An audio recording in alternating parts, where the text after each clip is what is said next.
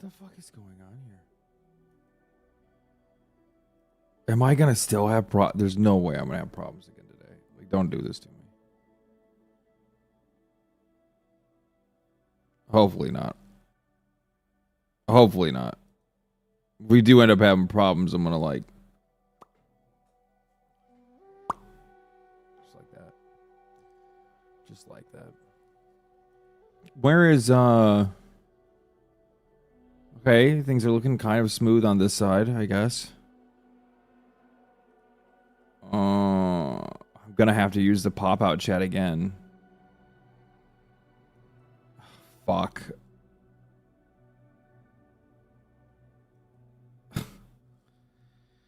I tried to get a hold of like tech support for like some of the problems that I was having with stream yesterday, but like they're just like unresponsive today. They're not really answering.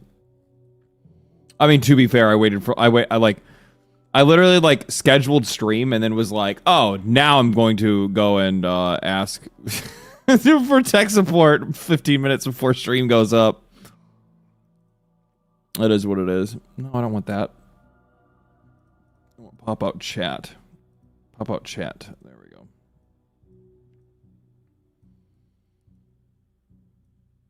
Yeah, because I've been having like nothing but problems. Like pretty much across the board. Also with like my streaming services and stuff like that at the exact same time. You gonna play the old piece?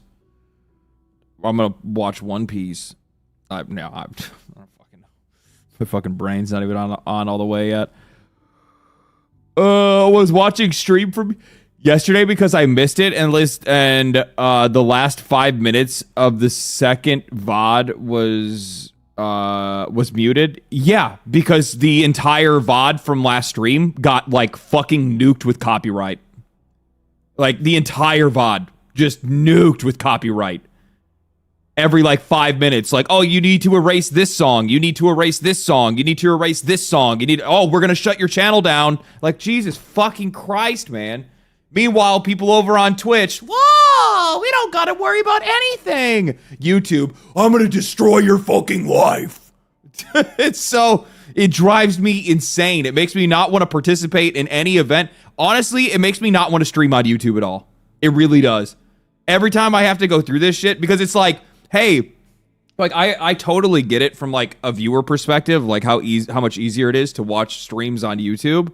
But for me, it's me constantly riding the line of losing my entire life. Every single time I stream, it is constantly riding the line of like, are they going to destroy my livelihood? Like, I don't know. Maybe. It's like, it sucks. Go to Kick. Nobody, like, I'm still going to support it for sure because there's people that do go over there and watch, but like not a lot of people watch Kick. People want to be in the chat where the most people are. Like that's really what it is. Like obviously people have like their most like comfortable places that they like to go, but in most cases people just want to go to where the bigger chat is. That's really all it is.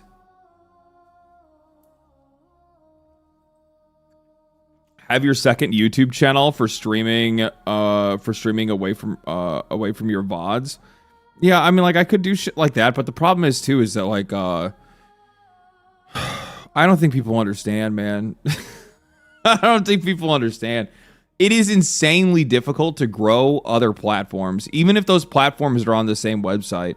So say I'm inching my way closer to 500,000 subscribers on YouTube. Do you have any idea how long it would take for me to get to that same or similar like subscriber count on a second account? It wouldn't happen overnight. I mean, it would take another year or so, maybe, right? I mean, even Twitch by comparison, I've been plugging, and this isn't like me complaining about like the systems or anything. It's just the nature of how things work.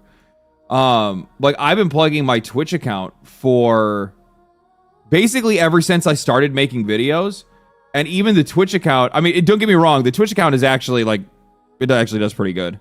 I'm not gonna act like it doesn't, but even that one's like 15, how many fucking, followers? How many followers does that account have? 14K. But it goes to show you like how much of a crossover there is. Like it takes a lot of time and a lot of work and honestly, it's just time and patience. It takes a lot of time and patience to move people from one platform to another. That's why so many people, it's so easy to call people out on Twitch for view botting and how easy it is to be able to point out, because you'll see these people that are coming over from like Instagram, like they got a shitload of Instagram followers, they got a shitload of followers on Twitter or whatever. Like they're literally that person that will post something every day and get like 60, 70, 80,000 likes, right? But then they go to like YouTube or they go to Twitch and there's just like nobody there for them.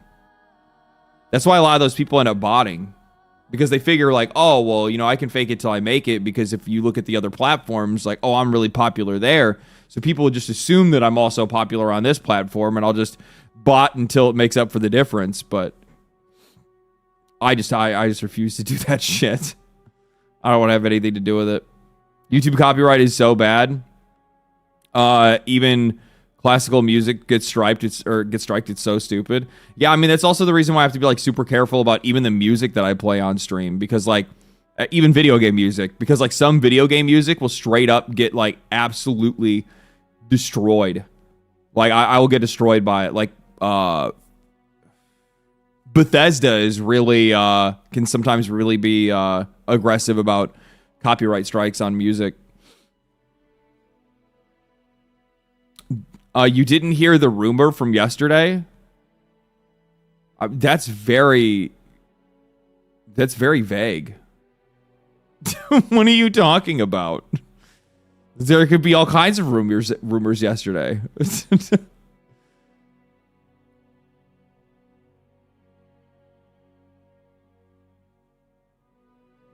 Oh God, yeah, that weirdo that was in chat. Yeah, I forgot all about that. The guy calling Larian homophobic. Yeah, that was a thing. That was a thing. Doesn't even make any sense, because especially even in the game, I don't even think you can. I'm almost positive in Baldur's Gate 3 they had the whole like choose your own pronouns, body type A and B shit.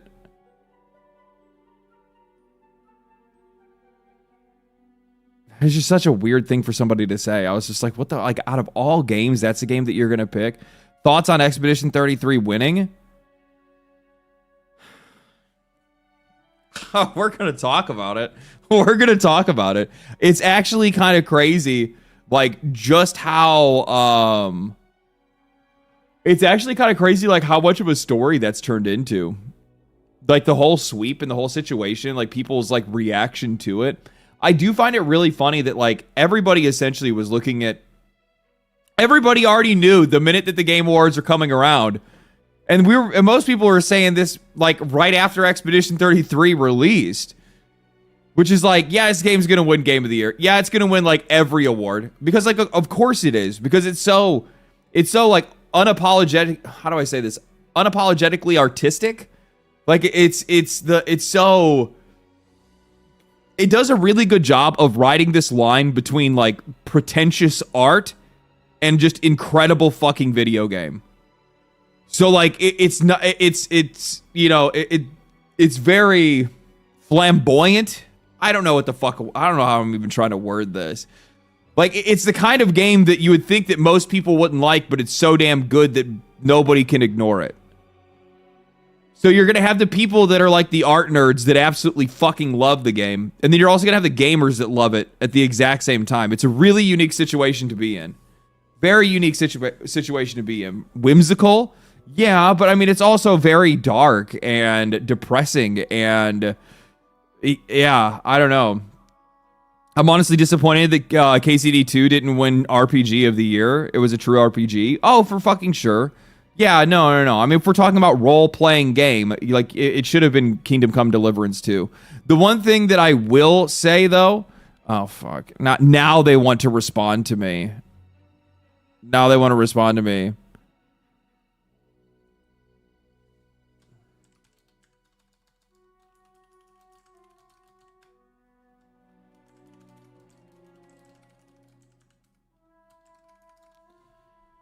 Oh, God. Now all of a sudden they're like, oh, hey, want us to help troubleshoot you fucking 30 minutes after you posted, like a half hour after you had posted your request? No?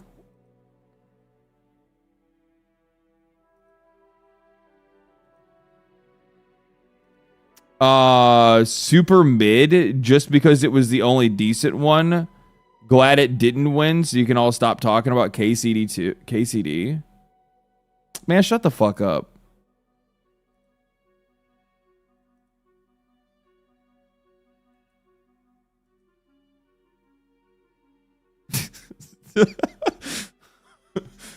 Clown? Motherfucker, you're a clown. Get this crybaby bullshit out of here. What are you talking about? I don't want your game to win because I don't like your game. Fuck off. I don't give a shit what you think. That's kind of like the whole fucking position. Like, this is the shit that I'm constantly seeing online right now. Everybody's talking all this fucking shit because it's not their game that won. Like, fuck off, dude. Shut the fuck up. The only time that you could ever really make a case for this is if it was like a game that like genuinely did not deserve to win. Okay? Or if it was like one of those things where like you can definitely tell that a game got snubbed for a reason that shouldn't have happened, right? Like those are the times that it is well worth criticizing and complaining and shitting and pissing yourself over. Examples of that, best examples of that, last year with fucking Black Myth Wukong. I mean, like, Astrobot was good, but I mean, it's literally just rip off Mario Galaxy. Like, I mean, what the fuck are we talking about? And Arc Raiders not being voted in for best sound design this year. And I know the whole reason that they did not put it in the ballot for best sound design is specifically because the part of their sound design is using AI, like, text to speech.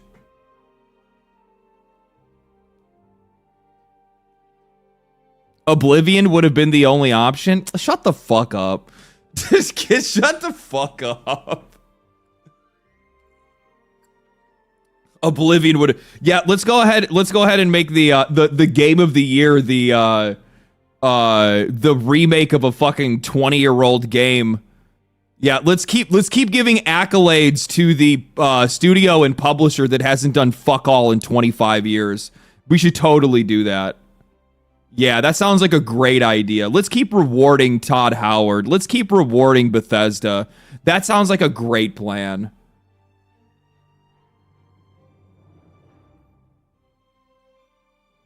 Kingdom Come Deliverance 2 fucking drags its nuts over fucking Oblivion's forehead. Don't even come at me with that. If they had done a Morrowind remake, like maybe we could have a conversation. But Oblivion, I mean, come on. Come on. Good Friday, brother. Thank you, man. Appreciate it. Guys, we fighting now? We're always fighting. People here are too young to have played Morrowind. True. They don't know. Yeah, they don't know the ancient texts. Hi, love your content. Appreciate it, man. Thank you so much. Wait, people care about games getting awards? I just want to let games be fun. Games getting awards mean nothing to me. People like, you know, really what it comes down to. People like the validation. Thank you for the $5, by the way. People like the validation, and beyond the validation, people also just like the fact that they want to see the studio that made the game that they like get rewarded for the hard work that they put in. That's really all this comes down to. Oh, okay. Tomorrow.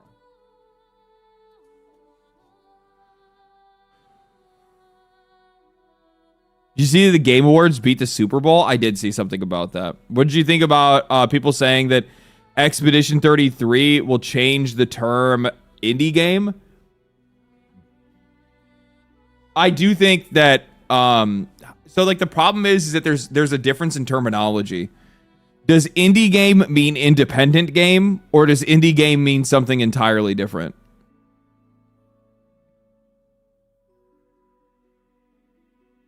Because like the two of them will end up getting the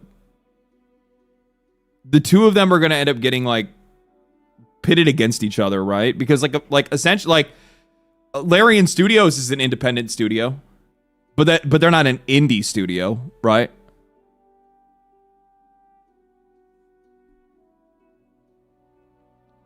Soapy Enigma, thank you for the 5. The reward is us buying their games. True. Galaxy Dragon, thank you for the 5. Will you play the new Warframe expansion? I do plan on it, yeah. Yeah, whether we're going to do that today or not, I'm not really too sure, to be honest with you. I just kind of feel, it's just kind of where I end up at the end of the stream.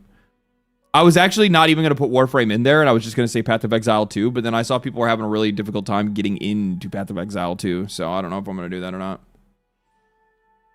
Though I could, you know, I realized like I had logged off of, I played like a little bit of Warframe the other night, and I realized that I have like I'm supposed to redo the finale, the 1999 finale, because I'm friendly with everybody now, or close, or whatever it is.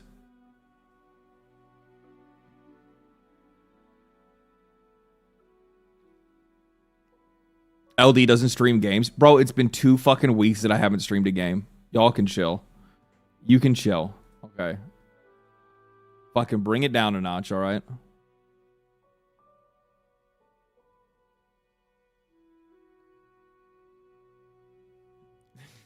People have been going wild today, dude. People have been going wild today, dude. According to a senior Activision and Xbox representatives, leadership across both teams are completely aligned on investing in the future of Call of Duty and innovating for the community. What the fuck? Like, dude, this is all, like, all the shit that they are talking about is all investor speak. Call of Duty's so fucking cooked. I actually think it might be over for these guys. I think it actually might be over for these fools. I'm being for real, dude. What does that even mean? You guys got to keep in mind, too, at the, like, who is the biggest publisher right now that's been pushing AI and like building out AI as like their way forward for a lot of their development teams? It's been fucking Microsoft. Like, I mean, they laid off 9,000 people, I think, earlier this year just to be able to, you know, clear room for AI infrastructure, just to be able to clear room for the space to be able to spend that money. So like, here's my whole thing. Like, They already don't have the talent. These guys haven't made anything other than Call of Duty for years, so they don't know anything else. They're not going to be able to come up, innovate. How the fuck are you going to innovate when the only thing that you know is gray? That's the only color you know. You know the color gray because you've been painting the color gray for fucking 15 years straight, and they never handed you any other colors. They said this is the color you paint with. You got to put out the ball or gun game. You're making the gun game. You keep making the gun game, and it's all they kept doing. And now you've gotten rid of those. Like some of the people that actually had any real creativity are largely gone from that company, and the guys that are there now are probably just sitting there with, you know, waiting with the gun to their head, being like, "Well, when's the robot gonna come and take my job?" And then they're gonna replace those guys with robots, and like I'm sorry, man. I know that I know AI is moving very quickly. I don't think it's moving quickly enough that it's going to be able to do everything that a lot of these companies believe it's going to do. Reduce like workers as fast as they think it's going to reduce workers. And even if it does, you still have to prompt it. You still have to come up with the ideas of like what you're trying to make. Because like AI is not just going to imagine its own thing.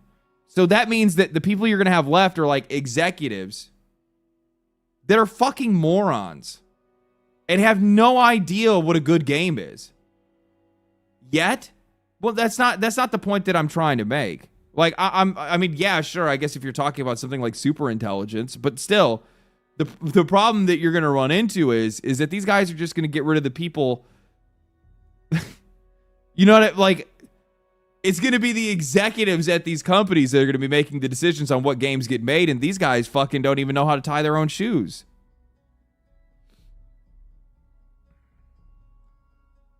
I use AI constantly, and you have to be creative in order to get AI to do anything good. I mean, yeah, you have to have your own personal, like, you have to have an idea of what you're trying to do with it. It's McDonald's tried AI and ended up expanding more, expending more. Oh yeah, like that's the other thing too, is that a lot of these companies are running into the problem now where they need more human checks because of like mistakes that the AI is making. But keep in mind, like this technology is only going to improve. The mistakes are going to get fewer and fewer as time goes on. But I still feel like there's a lot more limitations on it than people think there is.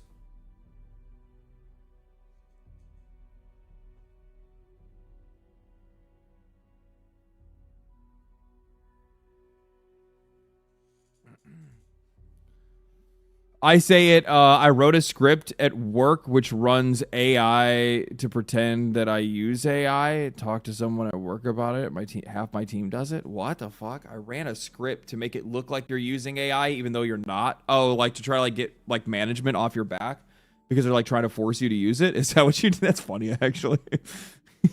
Are you just are you like are you telling it to like put in the what is it, the like the line gaps? I forgot what the fuck they're called.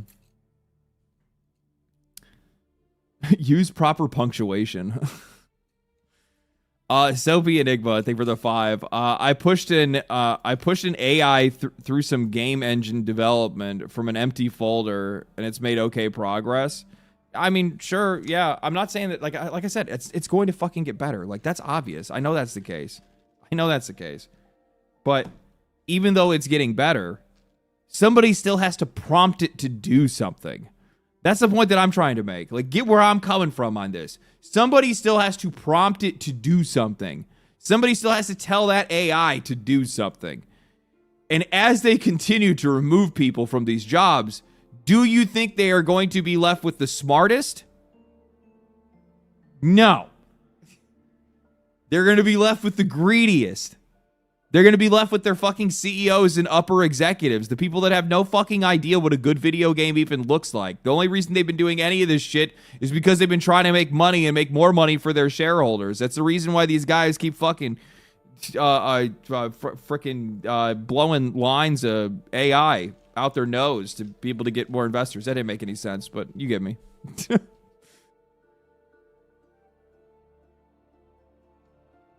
Galaxy Dragon with the 5. AI doesn't have a mind of its own and any creativity unique to itself.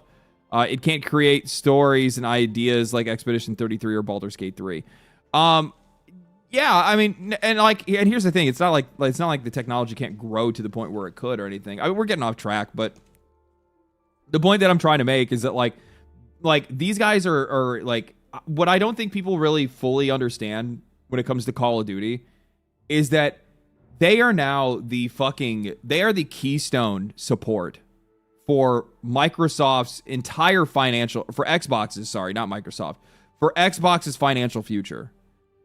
Like, without them, I would actually even go to say that even Game Pass starts to make even less sense for them. Because I talked about it in previous videos, their content and services revenue increased by like 60% or something like that the minute that they picked up Activision Blizzard King. That's a lot of money. And without them, Cam is frozen. What the fuck? So you guys can still hear me? Yay, at least I look happy, I guess. Hold on, I know I see the fucking messages. I can hear you, but the cam is frozen. Okay. Let me try to fix it. That's kind of weird. I've never seen that happen before.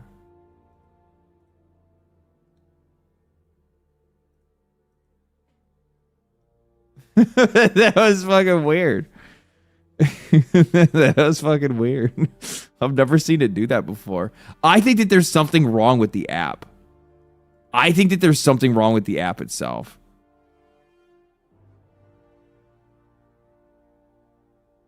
That's what it's got to be.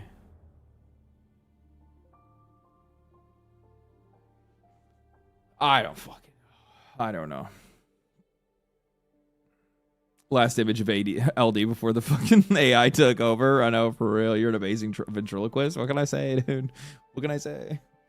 So the problem that they're going to run into for Call of Duty is that, like, these guys cannot, like, we're innovating for the community. You aren't going to innovate shit. You can't afford to innovate shit. You guys have to make the safest investments possible because Xbox's financial future hinges on you. You guys aren't going to experiment with shit. Is it Phil or Satya's fault? Phil is just a puppet. Phil is a muppet. Satya's running the entire show. Like, I mean, like Satya's Phil's boss. And honestly, they look at Xbox as more of an experiment than they do anything else. They could give a shit.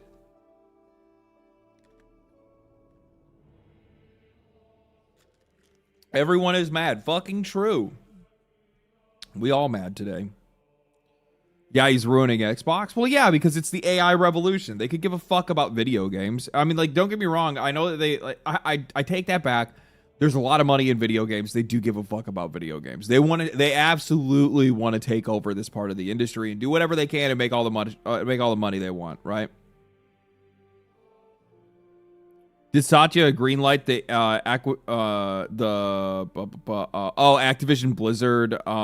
Activision Blizzard merger? Yeah, of course he did. How would he? Good wish you. Thank you for the 5 gifted, brother. Appreciate that, man. Of course he did. That was a $70 billion deal. Yeah.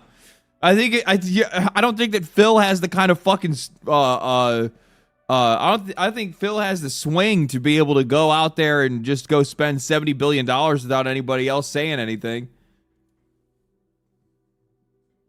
Yeah, Microsoft hasn't made a great game under their ownership in the past 5 years.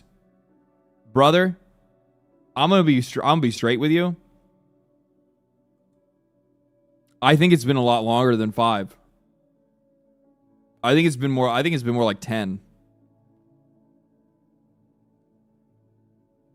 And like the games that you could point to, and here's the thing, some people are going to probably pop up with a couple of games. How many of those games that you're going to bring up were already being worked on before that studio was then acquired by Xbox? Because some people will come in and they'll go, oh, well, you know, Doom. Oh, really? Was Doom being developed? But that Doom was being developed. Like, you know what I mean? Like, that's like, don't get me wrong. I think like there's a couple studios that like given enough freedom are completely fine. But I still think that the Xbox virus just like fucking seeps into these studios and just rots them. I mean, like it is a great example of that. Like you go from Doom 2016 to Doom Eternal, which we're all good, and then all of a sudden they're like Doom the Dark Ages, and it's just like,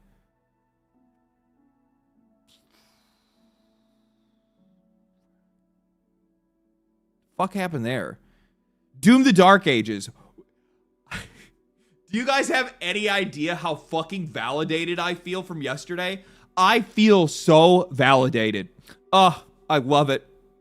I absolutely love it. My biggest complaint about Doom the Dark Ages that I have made 100,000 times is that it is accessibility, the Dark Ages. It's Doom accessibility. We're softening the edges to make the game more accessible for more players. And what is the one award that game won? The accessibility award.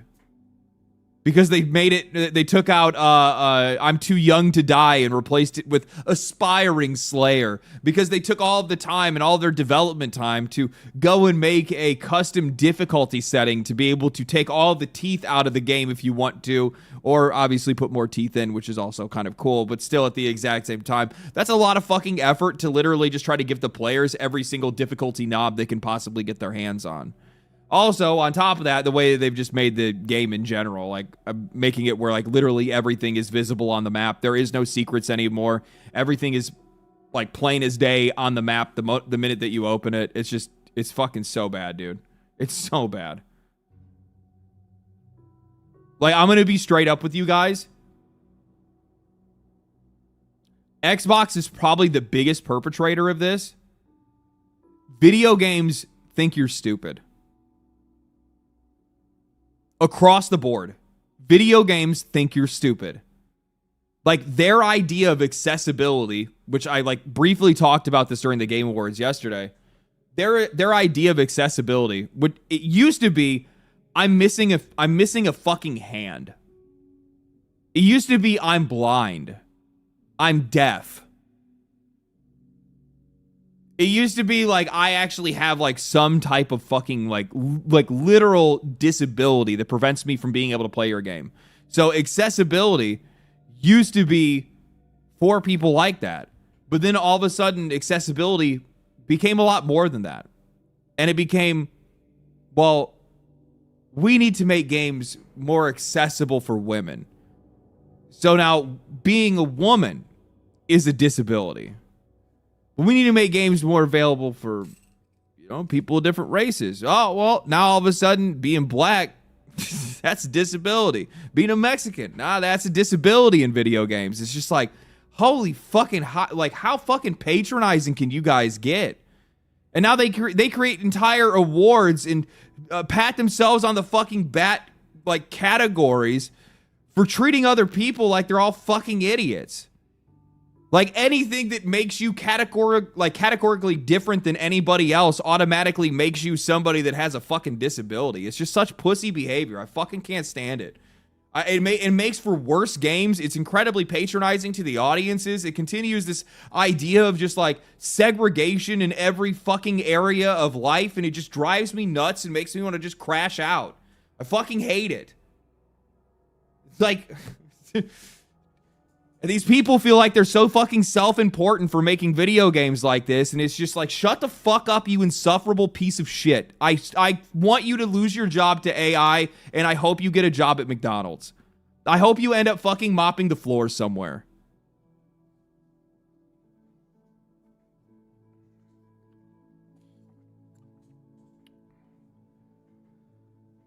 Anyway.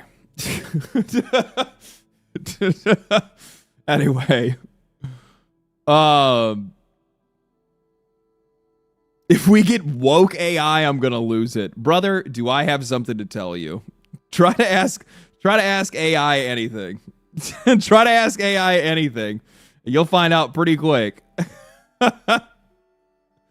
Bender with the $20. So I'm not sure how true this is, but apparently Genshin and Wuthering Waves players got in-game rewards for voting for their said games. If that's the case, wouldn't it make them disqualified for the category? Well, that would actually depend on Jeff Keighley actually giving a shit, which would be no, Bender.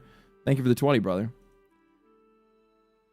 Giving me positive reinforcement. I never got it as a child. Is it? It doesn't do that? Yeah, they got 1,600 currency. They got a fucking 10 pull. They got a 10 pull. Hey, here's a fucking 10 pull for you to be able to, like, fucking go and manipulate a reward ceremony. This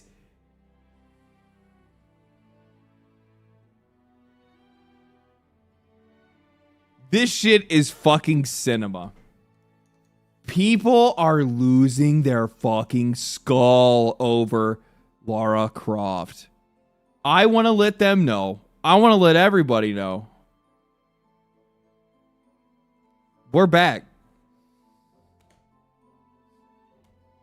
We won, motherfucker.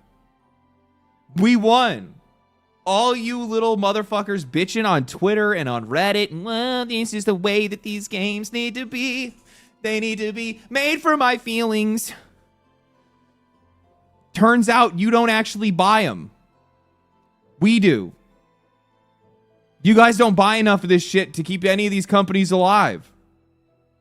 So it turns out that the character that was originally made for fucking 16-year-old boys needs to go back to being the character that was made for 16-year-old boys. Because turning her into a feminist icon doesn't mean a whole fucking lot if the video games can't sell. Yeah, let's go ahead and just ruin a character for, like, a character that was literally made for a target audience. Like, people are like, oh, it was made for the male gaze. Yes, it fucking was. That's okay. Like, this is not a person, it's a product. Lara Croft is a figment of your imagination. She is a character, not a person. So yes, she can be objectified. That's the purpose of these characters, is to be objectified. I wish they were still triangles. Damn triangle titties. Yeah, I know. So This person here is having a rough day. She's having a rough day. Has she got protected yet? No, but a lot of these people have. She's having a rough day. She said, "Woof! This new design for Lara Croft is really jarring. I joke that she looks like those anti-woke face turned photos make gaming characters hot again, but I don't know if it's a joke anymore. What do you mean she's fighting for her life with that thick set of falsies?" So there's a subsection of audience right now. I shouldn't even call them an audience. Like, these people don't even fucking buy games. Like, and if they did, I want to be clear. If these people were actually buying games, then we wouldn't even be having this conversation, and none of these companies would be doing this. Instead, these companies would be making the most androgynous, like, fucking gray colored garbage, zero emotion, everything just fucking sucked out of everything. They would be the ones making all those games right now because, well, you guys buy enough of them that our buy doesn't matter. Our vote with our wallet doesn't matter. But it just goes to prove the people that are actually spending all the money on these games, oh yeah, it's the people that actually want this. Claire Obscure got a free content update as a reward. Yeah, I saw that. Well, that wasn't a reward. Claire Obscure didn't get a free content update as a reward for getting Game of the Year. They had announced that they were going to do that free content update like 3-4 months ago.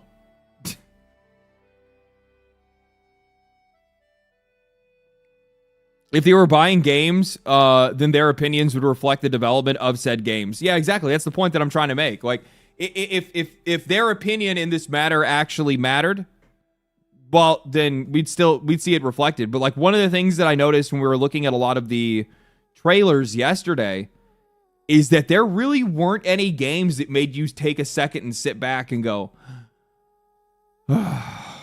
another one of these. Instead, it was like,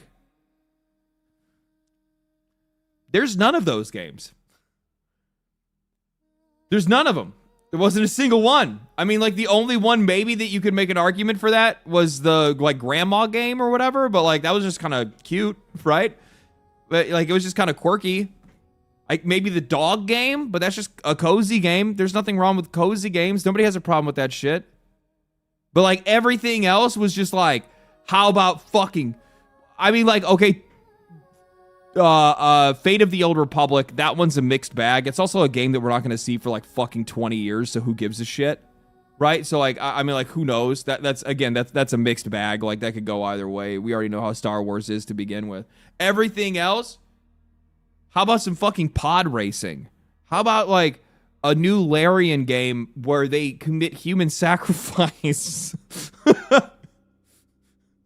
in the middle of a giant orgy? I mean, like, it was crazy. Like, all the trailers are fantastic. There were so many really cool games that they had showed off, right? So it's just like, yeah. Exodus looked good. Yes, Exodus looked really interesting. Lords of the Fallen 2 looks like it's making some pretty good headway. I really hope you rip apart the wannabe contrarians who are mad at Expedition 33 for winning. It's not like the game. Fucking stupid chat box. It's fine to not like the game, but not liking it because other people like it is cringe as hell. I don't know, or I know these people. I know who these people are because that used to be me. Oh no, I'm right there with you. We'll talk about that too. We'll talk about that too for sure. Yeah. Divinity, Solasta 2, Mega Man were my personal favorites. Divinity 2, or not Divinity 2. Fucking Solasta 2. Solasta 2, sniping the Baldur's Gate 3 voice cast. Fucking goated. And I think they got Ben Starr too. Like, wow. Good job. I love Solasta. Solasta's not like the highest quality CRPG you could possibly play, but it is so fun. I highly recommend it to anybody. It's relatively cheap. It's really good to play with other people. It plays with, like, I was trying to say this during the announcement or whatever, but it plays with like legit D&D rules.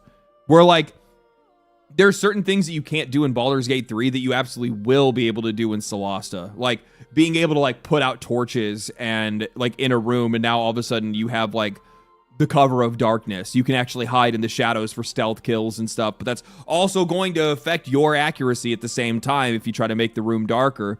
There's a ton of shit, man. There's a ton of stuff like that in Solasta. It's really good. It's really good. They did a really good job with it. I would actually say, and I said this before when I like kind of made like my own like reviews around Baldur's Gate 3, mechanically Solasta is the better like D&D-esque CRPG by a long shot, just like mechanic wise, but like gameplay wise, obviously that definitely goes to Baldur's Gate 3. Storytelling as well.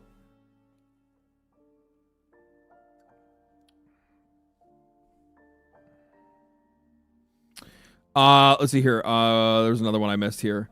Robot Dude with $20. She has the same body as the survival continuity. She even has the same necklace. This is a reimagining of Tomb Raider 1, but it is still survival continuity. Going to be the same new personality. Don't be tricked by the shorts. I mean, she's got a big ass fucking booty.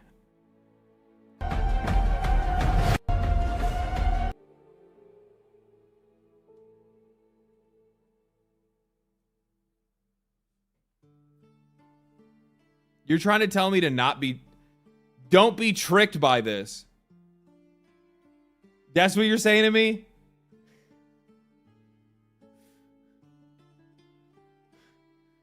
Don't be tricked by this. You're getting tricked. You're getting tricked. Jesus Christ. How does a body do that? I mean, and I know a body could do that.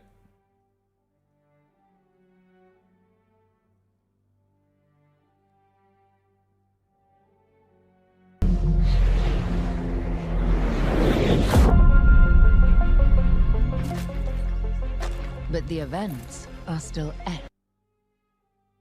Yeah, we back. My memory.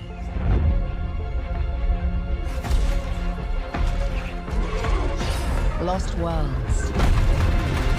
Frozen in time.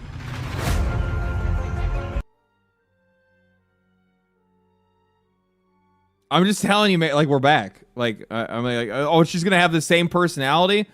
Yeah, you know, at one point in time, and like any guy will tell you this. Any guy will tell you this.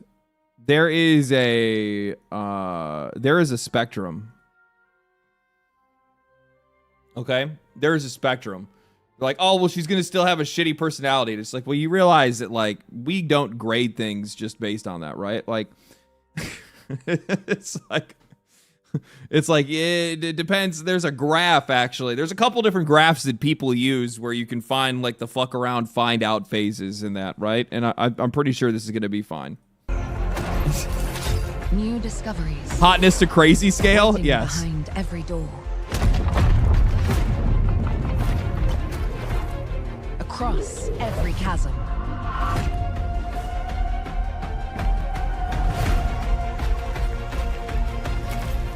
I didn't know then the path this adventure would send me on. Is there motherfucking dinosaurs?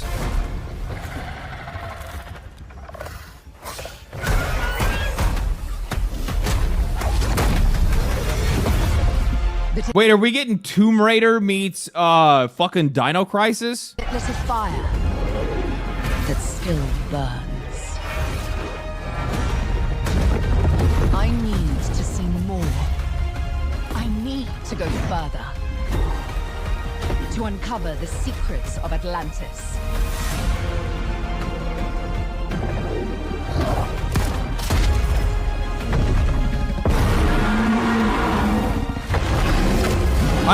I missed all of this yesterday. Some legends are destined to be retold. Legacy of Atlantis. Coming this year. That's crazy. I say this year, it's practically this year. You did see it? I must have just not been like fully paying attention. I don't know. Well, more Tomb Raider meets Roblox? What the fuck? Neat. It is neat. It is neat, Witch. You were too focused on the shorts?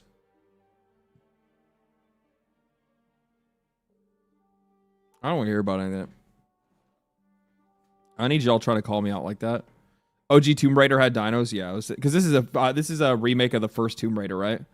Essentially, or a reimagining of the first Tomb Raider. Obviously, when you got a game that's like as old as the first Tomb Raider, you're not going to be able to one-to-one that shit. Like, you're really going to have to smudge the lines. You know what I mean? But like, the funny thing is that I think that I don't know, man. Like, I'm happy that they're going in the direction that it seems like they're going in with the character and with and just like with the design and stuff like that. Like, I think you should still try to hit like your target audience, but like Lara Croft, I mean, especially as like time went on, she became far more than just like a sex icon, right? Like, she was a lot more dynamic than that, at least from my perspective. I mean, like, look at her like whole fucking thing, right? Like, she like her entire like educational background and what you're actually trying to do in these games and stuff like that. Like, there are a lot of like empowering moments in the character as well, right?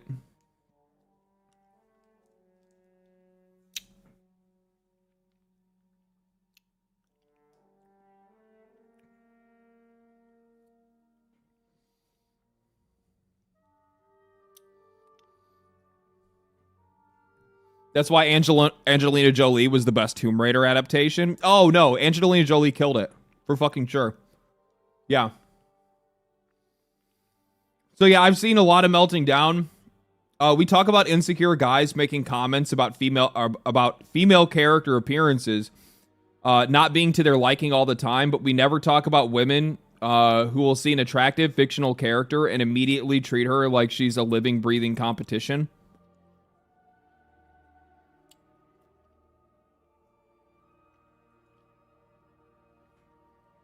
Holy shit. Yeah, that's about right. That's about right. I mean, that really is what it comes down to with some of these, for sure. Yeah, you're gonna have some chicks that are gonna see this and gonna be like, you'll always hear the argument about how this is a unrealistic body standard. You know, women can't achieve this, and it's just like, nah, bitch, you can't. You can't. You guys remember all the meltdowns over Eve from Stellar Blade? Oh my god! Like literally, they're just drawing up these characters. It's a Gooner game. Like, it's unachievable. Like, no woman could look like this. It's literally made and modeled after somebody. Like a damn near 1-to-1 with a fucking Korean model. And they're like,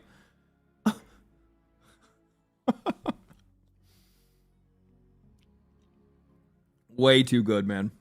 Way too good. I can finally say, you know what? This is actually, this is so funny. Okay. I gotta show you this. See if I can find the other one. I don't know if I saved it or not. I don't think I did. Oh, well, okay. This is only one. I only have one example. I wish I had other examples to pull up, but I don't. So here you have Alexandra Skiba, senior character artist at Flying Hog. Okay, I don't know who that is. But then they come forward and say, I can finally say that I've been working on Tomb Raider this whole time. 32,000 people are like, holy shit, good for you, good for you, good for you.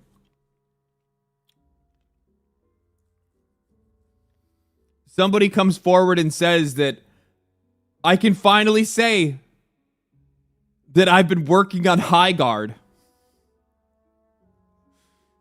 It's 200.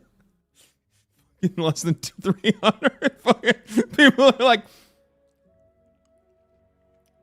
you could have kept that a secret. You could have just kept that a secret. Like, nobody needed to really know about that. Nobody really needed to know about that. There's like, It's really funny because it's like there's also this one, and there's like I saw like 3 other ones from other developers that are also working on Highguard. So like, watch this. I think if I go to the retweet and you view the quote tweets, of course Xbox. Of course Xbox would be in the comments being like, "Oh my god, this looks so good!" Like, fuck off, you guys. Like, guess what? You guys have now been cursed.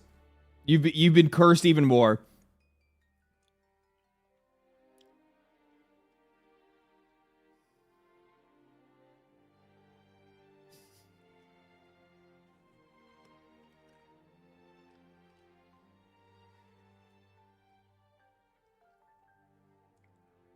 Is it really like that?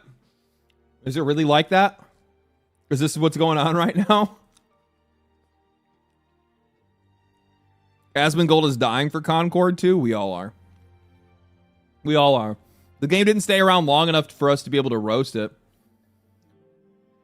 So, I want to see now.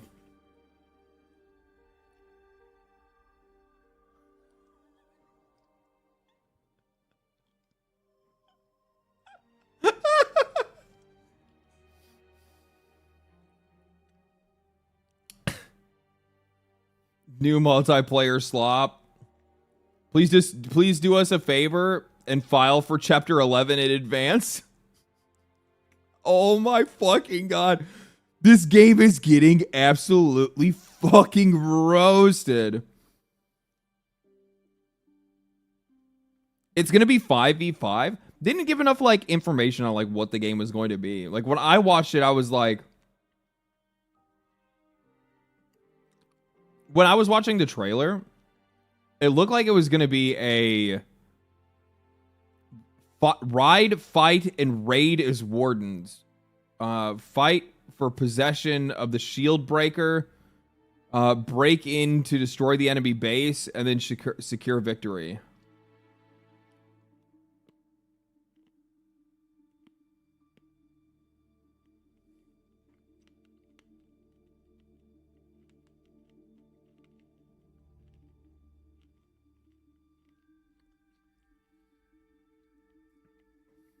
So it's going to be like attack and defend attack and defend essentially. I don't fucking know.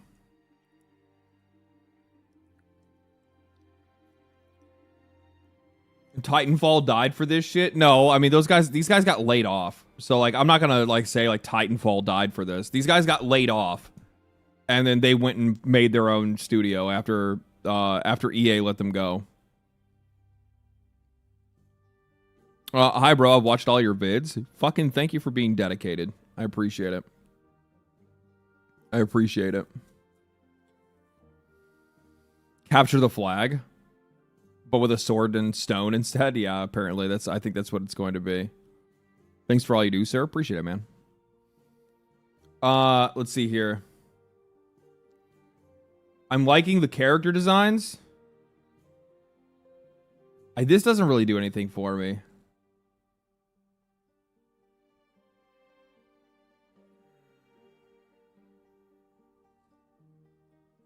I just think that they're just like, they're incredibly generic. Tummy does a lot for me. I mean, don't get me wrong. I'm a big fan of midriff, but at the same time, like these just look like John video game. They all just look like John and Jane video game. It's me, John video game. And me, Jane video game. And me, slightly different John/Jane potentially video game. Looks very modern audience. I wouldn't necessarily go that far. I'm not saying that the game I'm not saying that the game looks like, I mean, like if people are going to try to make like the problem is that like I think that people should probably kind of walk back a little bit from like the whole fucking like pointing at everything and calling it woke, because it doesn't really apply in all occasions. Like this is just bad character designs. Like I mean, like this is modern audience to you, like a chick with like fucking titty armor and fucking midriff. This is modern. Like what the fuck are we talking about? Like It's just like she doesn't look. I'm not saying that the character itself looks bad. It's just like if you're making a game that is based on heroes, like this is a hero shooter, then the heroes themselves have to be absolutely like they have to be like grabbing enough for you to go, fuck, I'm really interested in that character. I want to play as that character. I want to know more about that character or whatever it is. But like these just look so fucking generic. You know what this game kind of reminds me of? It actually kind of reminds me of that other game from EA that got a studio shut down, Immortals of Avium.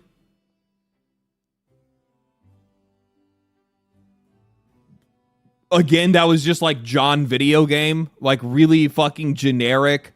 Like they didn't even name their magic in that game. They called all the different magics. Oh yes, they are skilled in the red magic. Oh, they're very skilled in the blue magic. Watch out for them. They're very rare. They know how to use the green magic. It's like, what the fuck? Y'all couldn't come up with names for this shit. They just fucking kept the placeholders. It's like, okay. All right, man. Bradley the Badger was the most creative game shown. I think Bradley the Badger looked fucking great. I'm really excited for that. I think that's going to be a lot of fun.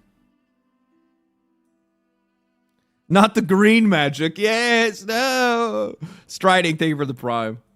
Yes, could you imagine getting hit with the green magic? Oh, God. Somehow Concord returned. I'm happy for it, to be honest with you. I'm just going to be fucking straight up with you. This game is going to fail so hard, so fast, it's not even funny. After what's felt like a whirlwind of 24 hours, I'm over the moon to be able to say that I am the social and community lead for Highguard. I'm going to tell you real quick, that 24 hours might whirlwind the other direction. I don't think the storm's over. I'm gonna let you know right now. Holy shit. Could you imagine being in the position in which you're like, oh my God, I'm so excited to let you guys all know I am working on this game. And then for everybody, like the collective video game community to be like, you are so gonna be unemployed in like 6 months.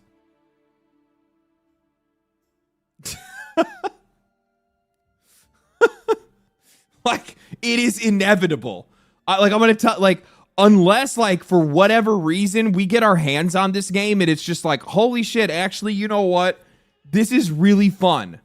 And I don't know, like maybe there's something that we're just not seeing from the trailers or from what they're telling us about it. The game obviously comes out next month, which is a very dangerous thing to do. Sammy, thank you for the 2. Which is, it's one of those things where it's just like, I'm sitting there hearing Jeff Keighley come out and be like, you know, this is made by a team. The same people that brought you Titanfall, that brought you Apex Legends, have been working on this game entirely in secret. And they're ready to release it right now. And you're like, oh my God. And then you see what the game is and you're like, oh no. You guys shouldn't have kept this a secret. You guys should have said something to us. We would have stopped you. We would have stopped you. We would have told you, hey, wait, this ain't it. Also, on top of that, how the fuck do you go and you make that game and build it in secret and then watch and see what happens with Concord? And not think to yourself like, hey, maybe we should let people see what this is and see if they're interested in it first.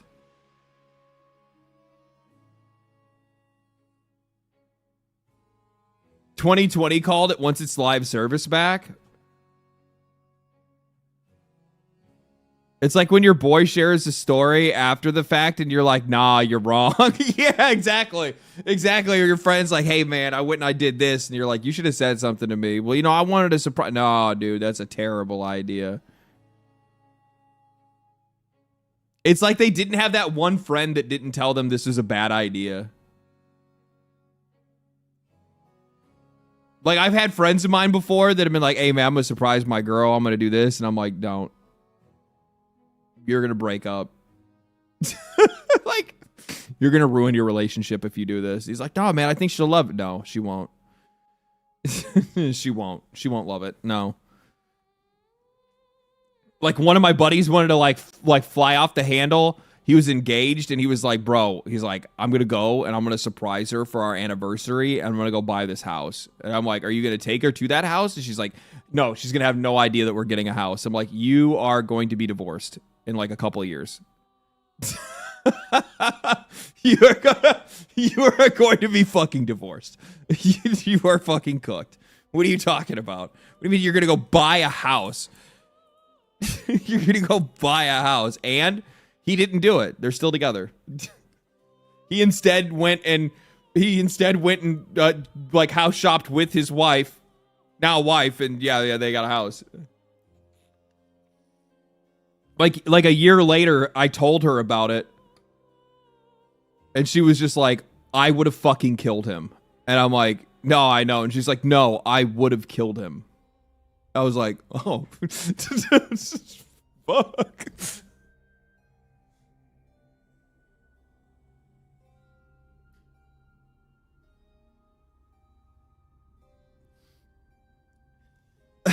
LT prevented. I saved a life. I did save a life.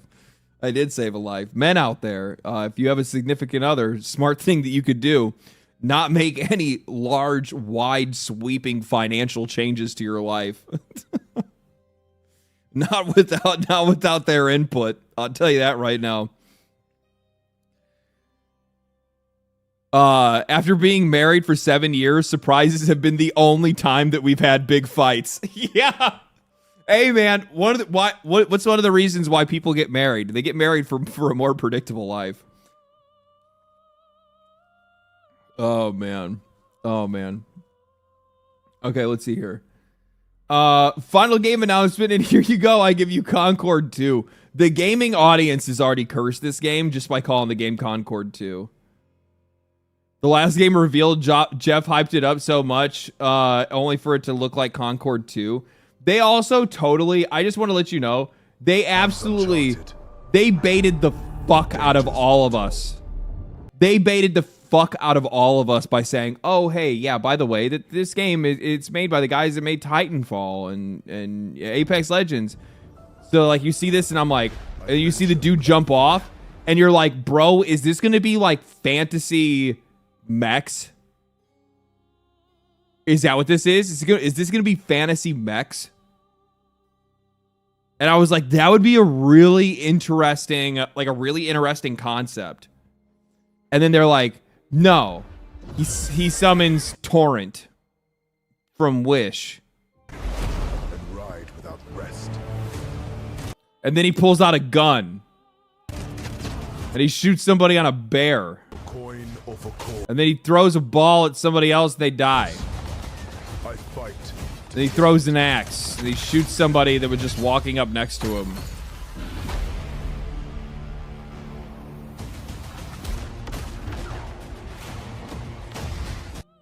You know what's really funny? Something that I find really funny about this actually is the Concord trailer. I'm going to show you why.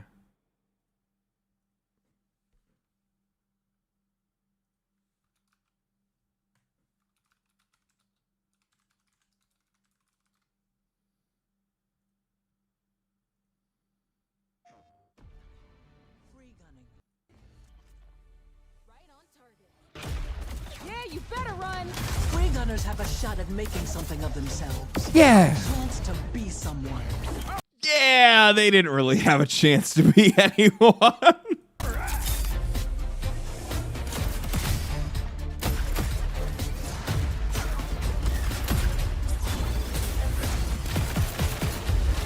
Need a second to fix myself up. Where's it at? Show me the part that I'm looking for. Yeah, right here. Look at this. Finally, to battle.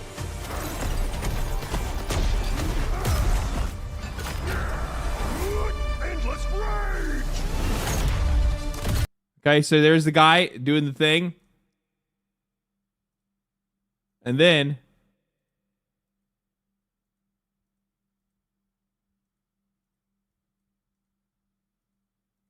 where'd it go? Did I skip it? I think I skipped it already. I think it's back here. Fight to the end.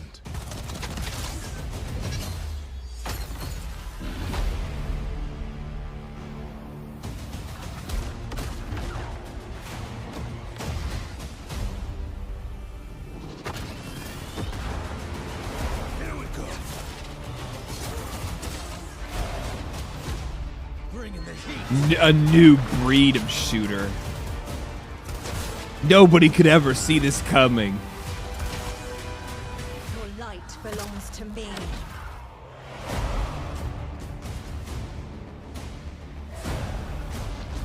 Moving in for the attack. Shield breaker forming.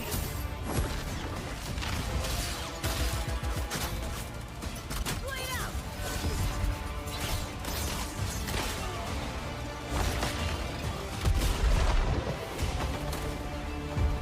Strike fast. Like, who the fuck is, like, this is literally John Shooter. Like, there's no personality to any of these character designs at all. They are the most generic character designs I think I've ever seen in my entire life. They are their character designs, I will say that, like, their characters are more attractive than Concord, but it's almost like they forced themselves to make their characters more attractive than Concord. And they made them to the point where they're just, like, boring now. Siege tower coming in.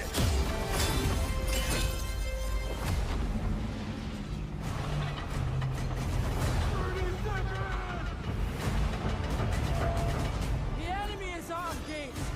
And you know, like, this isn't even a thing in the game. Like, if anything, this is just an event where you have to, like, call in the smasher to be able to get into their base. And you just stand there and watch it happen. Like, it's not actually going to do anything. I'm coming for you. Mark the baddies from above. Titanfall died for this? Titanfall did not die for this. These people lost their jobs. These people were laid off. They lost their jobs. They were laid off from EA, and then they went and they started their own company. This is exactly what I told you guys is going to happen across the board with a lot of these studios. All these layoffs where you see all these, like, journalists that are getting in a fucking hug circle and singing Kumbaya to each other and crying for all these guys that lose their fucking jobs. Most of these guys are just going to go start their own shit. They're either going to work for other studios or they're going to go start their own studio. And some of those companies are going to go on to go and make even better games. Some of them are going to go on to make this.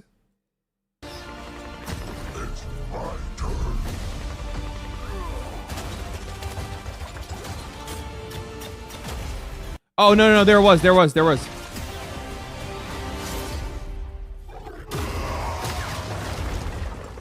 It's not this guy. I'm looking for the blue guy.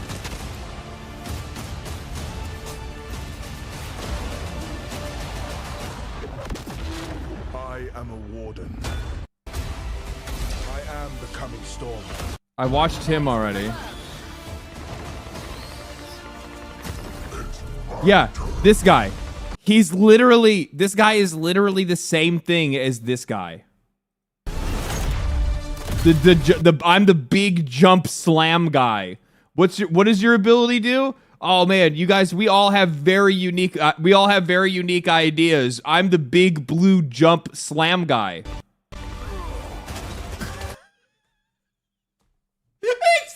It's identical.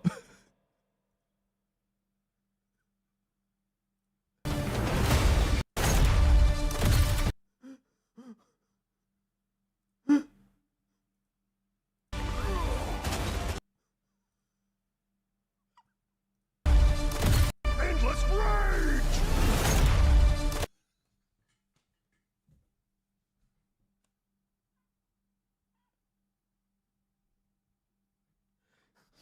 I fucking can't. Oh my fucking god.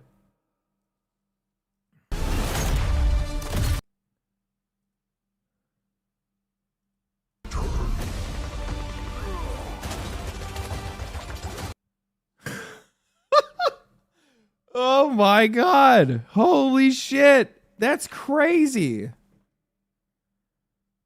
I might have to make a clip of that and post that later. I'm like, I knew I've seen this somewhere before. Yeah, Concord 2 confirmed. I actually wouldn't be surprised to find out if some Concord devs snuck their way in on this. We're not Concord, guys. We swear. Yeah, I don't know. It's just... I just don't see how or why people should be interested in this.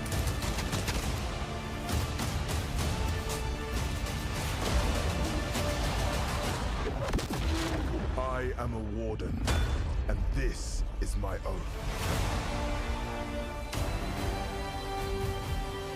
They really thought this was it, didn't they?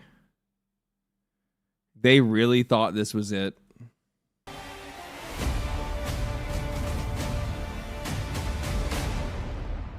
Wow! I don't know what to say. I don't know what to say. I don't know what the fuck they were thinking with this. Especially after we've seen so many live service games just absolutely fall through the fucking floor over the past couple of years. Is stream bad again? Motherfucking dude, don't. God. There's literally nothing that I've changed. How?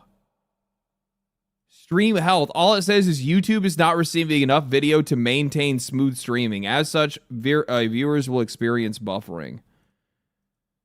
And it won't let me change. And I use low latency. I guess I should probably just put it on normal latency. So then that way you guys will be more delayed. But if you're more delayed, well, I guess I can't really do anything about that right now.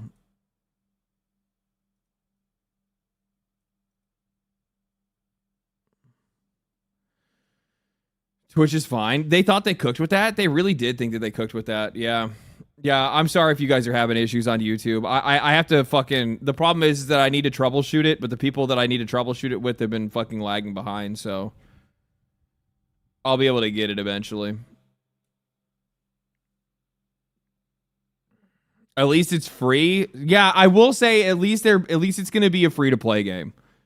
But still at the exact same time. You guys get where I'm coming from, right? Like, I talked about it in the video that came out today, if you guys watched it. But, like, imagine putting out these, like, I don't know how long these guys have been working on this game, but say that, like, you, in secret, have been working on a live service game. You guys likely have an investor from somewhere. Some publisher's probably trying to invest in you. You know, they put, you know, actually, what am I saying? Some publisher. How much do you want to fucking bet these fucking idiots? How much you want to bet these fucking idiots invested in it?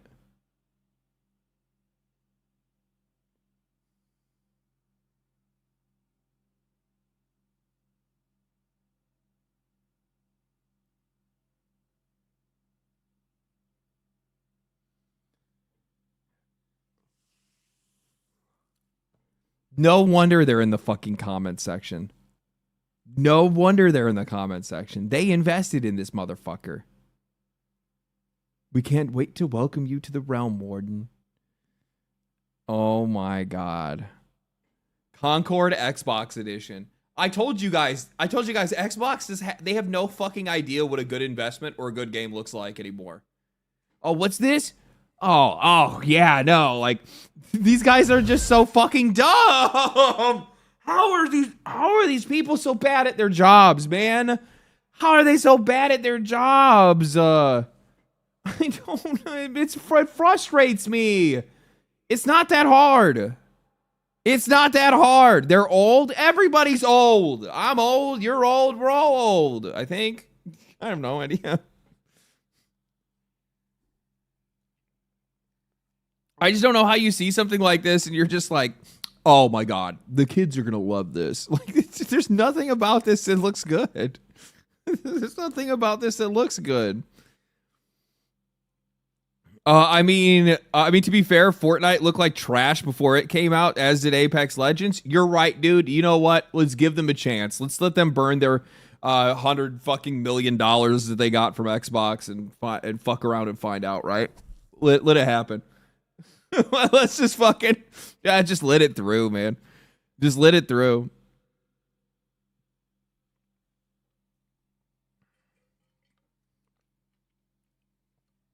Wait, this YouTube channel has more than 600 subs. I just like yesterday got over 1,000 subs. Yeah, it was a lot of fucking hard work. Appreciate you for noticing. they sniff too much summer nose powder. I guess so. I don't fucking know. I don't know. Okay, let's look at some more shit. It's actually really nice because just because of how much people are talking about the Game Awards and just video game shit in general, like I don't even need to actually go off of the homepage. I literally can look at For You and find everything that I want right now. What is this? Emily's own dad doesn't believe that she has a job. This is actually, she asked her father on stream about her insurance. He said $386 a month. Is that a lot? Isn't that a lot of money? Her dad replied, that's because you don't have any job. Dude, you know what's really fucking funny? My dad says the same fucking thing about me. Like I tried to tell him, I'm like, yeah, no, I this is what I do. You know, I do this for a living. And he's like, yeah, you need to get a job. What? Fuck, base guy keep you humble? He does actually. Yeah, he for sure does keep me humble. I'm like, man, Dad, I'm having a really good year. And he's just like, yeah, huh? All right, whatever. Fucking nothing's ever good enough. That's a sign of a good dad. Basically, you're unemployed. No, basically, I am self-employed. I work for myself.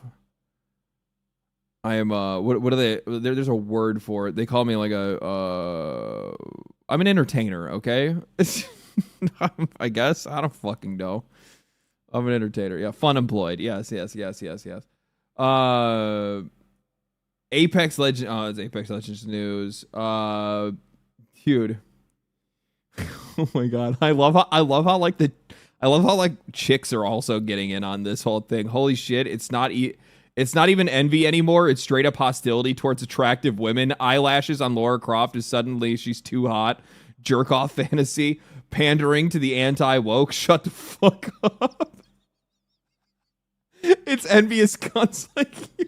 It's the fucking holy shit, the fucking claws are out, dude. You ugly bitches see fictional women and immediately treat her like she's flesh and blood rival, then have the fucking audacity to turn around and smear men as insecure. Holy fuck. Holy fuck. Women go way harder than guys ever do when it comes to insulting, okay? I just sit back and call you a fucking idiot and then move on. They're like, I need to act, like women are like, I'm gonna fucking dismantle you. I'm gonna fucking dismantle you. I'm gonna destroy everything about you.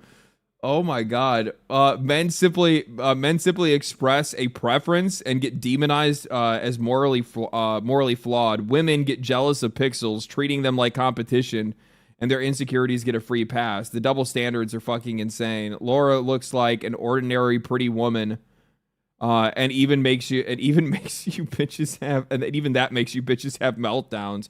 Always ugly women tearing down other women. Fuck off.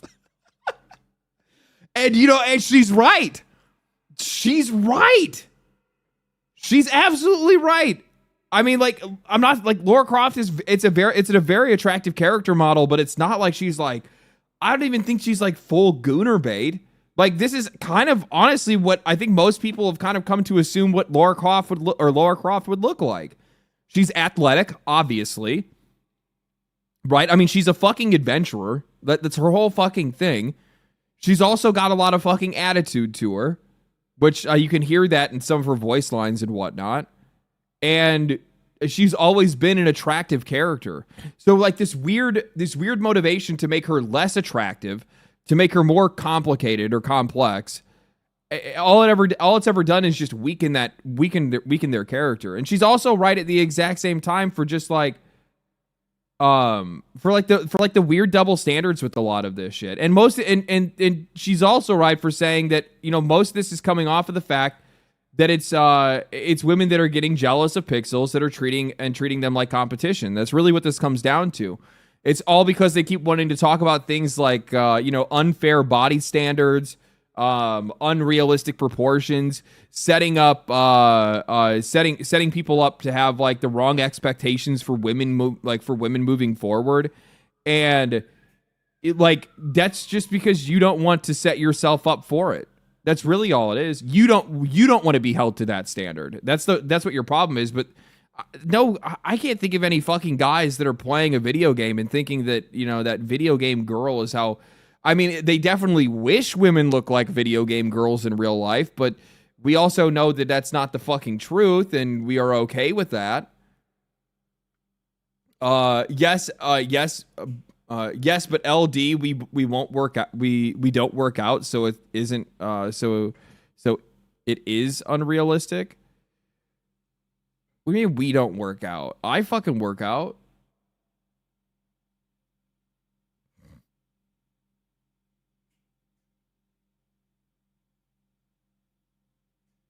Chest is not that heavy. No, it's not. She's not like fucking. She's not like she's like that equipped.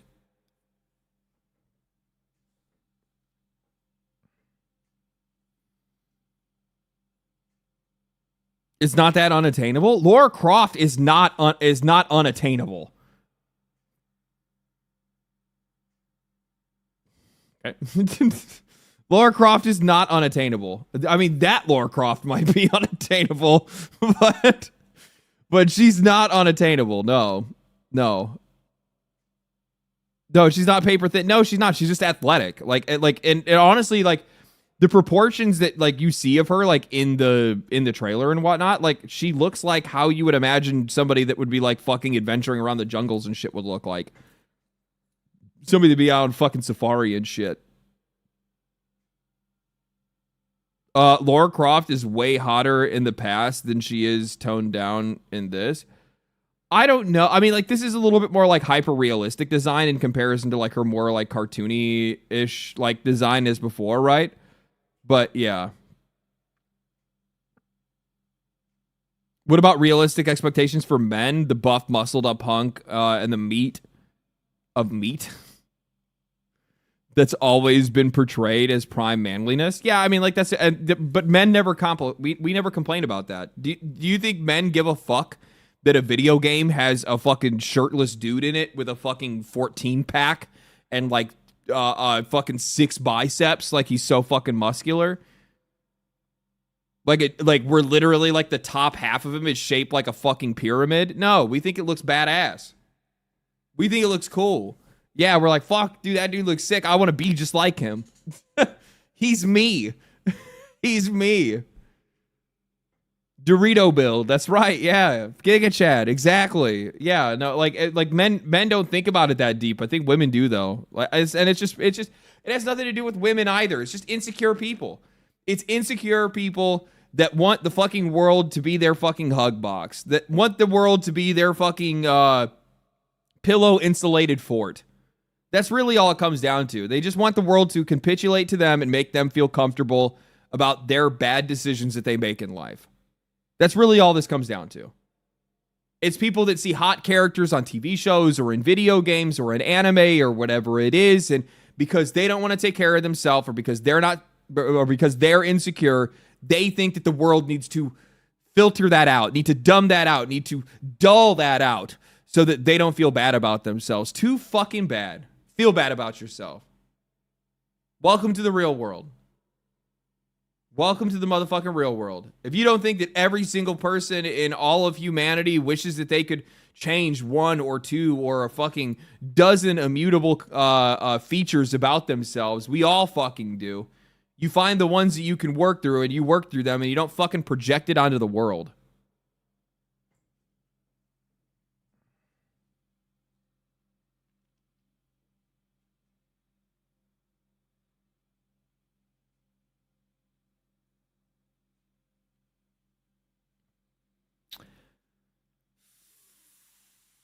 there was a massive shift in sentiment. When the previews were shown. More violence, cooler pro tags. I'm obsessed with the Yakuza guy. He's a freaking unit. Thanks for the 5, man. Yeah, absolutely. Absolutely. There was a huge tonal shift from this year's Game Awards and last year's Game Awards. If you look at a lot of the games that were shown off, the games that were teased versus like this year, it's completely different. You can already see the culture like start to shift in a different direction. Good points. No triangle boobs, so 0 out of 10. True. Well, we don't have a lot of triangle boob games anymore. Star Wars Fate of the Old Republic director Casey Hudson responds to rumors that the game won't release until late 2030. He denies it. Hudson says he expects the game before 2030. Okay, well, don't worry about not seeing the 2030 rumors. The game will be out before then. I'm not getting any younger. Okay, I mean at the same time, I don't fucking know. Is this Diablo 2, 3?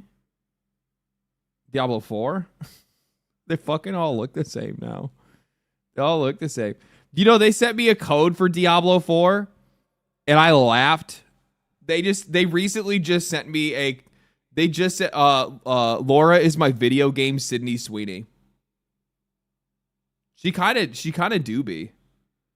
She kind of do be the Sydney Sweeney of video games. You actually got a point there. I'm gonna make a video. My next video is gonna be titled "Laura Croft, the Sydney Sweeney of video games."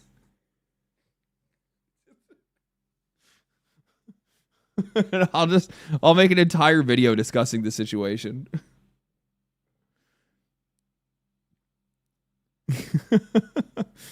Yeah. They sent me a code for Diablo 4 recently, like literally just like today. They sent me a code for like their new expansion and I just laughed. I was like, no, man.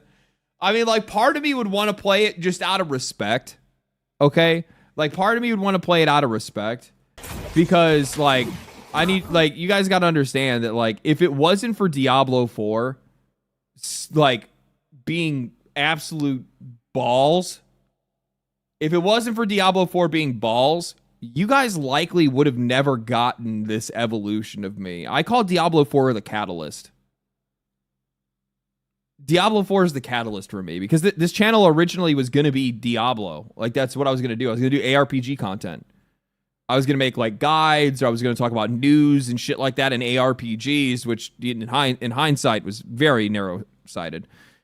And I slowly but surely pivoted towards like wider news, talking about just like RPG news. And then I moved out of RPGs and into like general news and whatnot. And, but the reason why that happened was because I felt so slighted by Diablo 4. And I was like, these guys fucking suck. And they kept lying in all of their, pressers. Their like campfire talks and shit like that. They would never deliver on any of their promises. And then Baldur's Gate 3 came out, and I saw their like creative director of Diablo 4 also chime in and talk about how games like Baldur's Gate 3 are not a realistic standard for other people to meet. And I just remember being so floored by seeing that, where I was just like, bro, you worked on Diablo 4. Bro, you had like you guys had all the money in the world. You have all the freedom in the world. You can do anything that you want. What are you sitting here trying to tell me that like, oh, Baldur's Gate 3 is this like unrealistic standard that even you wouldn't be able to achieve? And then I realized that all these people are fucking liars. And none of them want any accountability. None of them have any creativity or artistry, and all they want to do is just blame it on the fucking audience when things don't work out for them. And then I was just like, you know what? Fuck this game. And then I went to war against the industry. It's my fucking Batman story.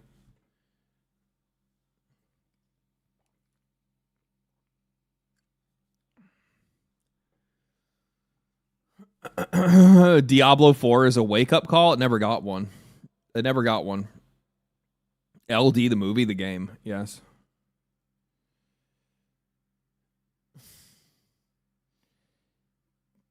He really did. Golly, man. Crazy some of y'all don't know what a woman looks like.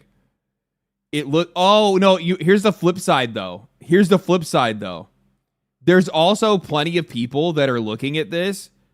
And then, like, you have to keep in mind that there are varying levels. There are varying levels of the anti-woke. Where, like, they can't even accept. Like, even when things start to go their way, even they can't accept it, and they're like, no, that's a man. Horseshoe theory? It is essentially horseshoe theory. And the funny thing is that even though somebody's sitting here, like, in the comment section, like, yeah, that's rage bait, like, saying that, like, this person right here is, like, baiting or whatever, not fucking true. We had people in this chat yesterday that were saying the exact same thing. She looks like a woman. Or she looks like a man. That looks like a man. That's a dude. I'm like, who? They ain't here anymore. I banned them. I fucking banned them. They're straight up idiots. I was like, get the fuck out of here. You're that fucking deluded. You're that lost in the sauce. Gotcha games brainwash them? I mean, like, kind of, I guess.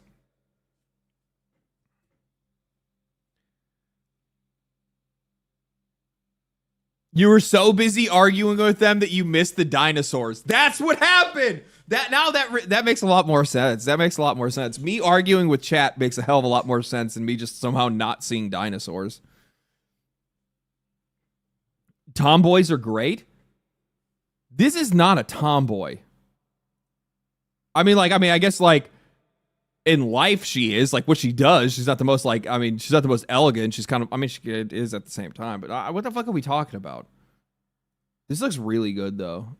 This shit's going to be really fun. I fucking miss a good Tomb Raider game. Femboys are better? What are you talking about? I mean, to each their own. Good luck with that. Good luck. You can have that. That's all good, man. That's all you. Go ahead. They're all yours. Did you see the swimsuit? I did. I did see it. Let's see here. Are these the ones that I've liked? Oh, damn it. Fuck. Bitch. Okay, hold on. I was trying to pull it up before and I missed it. But there's like there were a couple more in here. So like there's this one. I've been really quiet, but I've been working on this game, but it's just like nobody fucking cares. Nobody cares. God damn it. Is that just Anna from Overwatch? It's embarrassing. Overwatch is a mistake. Come on, where is it at? I guess I might oh yeah. After 2.5 years, I can finally share that I've been the head of character and creature rigging in Highguard. Again, nobody gives a fuck. Nobody gives a fuck. Nope. There's a couple of other ones in here as well that have like literally like same thing where it's just like I like, oh my god, I'm so excited to announce I've been working on this game, and people are just like, okay, fuck off. Fuck off. Just yeah, see ya. Bye. What is this? The shit pisses me off, not just because it's another goddamn hero shooter, but because the first bit of trailer thought I was gonna get a new game with a campaign solo experience. Yeah, I know. Like I kind of thought the same thing too. I thought, but then they're like, actually, no, this is another fucking. Here we are back again. Yeah, I did. Here's the swimsuit one.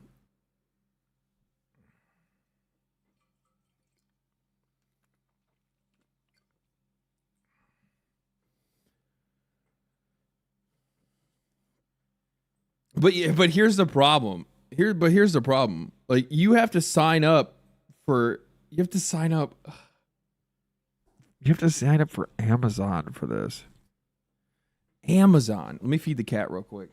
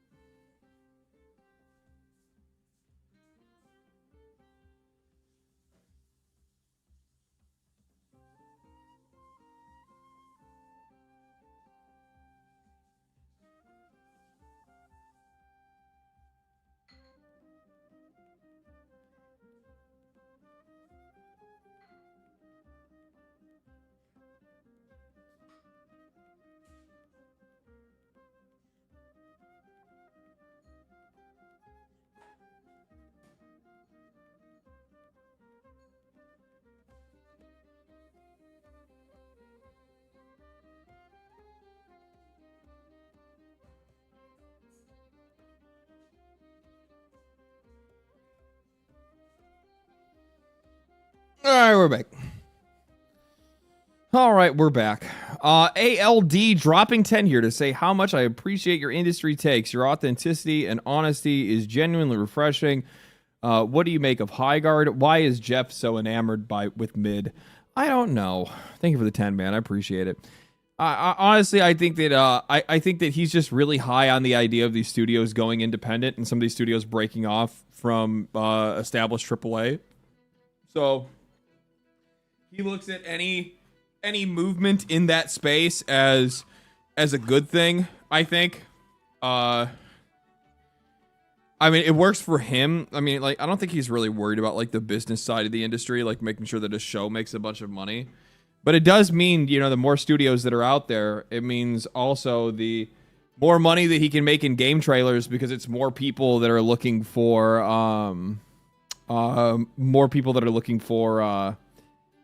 you know, to buy more trailers for his shows. But yeah.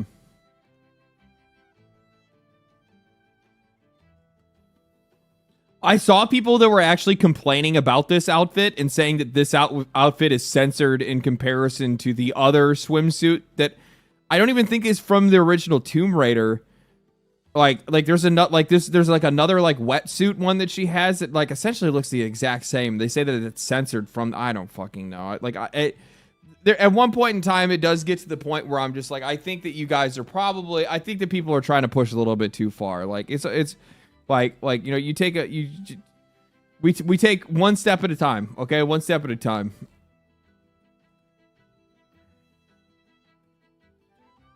And also at the exact same time, like I had seen some other posts, and I don't know if I can find them, right? So like, so I've already covered these. I can finally say that, look at the difference in this, though. I can finally say that I've been working on the new Tomb Raider this entire time. 33K likes. Notice the difference between the person that says, I can finally say that I've been working on Tomb Raider, whereas the people that have been saying I can finally say I've been working on High Guard got nothing. Fucking nothing. Nobody wants to have anything to do with them.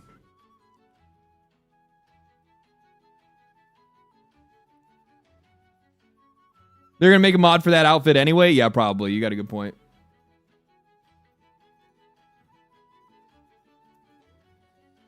But one of the other things that I was going to bring up with this, and I kind of like lost track of it, was that like people were talking about how like upset they were that they're like taking away like a strong feminine, independent feminine character role and making it more for like the male gaze and stuff like that. It's all for the, you know, for the men. It's so childish, you know, taking away an empowered female character. This is the Hub's most searched video game characters: Tifa, Lara Croft, Chun-Li. This character has always been for men. It was designed for men since its induction.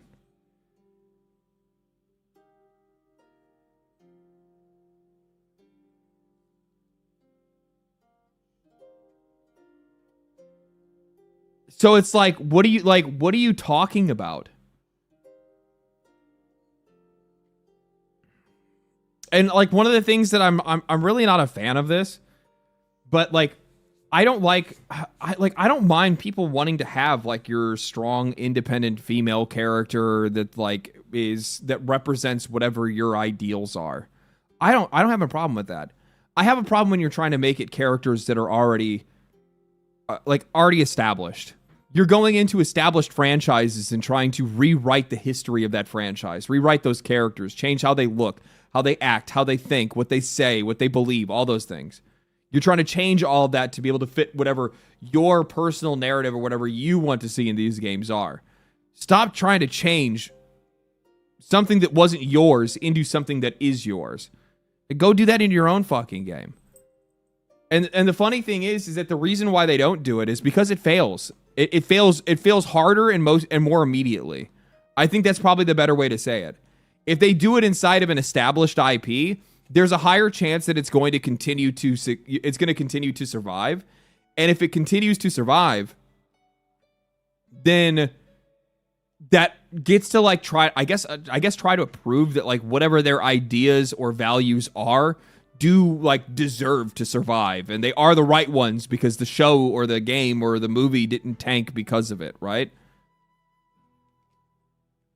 But that's the reason why they leech themselves onto existing IP rather than create their own, because if they wouldn't created their own IP, it just flat out fails. It just flat out fails. Like Star Wars. That's what, yeah, they've effectively attached themselves to Star Wars in every way they possibly can. And then when they tried to make a new Star Wars will still like find success, at least some level of success in some cases, when they go and they try to do a brand new Star Wars IP with this framework, it falls on itself immediately. It falls on itself immediately. The Acolyte's a really good example of that. So is Star Wars Outlaws.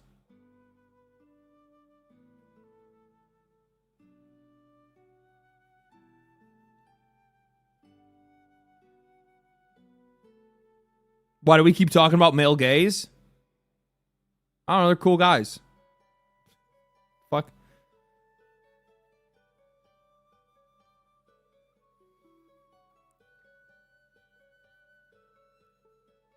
It's just fucking stupid, dumbass question.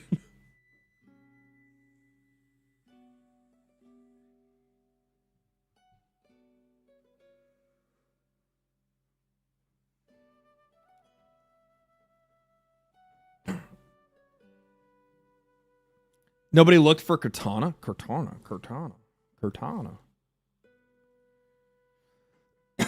All right, let's see here.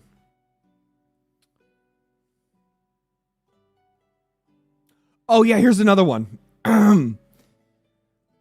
I just see it as regression. I got into the franchise because of the Survivor trilogy, where she was strong, capable, and a fully well-rounded character. It was a breath of fresh air to see a woman occupy the space of Nathan Drake and Indiana Jones, and pivoting from the blatant sexualization of the 90s. Acrobatics, ass shots, fully exposed skin during tomb raids.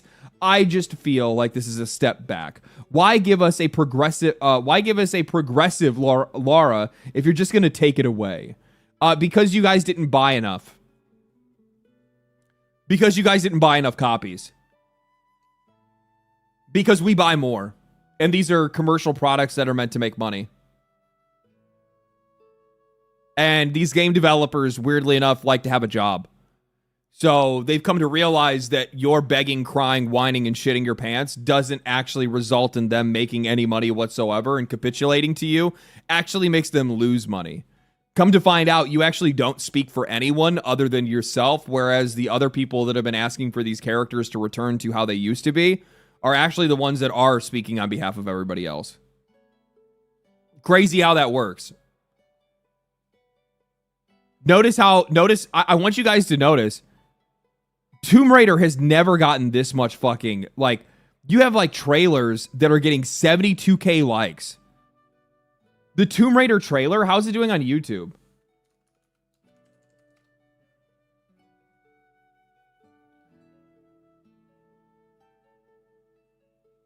$700K likes, or 700K, or 700K views, 500K views, another 700K.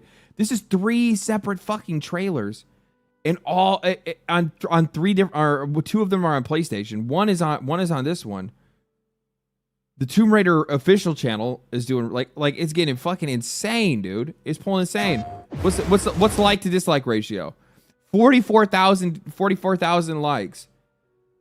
The last game came out in 2018. Time flies so fast. Basically, Tomb Raider anniversary. Old school vibe with next gen graphics and gameplay. I like it.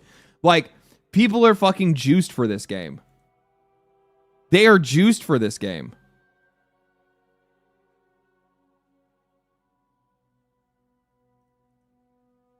How juiced were they for Survivor?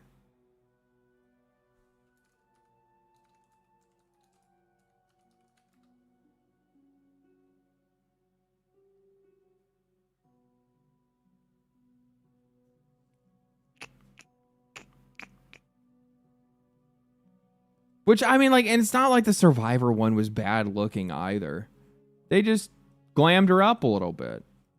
That's all it is. They just glammed her up a little bit.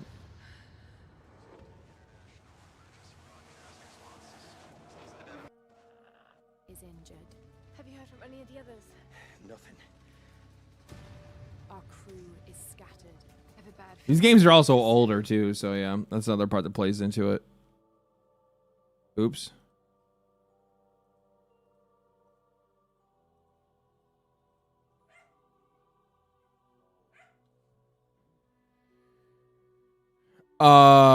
Better than Fat Alloy? Yeah. Yeah.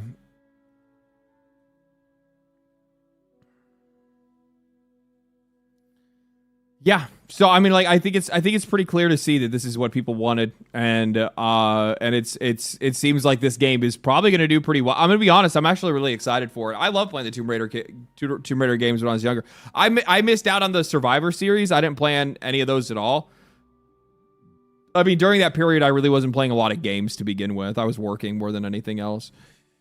So, bitch, she inspired Nathan Drake. Actually, fucking true now that I think about it. Like, it actually kind of goes to prove that it's just like, yeah, you are actually right. Like, she predates Nathan Drake. Like, yeah, she is the video game version. Like, what the fuck are we talking about? That's what I've been saying. Yeah. Not Indiana Jones. Well, I mean, like, I'm sure Indiana Jones is obviously an inspiration for Nathan Drake, but I mean, who was the video game version of Indiana Jones before Nathan Drake? Lara Croft.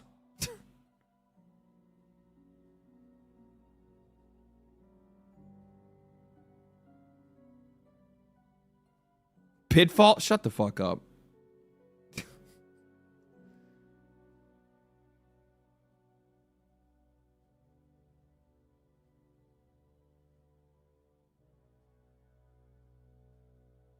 Tomb Raider's definitely more inspiration. Oh, for fucking sure. Yeah. No, I agree with that. I agree with that.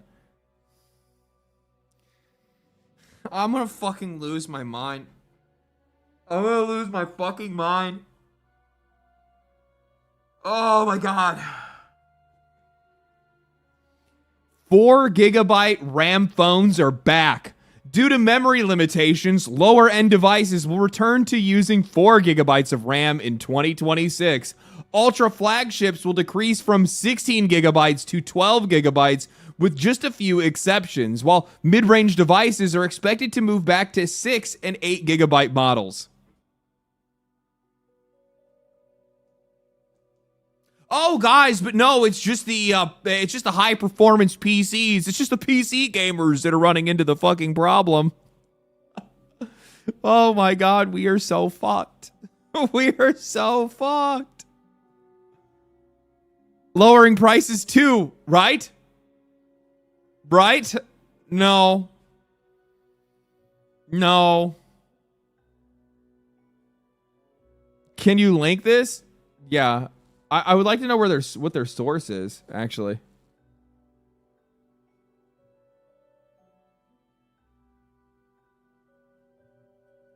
Is this actually like a...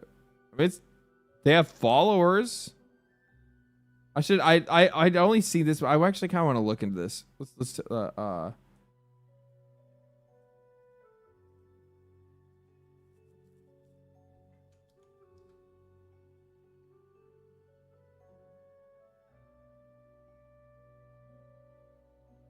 Oh my God, it is. Oh my God, it is. Oh no. Oh no. Up to this point, RAM crisis has been limited to purchasable consumer memory, but it was inevitable that Ramageddon would eventually impact other technology. New analysis from TrendForce, the market intelligence and consulting firm, claims that the memory price surge will affect smartphone and laptop manufacturers going into 2026. Consequently, according to the report, smartphone companies like Apple and Samsung are likely to raise prices due to RAM capacity. It also will lead to a reduction in the number of devices that are already produced by these companies. Smartphone downgrades. Apple is slightly more independent than most Android smartphone companies, and due to its huge global market. But TrendForce predicts that even Apple may have to revise their prices during the memory shortage. This does not discount older phones, like the iPhone 18 that launches next September, for example. And then here it is right here. Android, we will likely see price increases across the board or modifications to the life cycle of phones that are already for sale. Like, I mean, they already have planned obsolescence to begin with. What the fuck are we talking about here? Rising memory costs will compel Samsung to raise the price or to raise the launch prices of new models in 2026. Changes in RAM capacity and specifications for smartphones and for notebooks. High-end smartphones, 12 to 16 gigabytes, or they're adjusted. Previous 12 to 16. Transition to 16 is slowing. Oh, so they're on 12 now. They're trying to move to 16, but they're probably not going to. They'll probably just stay at 12. Mid-range is 6 to 8 gigabyte. So now the adjusted spec for mid-range phones is going to be 6 to 8, where it was 6 to 12. And it was 4 to 8 on low end or entry level, but now it's just going to go right back to 4 gigabytes. So yeah, it's actually true. That's... Oh, no. Smartphones are already $1,000, but they're a lot more than $1,000. They're a lot more than $1,000 now. Depends on what kind of phone you're getting. I think it'll still run where winds meet, maybe if you're lucky.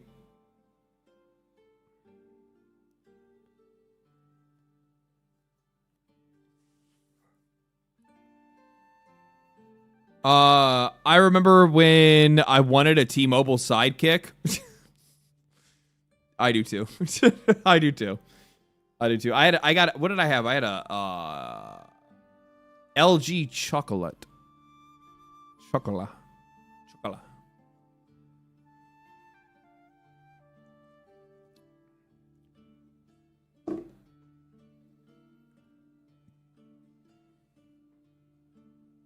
Oh my God, I had the chocolate. Everybody had the fucking chocolate.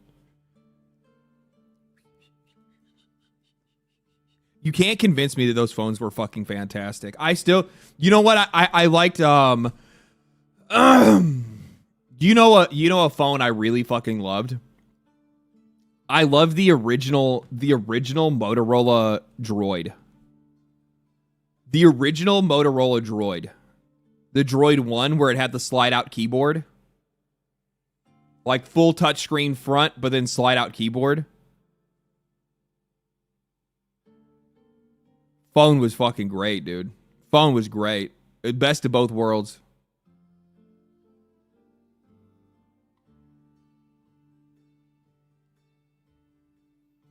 I'm chilling with my jailbroken 13 Pro Max. Fuck 'em, I ain't upgrading. I mean, I have an S21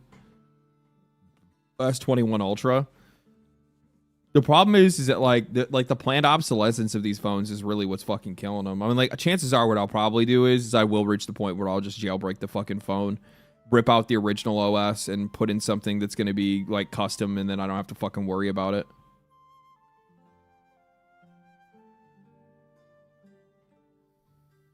Yeah, this is rough, dude. I mean, and it's only going to continue to get worse. So now we're talking about smartphones and computers next year are going to have less memory than they normally would. They're going to have lower memory, cheaper memory, and they're going to be more expensive. I don't know. I don't know where the fucking turnaround is for this, man. Not without a major crash, but a crash is still going to bring a lot of issues just to like everybody else as a result of it, right? Where then all of a sudden, like, we're all going to be put in the position of like insanely, we're going to have increasing prices pretty much across the board because of the fact that there's going to be such a financial strain put onto people, even if the market does crash, even if the bubble does burst. Apple is separate from Android. That's their selling point. Well, yeah, I know that's their selling point. Sounds like a great time to quit trying to push system requirements. Well, that's the biggest problem for the video game industry, right? That's why I brought them up in the conversation when we were talking about AI to begin with, is because as they continue to push into this, as they continue to push into this technology, what ends up happening is that hardware scarcity makes it where like we genuinely cannot play your games. Like people just can't do it. It's not realistic to have these people playing games anymore. They're not going to be able to you can do all the cool shit that you think you want to do and make whatever kind of game like, oh man, this is going to be my hyper realistic video game. Well, that's fucking great. We're going to charge $80 for it. Yeah, that sounds great, dog. I hope that works out for you. It ain't going to work out for you. I'm going to tell you that right now. Unreal Engine 5 Unreal Engine 5 has locked me out of a couple of games. I would guarantee that's for a lot of people. I know friends of mine that like literally cannot play Monster Hunter Wilds, and that's not even Unreal Engine 5. That's just that's RE engine, but it's just poorly optimized. And more people are starting to run into that. So like the games industry is going to suffer so badly because of this. And the thing is that like this is not something, from what I understand, or at least from what I'm seeing right now, this is not something that we're going to see like end in like a month. We're not going to see this end in like a year. Like the impacts of this look like they're going to be going on for like the next 10 years. It's just like, what are we going to do? What are we going to do? How are people supposed to afford anything?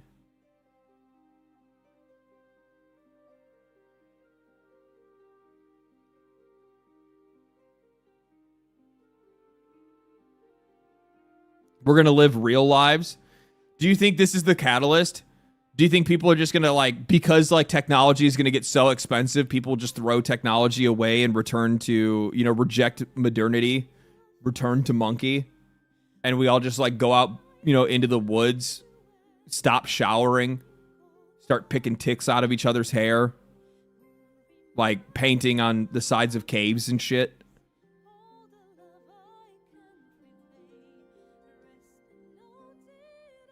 That kind of sounds sick. I'm gonna be real. I kind of like the idea of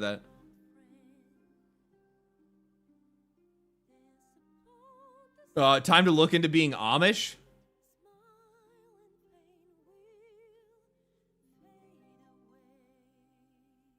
I've lived around the Amish. I don't know about that. I don't know about that. I don't know. I don't know about all that.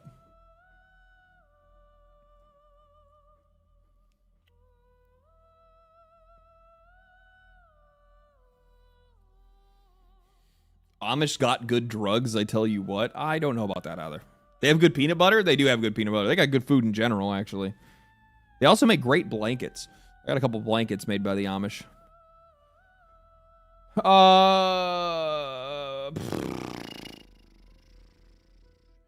So they're launching. I'm going to play this. I have a sponsorship to play this game. I also have to put a short out for this game. So, I'm giving a signal right now to my editor to help me make a short for this because I have a sponsorship for it coming up. But Arknight's Enfield is releasing on January 22nd. I'm very interested to see how people dig this game. Like, I realize, like, some people kind of go back and forth when it comes to gacha games or whatever. But when it comes to, like, this game specifically, I'm really interested to see how people pick up on the whole like Satisfactory-esque base building stuff. I got some time where I played it, right? Like I've played a pretty solid amount of it in their like beta or early access beta or whatever it's been. And I was actually really impressed by the fact that like their base building stuff is way deeper than I thought it was going to be. Like way deeper than I thought it was going to be. It's way more complex. There's so many different ways to be able to like take materials and turn materials into like gear that you use and then transfer that into like being able to like burn it off for extra energy or store it or sell it or do all these other different things. Like there's tons of different stuff that you can do. I like the character designs. I really like the character designs. There's a couple of them that I really like. I'm actually really mad because in the beta version of the game, like, and I did not do like the paid accounts or anything like that because they have like ones that are like super juiced that I could play on. I played on like just the base, like no money, no nothing in it account. And I ended up actually pulling the Leviathan, which is, I wonder if I get Arc Knights Leviathan. Is that how you say it? This one, I pulled this one in the beta and I was like, I messaged them afterwards and was like, hey, so can I get this? Can I have my account back when the game comes back? Or do I have to start over from scratch? And they're like, well, you have to start over with everybody else. And I was just like, can I have my character back? Can I have it back? They're like begging. I also do like the personality stuff that they have with it, where it's like the you know, if you try to like look at them at different angles, they'll like kind of give you the cold shoulder. They don't like the fact that you're trying to get like sneak a little peek on them and stuff like that. Little anti-gooner mechanics that they snuck in there on you. But yeah, no, I think this one's gonna be really interesting because like most of these games usually just stick to the shtick of we're an action RPG. You go around, you fight bosses, you fight enemies in the open world, you do some exploration, a little bit of like platforming and stuff like that. But then after that, they fall off. This one has not only like the full base building stuff. One of the things that I didn't know about it until I started playing it, they actually have a what the fuck is it called? They actually have tower defense. There's tower defense in this game too. So it's action RPG, open world, all that normal stuff like Genshin Impact or something like that. But then like the more you continue to play, then you get into like actual like tower defense stuff where you actually have to defend the areas that you have. And then you do base building and stuff like that too. So it's kind of wild, to be real. Yeah, I'm interested though. There's way too many games that are coming out way too quickly, though. January 22nd. What else comes out in January? There's something else big that comes out in January.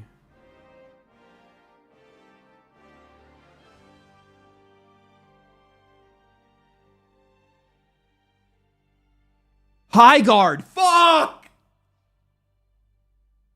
I'm going to have to pick between playing High Guard or playing Arknight's Enfield.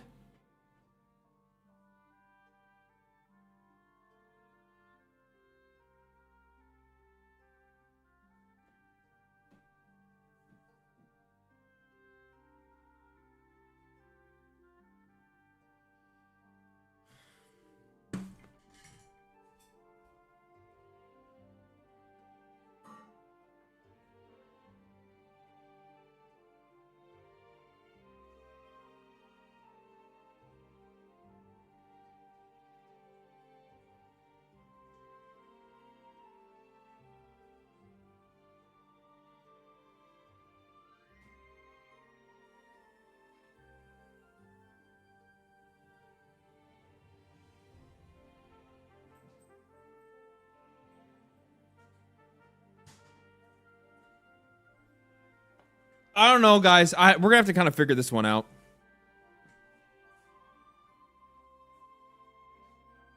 You guys already know, though. I mean, contractually, I have to play one of them. But Actually, I don't think I do. I think it's just a preview. I don't actually play it when it comes out. I am going to play it anyway because I do want to play. I do want to play it. I'm not bullshitting about actually liking the game. I do actually really dig the fuck out of it. Didn't Asmund play on your account? Yeah, I gave Asmund my account because he had like a sponsored stream that he was doing, and I have a sponsored video that I'm doing, and they didn't give him an account, so I just gave him one of mine. I saw him in that mode where Asmund was like fucking freaking out because he's supposed to be doing a sponsored stream, and you could see him fucking stressing because he's like, what the fuck, I need to get into this game, and then he couldn't get in, and I was just like, just take one of my codes, man. Just here. Just fix the situation for him. Bro stays stressing. He do that.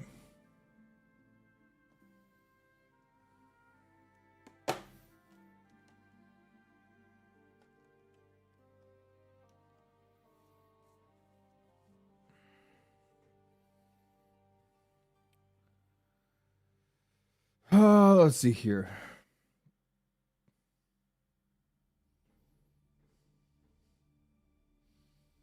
God damn. Both games just released a new class and a new league. I love how Path of Exile 2 has 4 times as many viewers and their league didn't even start yet. I knew the druid was going to be a savage class, but I didn't know it was going to be this brutal. Is it really that bad?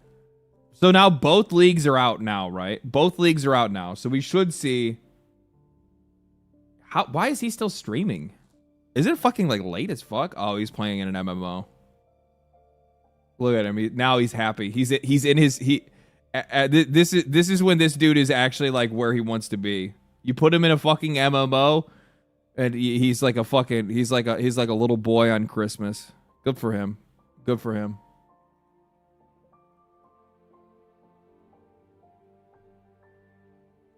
Where is browse?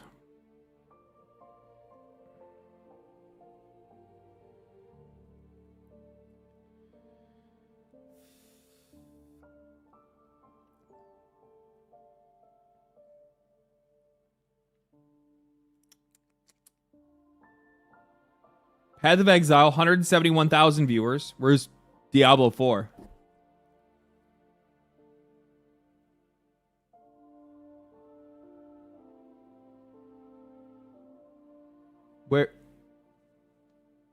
Where's Diablo 4?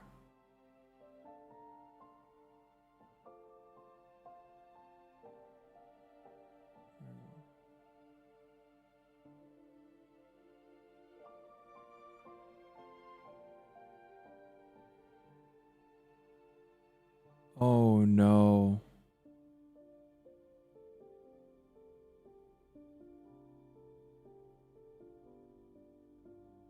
Oh no.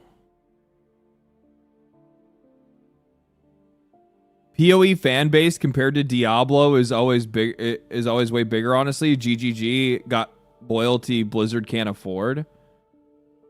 I disagree. I think PoE grabs more of the enthusiast gaming scene. No, it's pretty obvious that the Path of Exile just grabs more of the scene in general. It's not even like, oh no, like Path of Exile, they just got the enthusiasts. No, actually, I'm pretty sure Path of Exile just has all of them now. Path of Exile just has all of them now.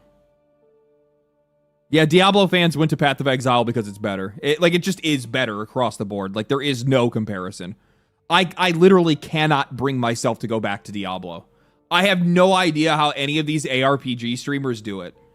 I have no idea how any of these guys do it. It doesn't make any sense to me. It's such a boring fucking game. It's such a boring, repetitive game. Where, like, yeah, I mean, that's ARPGs in a nutshell, but like there's so much more depth to Path of Exile. There's so much more depth to Path of Exile.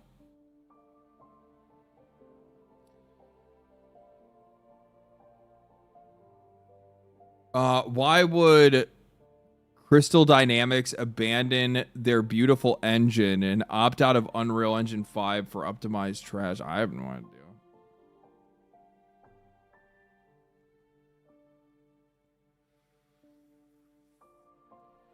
Man, it is crazy. I don't even want to fucking... I don't want to say anything about it. I'm just going to let it go. There's not really anything that I can do right now. 160K more players on Steam right now. Yeah, I mean, this is insane. 171,000 players versus 13,000 players that are viewing. I mean, what you do is you cross-reference all metrics, right? Like, look how much fucking Activision Blizzard is getting cooked. If it wasn't for, like, probably, like, WoW is up here, right?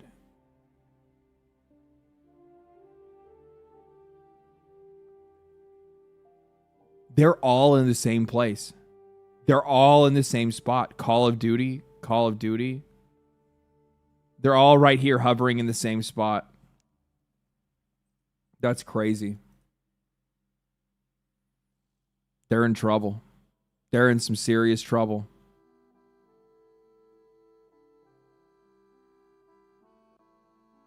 PoE2 free weekend? I mean, that's obviously going to help a little bit as well, right?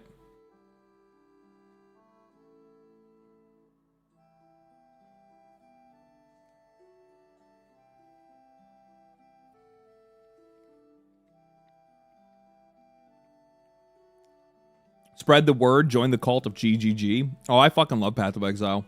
I also really like the guys. I really like the guys at GGG as well. They're actually one of the very few studios in the games industry that actually want to have anything to do with me.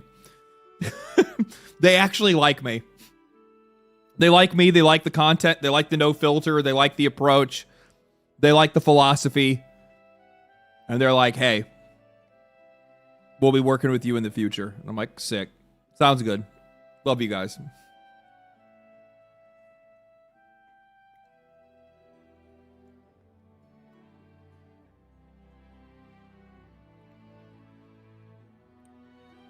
Black Myth Wukong disappearing from Steam DB, apparently. Black Myth Wukong disappeared from Steam DB. Huh?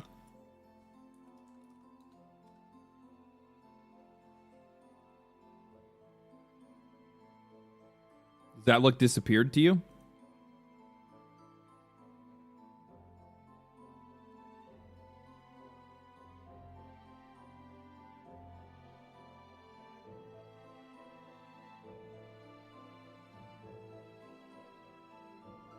Go to charts?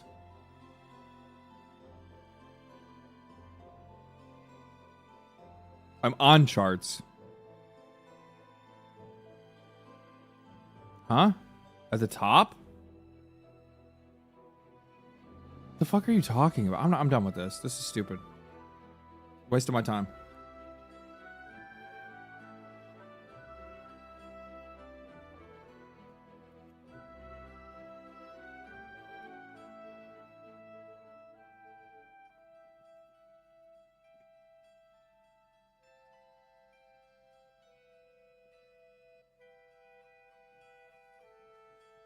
I don't understand the purpose of this.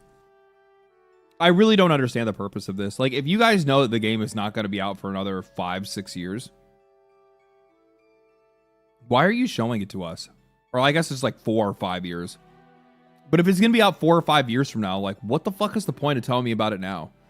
Because you're going to tell me next to nothing about it in the next few months. Why even show it? Pure hype? Hype for what? You're not capitalizing on any money. That's the point that I'm like, it'd be different if there was like, I don't know, money that you'd be able to make off of it. For you YouTube guys, for the people that are on YouTube right now, like if you actually have a Twitch account and want to watch on Twitch, you can. It's actually more up to date. Or like for whatever reason, there's some type of fucking issue right now with like all of my I don't know if it's my I don't know what it is. It's some technical issue where I keep getting some I get some buffering, and every time I buffer, you guys get a couple more seconds behind the other stream. It just like I'm not gonna do anything about it, to be honest. Like it just kind of is what it is. Like I'm still reading your guys' shit here and there. It's just you guys are a little bit behind. The other option I have would be to shut down stream and put stream back up again, but it's just gonna keep happening, so it's just not worth it right now. I have to wait until I can actually talk to tech support and fix the problem. PoE2 is worth. It's just fun. Yeah. And if you're not sure, go play PoE1. It's free. Yeah. And the thing is, like, you don't have to invest in Path of Exile 2 either. You can just wait. I mean, Path of Exile 2 is going to be coming out probably next year if I had to take a wild guess. Or take a wild guess. The past 10 Game of the Year winners at the Game Awards, what are the best ones here?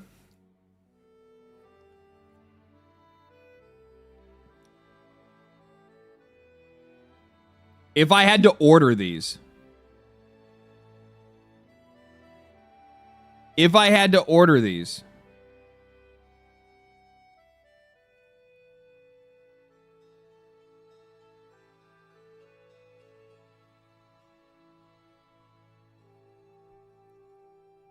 Number one.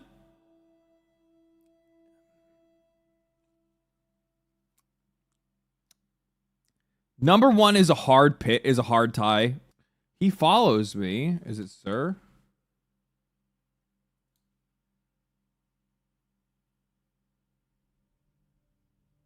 I can't see him. I don't know what it is. I thought I saved one of them at the very least. It doesn't look like I did, sadly. But I had saved one of the posts that they had made. I thought, yeah. So like, here's Kingdom Come Deliverance 2 tweeting out, you know, an "It's Fine" meme after they lost the Game Awards. And then there was another one that like their community manager had posted that like quite literally said we were robbed. Like that they were robbed at the Game Awards. And I'm just gonna be real, that shit is fucking cringe as fuck. That's some like pick me shit that's just like fucking really weird, dude. I don't like that. I don't like that. That makes you look bitch made. I'm gonna be real with you. It's not quirky or funny, it's just it makes you look bitch made.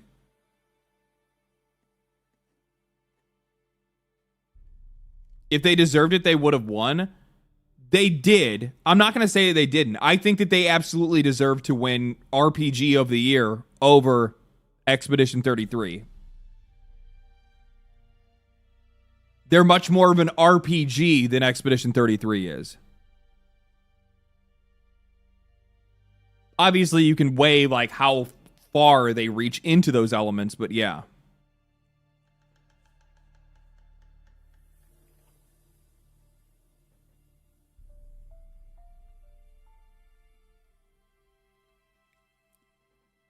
KCD tweet was awesome. Was awesome. Good game. Well played. Right. But there was also their community manager their other guy that had posted. And I didn't save it, but it literally was just like, we were absolutely robbed or something like that. I saw some people that were retweeting it. They were pretty upset about it.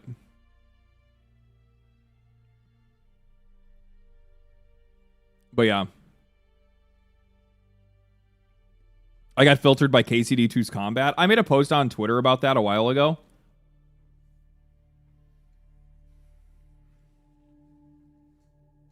I did too. I absolutely got filtered. I tried playing KCD1 and I was like, this is fucking garbage. Like, why would anybody want to play this? Why would anybody want to play this game? And then I just like stuck with it. Because I wanted to, I guess. Like, so many people had told me that the game was good, so I really wanted to give it a fair shot. And then you come to realize that, like, you're supposed to hate the combat because you fucking suck. Like, you are playing a role-playing game. You are Henry, son of a blacksmith. You are a fucking nobody. You don't know how to do shit. You barely even know how to wipe your own ass. You don't know how to do shit with a sword. You're going to fucking die. So you try to avoid combat. You try to go and get training. You try to learn how to be able to do the combat. You're not going to be able to like do shit in that game at all until you actually like train him. Too immersive. It is. No, like genuinely that is Kingdom Come Deliverance 2's biggest weakness is the fact that it is too much of an immersive sim and people don't understand that when they first go in.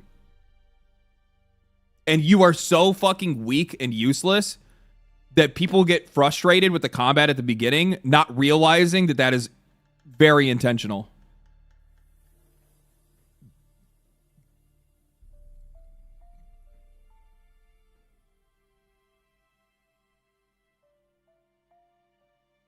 Yeah, that's a real RPG. Yeah, it's one of those things where it's like, shouldn't the son of a blacksmith at least know how to use a sword? No, because they make them for warriors. That's not their job. That's not what a smith does. They forge swords, not use them.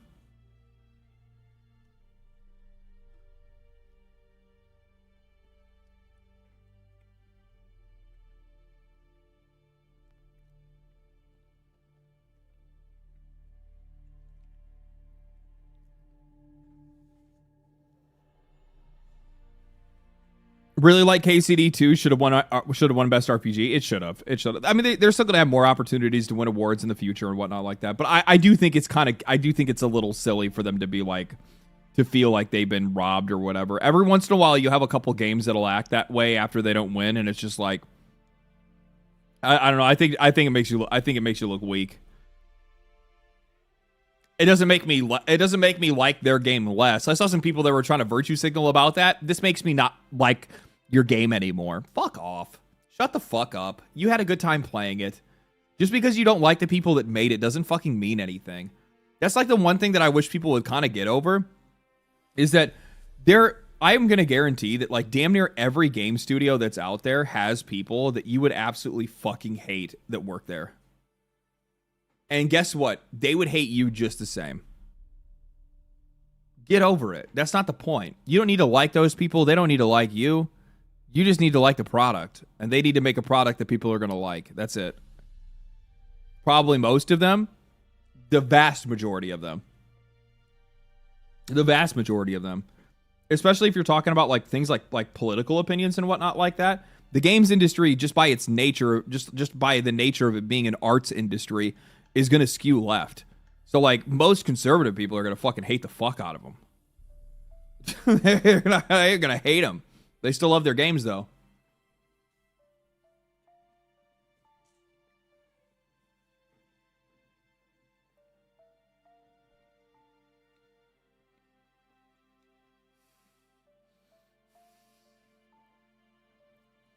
I love Stormfall. She's so fucking funny, dude. She's so fucking funny sometimes. It really is like that, though. Like, we got Star Wars, and it was like, oh, okay, hold on, wait a minute. Fucking Knights of the Old Republic, fucking spiritual successor. Holy fuck, we're getting a new Larian game. Holy fuck, Resident Evil 6, or Resident Evil, the next Resident Evil looks fucking peak, and there's Leon Kennedy. And then they're like, and now, this is the game that we've been waiting the entire show to show you.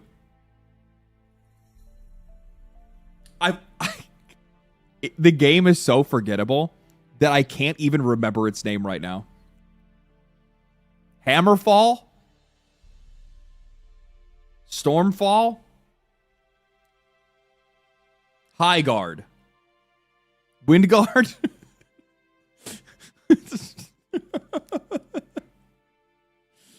I literally couldn't. I can't fucking do it. Oh, man. Oh, man. It's not good. That's not a good sign. That's not a good sign. What did this turn out to be? Watch the fucking show.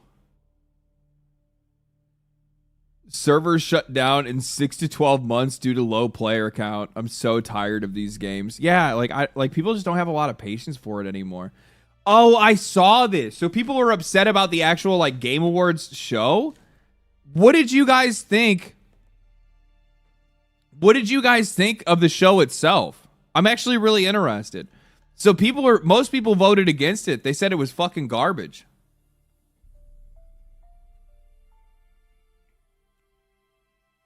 I liked it. I fucking loved it. I thought they did a great job.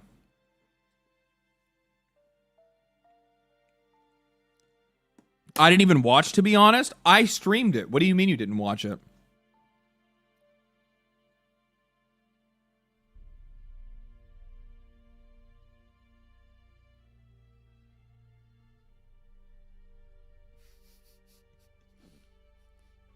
I was at work. It's all good.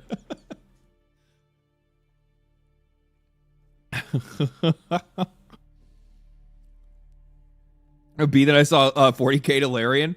Oh, dude, the fucking Warhammer the Total War Warhammer is actually like fucking sick, to be honest. I'm actually a little bit more I'm actually pretty excited for that one now. The Muppets are cringe, but everything else was cool. Yeah, I was pretty excited for everything else. I think everything else, all in all, I would actually give the show an A.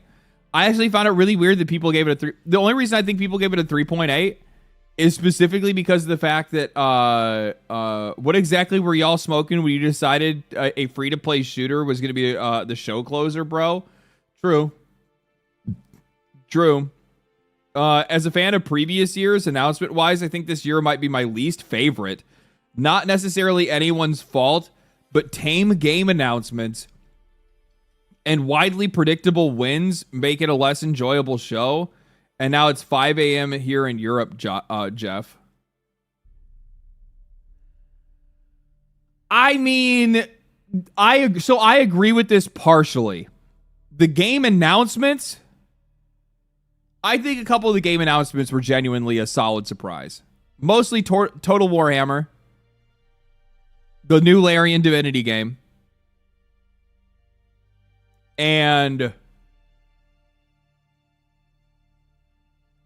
I guess a Star Wars. I know people are really excited for the like Fate of the Old Republic, but Pod Racer's pretty fucking cool. Okay, like seeing Pod Racer again is kind of. I played the shit out of that game. Like I played the fucking dumpster off of that game. Holy shit, I played that so much. That was like my favorite game for like a long time, for like a year. The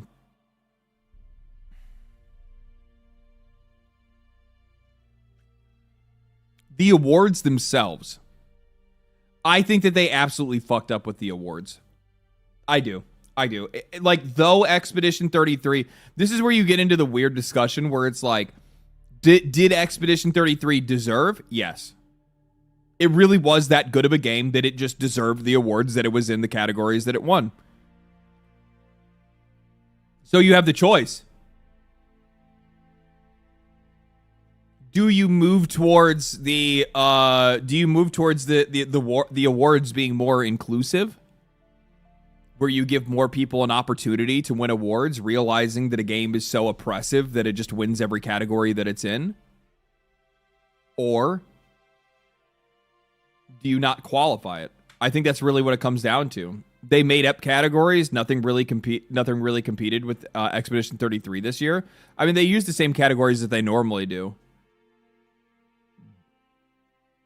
I think the jury is kind of fried. Oh, well, for fucking sure. The jury shares like one brain cell.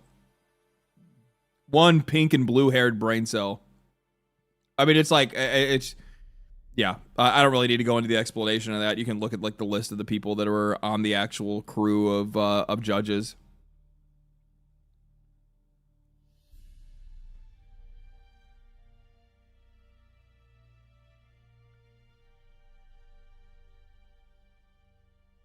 Highguard is just Overwatch, but with different words. True. Thank you for the 5.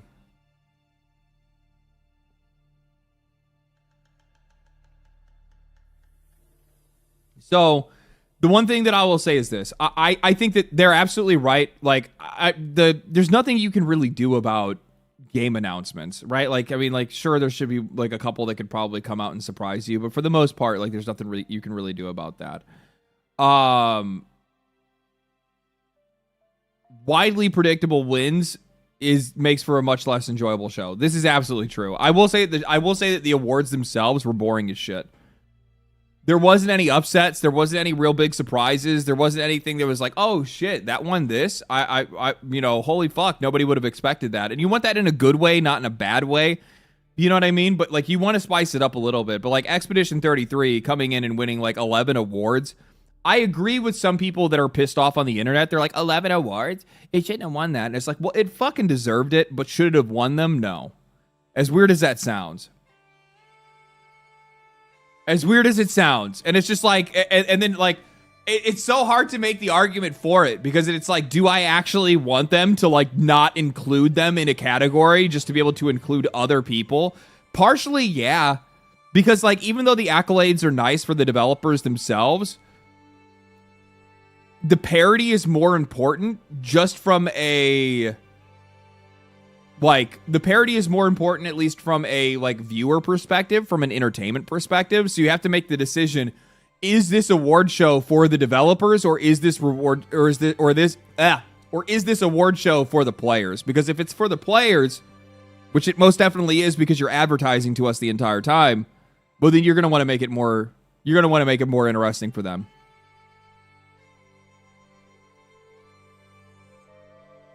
You're sounding real DEIY.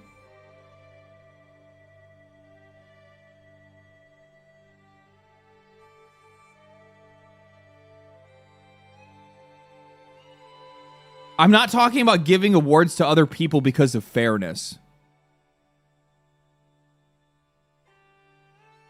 You understand that, right? Like, I'm not talking about fairness. I don't give a like because fairness in my eyes would be that they won every single fucking award and told everybody to go home. That's my opinion. I'm talking about from an interesting entertainment standpoint. No, that's not the same logic. How is that the same logic? Explain to me how that's the same logic. I'm not approaching this from fairness, from equity. I'm approaching this from entertainment. It would make for a more interesting show if they actually had more people win awards. They're obviously making this show for the customers. Oh, I thought you said from a fairness standpoint? Fuck no. Like I said, they deserved all the awards. They 100% deserved all the awards. I wouldn't do it from a fairness standpoint. No, are you fucking kidding me? Because the fairness standpoint would be them winning all the awards. That would be the fairest thing because they earned it. But it just makes for a really not all that interesting show, right? And that's the thing that you have to figure out. That's the thing you got to solve.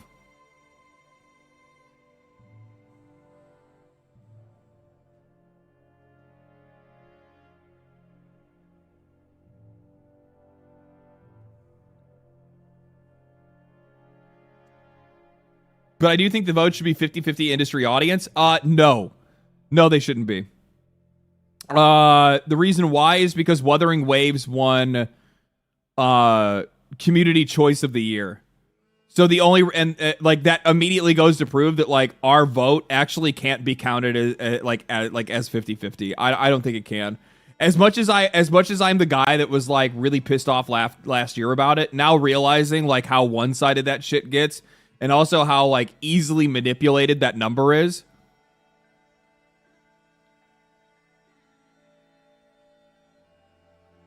That's why.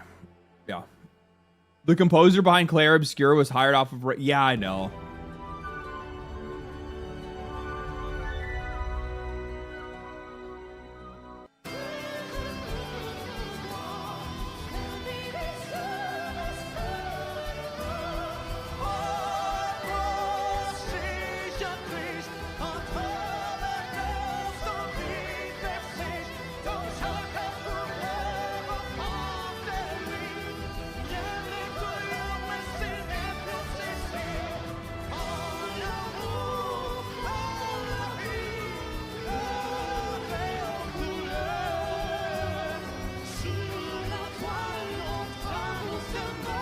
So good, dude.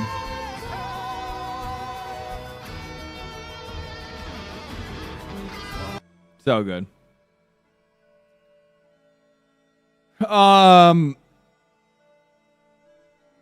What is this? Copyright will strike again, LD? Oh, it's video game music, so that doesn't actually count. It's fine with that. I'm gonna play the DLC soon. Yeah, I need to get into that as well. Wow, you know what I really need to do? I actually need to get in and just like do like some of the other endgame content that I never got to finish before. People love an underdog story. They do love an underdog story.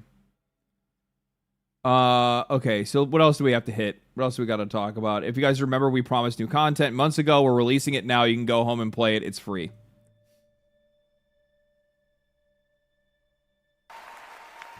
Like, You know what I love about these like independent. So we're going to talk about independent studio, okay? Independent studio is the big key word here because that puts them in the same boat as Larian Studios. We're not going to say indie, but we're going to say independent at the very least because that will also include indie studios as well. These guys spit in the fucking eye. They spit in the eye of AAA. They are not a fan of just how like rotted out and hollowed out the entire games industry has become, and how the entire thing is just about how you can squeeze more money from your players. Instead, like the way that these companies operate, if you can see how some of these more like holistically built companies that are like genuinely in it for the love of the game, when they come out with something, when they see that like we reward your work because, you know, we really like your game, they in turn reward those players for their loyalty and for their investment in them. And that's how you create loyalty. Like, I said this before, right? I said this before. Larian Studios, because of the lengths that they went to for their players, not only just with the like designing of that game, the making of that game, but also then the support of that game after the game had released. Like, you're going to build so much goodwill with audiences that like people are going to fucking lose their mind when it comes time for your next game, regardless of whatever the title is. It doesn't have to be Baldur's Gate 4. It could just be anything, and it just has Larian Studios next to it, and people are going to line up to buy that game. I will almost guarantee that Larian's next game, when it goes into early access, which if I had to take a wild guess, it's probably next year. It's probably next year.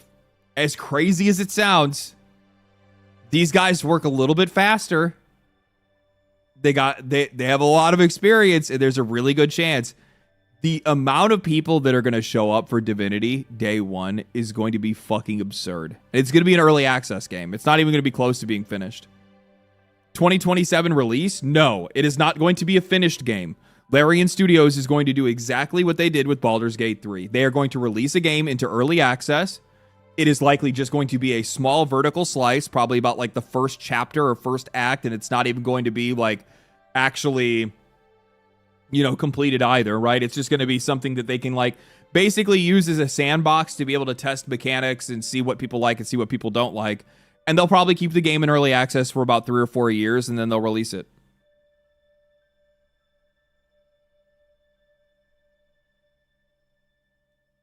Glorified demo? No, not a glorified demo. Larian is one of the very few companies that actually uses early access the way that it's intended to be used. They upfront tell you that this is a rough product, right?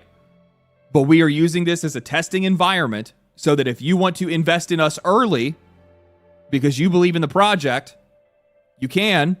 And then you can participate in early access where you're going to like play the game and see how it evolves, and then also help influence the direction of that game as it goes on.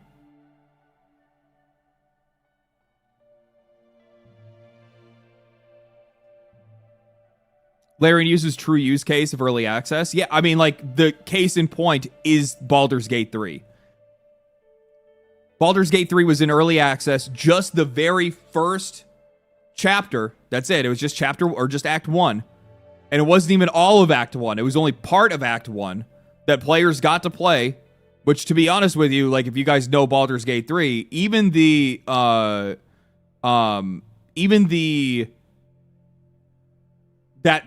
slice of game that we had gotten, even that on its own was like fucking 45 hours of gameplay by itself. Did Hades 2 early access correct? Yeah. Hades 2 does it really well. Hades 2 does a really good job with it as well. You pay cheaper too? Typically, yeah, you get in at a lower price point. You are the playtester. It goes further than just being a playtester because it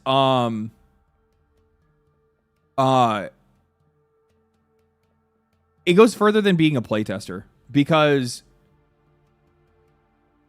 playtesters are just there to like, they're there to also like fix code and shit like that. They're also bug testing and whatnot. The difference is that like we are actual customers. Like, we are the people that are buying these games. We have a completely different opinion on what we want and the taste that we have, which allows them to be able to get, like, gather more, like, valuable feedback than they would from somebody that's a professional tester. Right? Because professional testers are going to be more focused on, like, how the game is operating and what needs to, like, and how things are working. We tell what's wrong, not fix. Exactly. Exactly. And we don't necessarily have the best way of wording that, and they actually kind of need that rough wording for them to have a little bit more of a broader understanding of, like, what we do and don't like about games. And again, look at how Baldur's Gate 3 turned out when that game released. I mean, it's pretty obvious what they did there. That's not to say that people can't use early access the wrong way. There are plenty of examples of that going on, right? But yeah. Rambling Entertainment with the $5. Any news on on if it's going to be turn-based or action? I've been trying to ask on X and Twitter, but haven't gotten any response yet. You're likely not going to get a response. So the fact that they're using the Divinity name,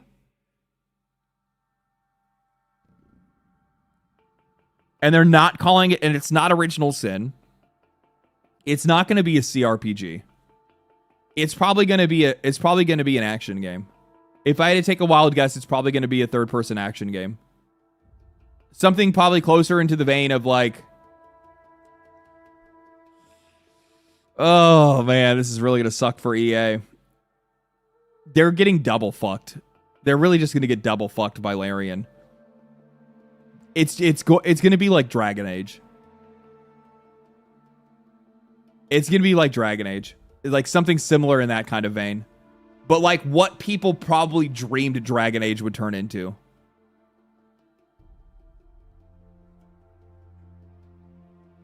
Divinity 2, the Dragon Knight saga was a third person game. Yeah, exactly.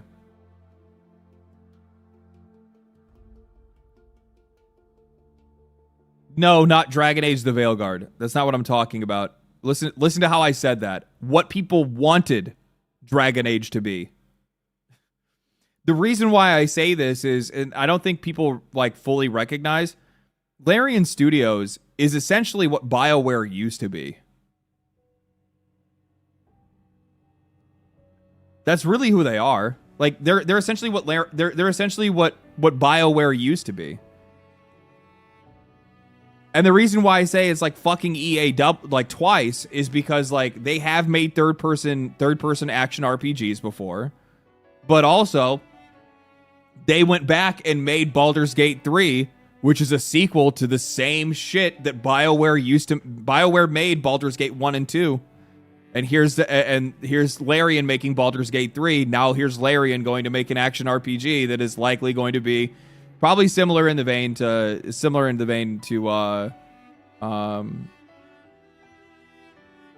if I had to take a wild guess, I think that's the direction that they're going to go in. Whether that ends up being the case, I mean, we'll find out, but yeah. Because like we can look at like older games that they had made, right? And say like, look at like, I don't know. Let's do Divinity 1 gameplay. So this is, well, Original Sin is not what we want. Oh, here you go. We'll use and otherwise only we'll use Mortismal's video, right? So like this is him showing Beyond Divinity. This is their older isometric game. This is a lot more similar to say kind of like Diablo, but also I guess kind of like similar to like the older Baldur's Gate games, right? So this is more of like a strategy RPG. So that's Beyond Divinity. Then you have Dragon Commander, which this is a little bit more. I don't remember when this game came out, but this one is like another kind of like strategy game, but it's like base management. But if I'm not mistaken, it also has like third-person action stuff in it as well, or maybe it's just I think it might actually just be just base management and tactical combat. Then there's Divinity 2, Ergo Dracanis. I think this is probably the direction that they're probably going to go in, because this is a third-person action RPG, similar in the vein of to like Dragon Age or something like that. I think this is probably going to be the way they're going to go. Novel, visual novel RTS. Yeah. Yeah. Yeah, I don't think that they're going to go in that direction. I mean, at the exact same time,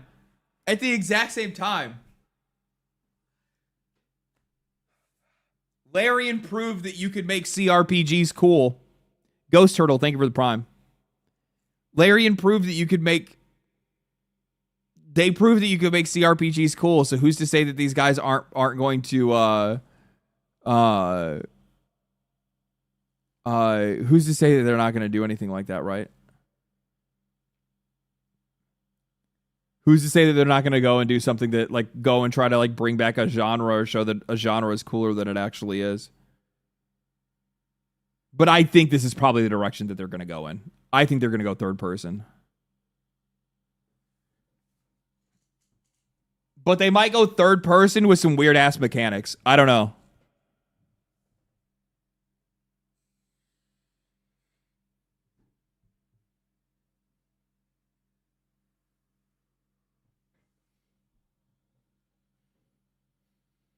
Sandfall did it with turn-based. Sandfall didn't do it with turn-based. The whole entire conversation that I've seen around Sandfall and Expedition 33 bringing back turn-based RPGs, but like, what the fuck are we talking about? We literally just had Metaphor ReFantazio just like the year before that, and that was a fantastic game, and people love it. People still play the Shimigami Tensei games and stuff like that. Turn-based RPGs are not dead. They've never been dead. Octopath Traveler has been fantastic. There's a shitload of games that are turn-based that people have been playing. Baldur's Gate 3 obviously was even before that. Expedition 33 did not bring back turn-based games. All it did, the only thing that you could actually point to it and say, like, this is what it did, is it showed Square Enix that this is still a viable genre. That's really all it is. It's really just people wanting to stick it in the eye of Square Enix because they want them to go back to making turn-based games. That's really all this comes down to.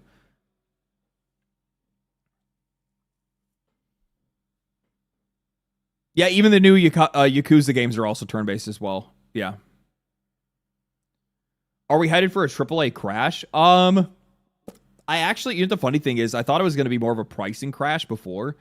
But it might actually be an indirect crash that we're going to see just as a result of hardware pricing and just like getting fucked by RAM and AI.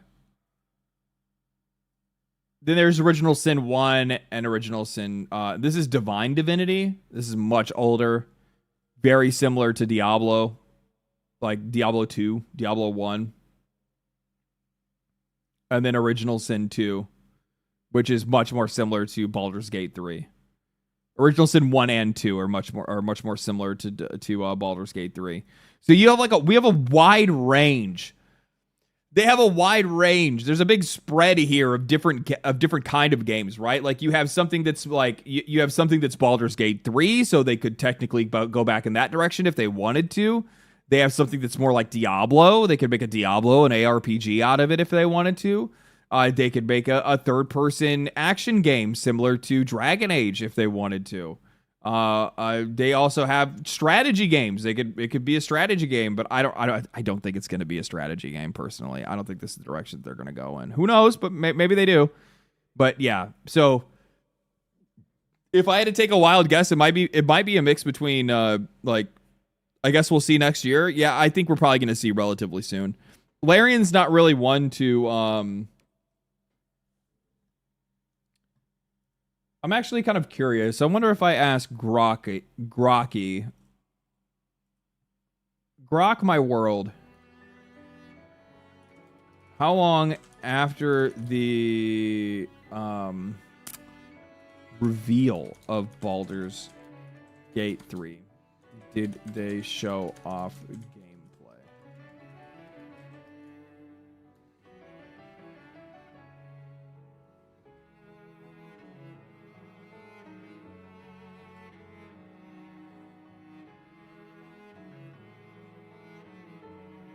Divinity than a sci-fi game in the Divinity Original Sin 3. That would be really sick. That'd be really sick. I still want to see a DOS 3 regardless.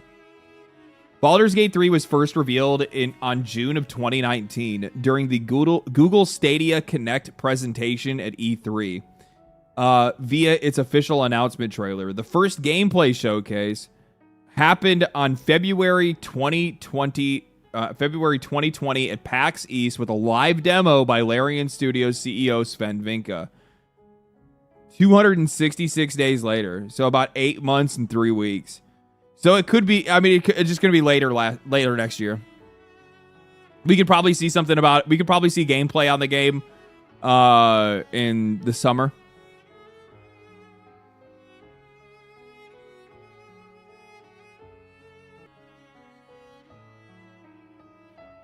Divinity is a brand new game that doesn't require any experience with Larian Studios' past RPGs, but you're better off if you have played Original Sin and the sequel. Yeah. Well, here's the thing. Original Sin 1 and 2 are fucking peak. Like, you should play those games regardless. Like, they're still good games right now. Like, it's not like Original Sin 2 is like some garbage-looking game. X was the last true great Final Fantasy game. You are smoking crack, my friend. You're out of your damn... You're off your damn gourd. You're off your damn gourd. That's not true. That's just not... It's just flat out not true. Final Fantasy 12 was fantastic. 13... I mean, 13's definitely not as good as 10. But Final Fantasy 12 was really fucking good. It's just not as, like... pop culture-y good as, like, Final Fantasy 12 is much more like Final Fantasy. I don't really know exactly how to say it. It's much more like old school Final Fantasy. Found you through Asmon. How's it going? It's going good, man. It's going good.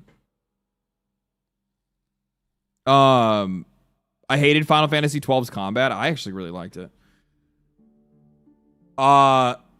13, 14, obviously the MMO is actually... The MMO is fantastic. I mean, from a narrative standpoint, it's really good. I mean, obviously it's an MMO, so it's kind of hit or miss on like whether that's something you're going to like or not. But outside of that...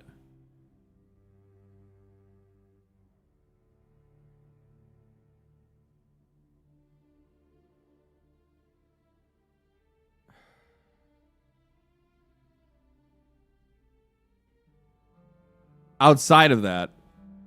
I lost my train of thought because like these people are like driving me fucking crazy right now. Most meaningless award ever because how the fuck does this win art direction? Like, I love how hard, like how far they have to fucking reach. Like, we're going to go grab this random goofy area that they shoved in the game as a jumping puzzle that has no reflection of the game's art direction whatsoever. Whatsoever. No reflection of the game's art direction at all. Maybe because you're intentionally showing a clip of a completely optional puzzle that is designed to be as silly as it is challenging. This would be a really great point if the entire game didn't look like this. You guys are fucking retards. I absolutely hate people like this. I think they're fucking disgusting. I think they're fucking slugs of society. I do. It absolutely just like this won best art direction and 8 other awards.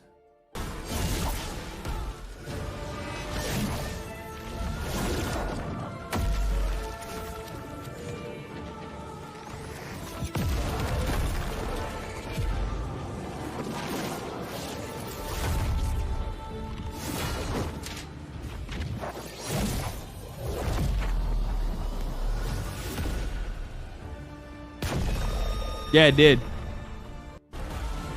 It's rage bait, but I wish it was.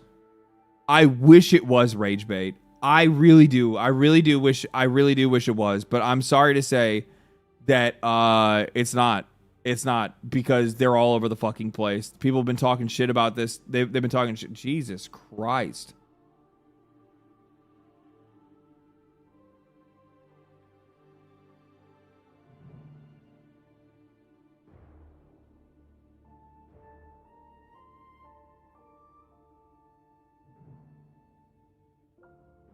Looking forward to Arc Raiders. Or Arc Raiders. Arc Knights. Okay, I like the trailer.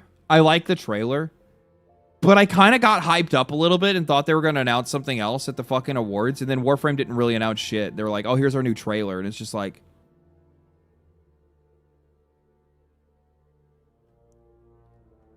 Gyat Knights? It is kind of Gyat Knights. Yeah, that's true. That's true. Bro got distracted. I am a very easy person to read. I am a very easy person to read. What game was that? It's Arc Knights Enfield. Like these motherfuckers are still... The clarification as implied in the Tomb Raider Catalyst trailer, the Survivor trilogy plus books remains canon in the world of lore in the new era as Lara Croft's origin. Some things still need clarifying, but the unification is finally taking shape. Here's what the current timeline seems to look like.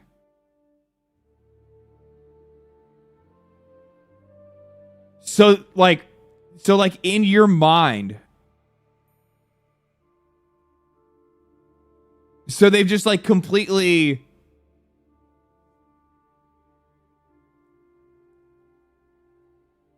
Okay, I guess, so like, no, Legacy of Atlantis is like the new one. And so is Tomb Raider Catalyst, right? Huh, interesting. Gaming is definitely healing. Here, we have a significant shift in gaming content released this year. All the pushback that gamers have done for years is paying off. I think we are getting close to the end of the Horizon / Last of Us 2 anti-male gaze era, and I cannot be happier. I agree.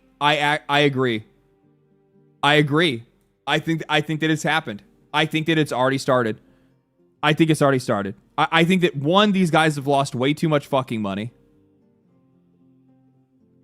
They've just watched... That's all it is. That's really all it is. They've lost too much money. Nearly every single one of the games that were made for an imaginary audience, essentially, has failed. Like, they all have failed and lost them hundreds of millions of dollars because these guys have sunk hundreds of millions of dollars into these games, and game development gets more and more expensive every single year, so they continue to invest more and more every single year. And now with all the stuff that's going on with AI and prices continuing to rise, these guys need predictable revenue, and they're realizing, well, we need to stop listening to these like made up audiences on the internet, these people that are virtue signaling and trying to tell us how angry they are, even though none of them actually ever buy any of our shit. We need to just go back to making games for like 16 to 25-year-old men. And that's pretty much about it. Like, you have your young demographics, right? Like your kids' games, your E for everyone, but like, when we're talking about like shooters and we're talking about, you know, games with like ninja chicks and Tomb Raider and stuff like that, like Stellar Blade or, you know, these kind of games, like, yeah, we need to go back to just having hot chicks. Because even though you're going to have these people that are on the internet that are going to pretend like they're you know, they're going to pretend like they're my brain. They're going to pretend like they're offended by it. They're going to pretend like it bothers them, that it gets under their skin as they go offline and check, you know, that one website that ends with a 34 for more pictures of said characters. Because at the end of the day, all these people are ever doing is just virtue signaling for points. They want people to think that they care about things. They want to be the most virtuous person online. They want to be the most moral. But the funny thing is that nobody actually is that. We are all dirty, disgusting humans. Dirty, disgusting meat sacks on a planet that's fucking hurtling through space. We are all incredibly selfish. We all want the same thing, even though people want to pretend like they don't. Humans aren't disgusting.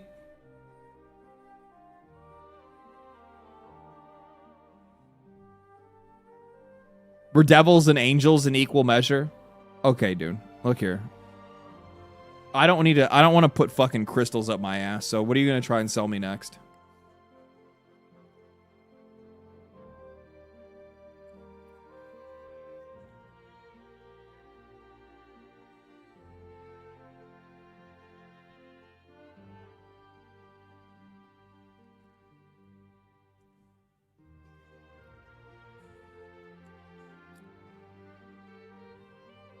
In the end, all video games are still escapism, right? Yeah, absolutely, for sure. Think for the 5. So yeah.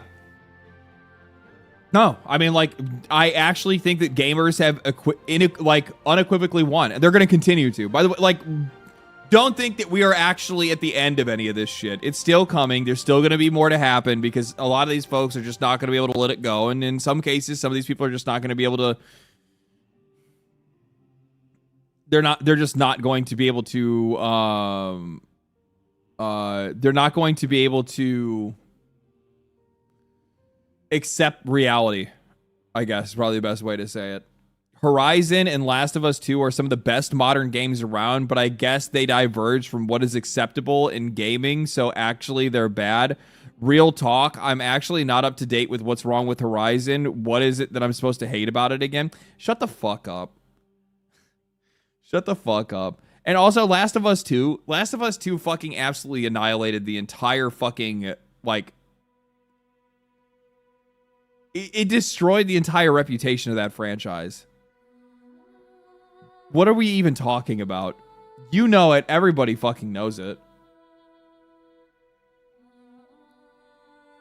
Everybody knows it. And also Horizon... Just out of curiosity, I'm gonna play it. Okay, I'm gonna play her. No, this is not. There's 0 people that are playing it.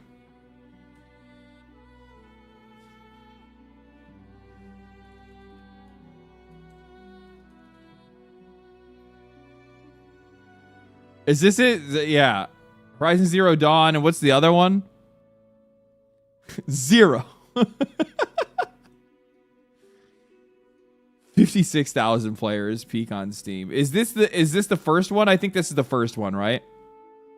Is Forbidden West the first one, or which one's the first one?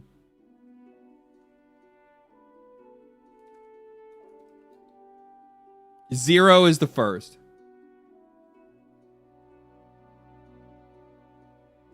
That's not good, dude.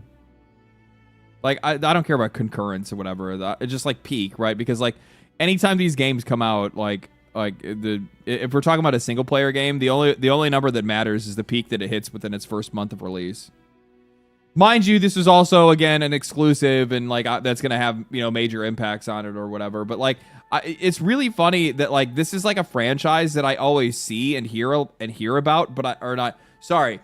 It's a franchise that I always see, but never actually hear about. Like, I never hear anybody ever talk about it.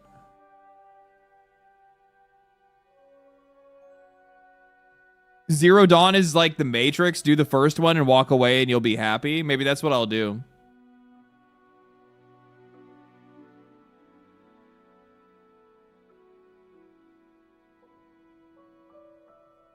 Maybe that's what I'll do. That sounds like a pretty good idea. But yeah, I think the gamers, I think the chuds are winning. The funny thing is that like what is the argument here? Where they're like, no, that's not. Is it that you're trying to say that's not the way that it should be? Or are you trying to, or like, you'll see some people that'll try to push back against this and be like, no, nobody actually cares about these things. Fuck yes, they do. Yes, they do. People want to see hot chicks. They would much rather see hot chicks than whatever the fuck Tosh was in Dragon Age the Veilguard. People would much rather see hot chicks in their video games instead of some like androgynous, I don't know what the fuck this is, situation. All they want to see hot chicks. That's it. That's it. That's all it is. Hot chicks and hot dudes. Doesn't matter what you look like. You still want to see hot chicks and hot dudes. We like things that are aesthetically pleasing, and the same can be said for characters and other people.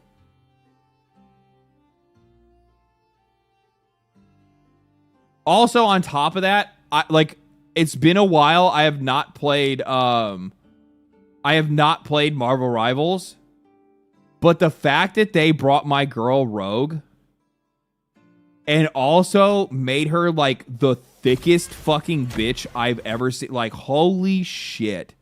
Like, what is going on here? Like, this is lore accurate. This is lore accurate. Oh my god, get fucking shit on. True, dog.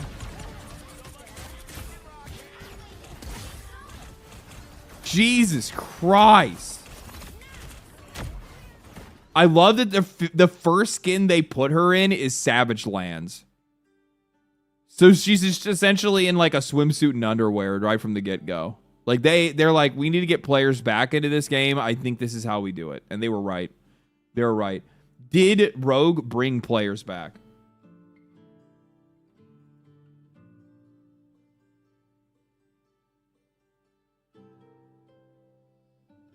It did. It did. It in fact did.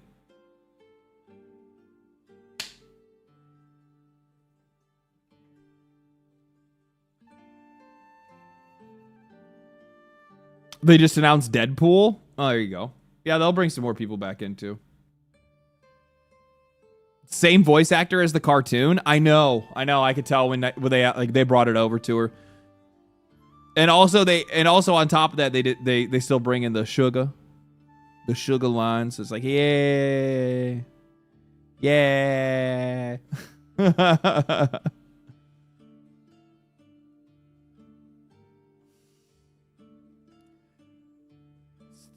This guy hustle bitch.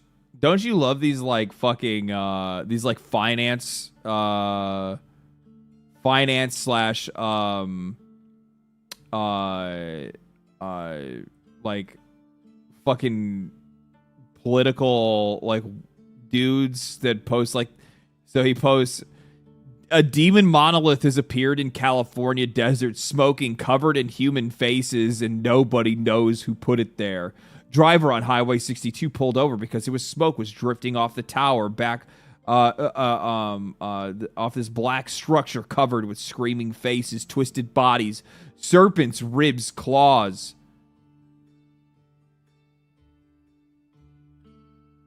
This dude made this whole fucking tweet trying to let everybody know that basically the gate of hell is here.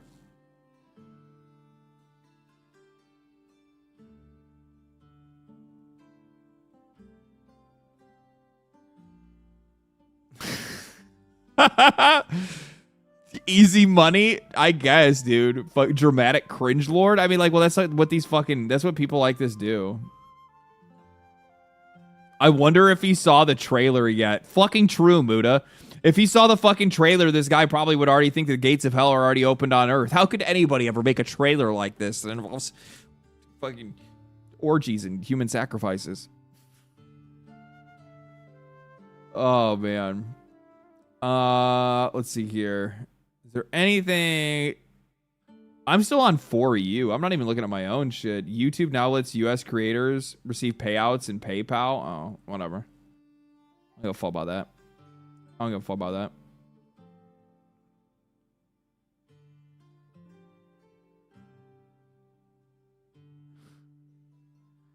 Okay, let's see here. Let me see if there's anything in my likes that I want to take a look at. Actually, out of curiosity, I need to see something real quick.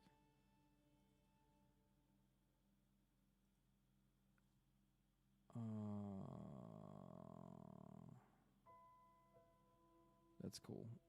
Oh, there it is right there. 3. It tells me right there at the top. Cool. Okay. Tomb Raider. We already talked about Tomb Raider. High Guard. Hi, bye. Hi, bye. You guys are fucking cooked. We talked about Ark Knights. We talked about Jeff. Thank you for the Game Awards. We talked about that already. Diablo we hit already.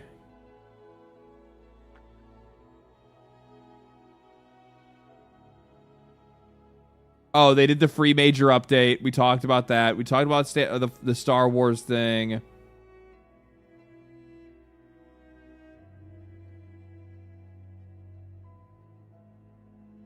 We talked about Divinity already. I don't really think there's anything like there's not enough information for me to go off with this. I don't really know all I know is that I'm excited for it and I'll find out about it probably I'm hoping as soon like as fast as anybody else would. I mean Larian was following me when I like was covering Baldur's Gate 3 like a year ago. I would imagine that they would probably want to like keep me in the loop when it comes to like, you know what I need to do? I need to get a hold of,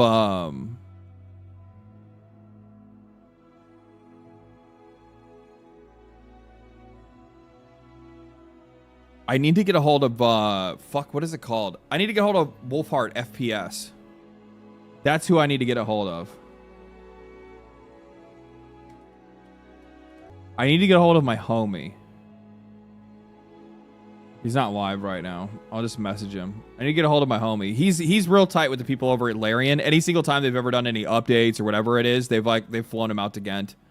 And then he was able to go out there and like check it out and like see what was going on with the game and like what changes they were making and whatever promotional events or whatever it is. Did you talk about Lords of the Fallen 2?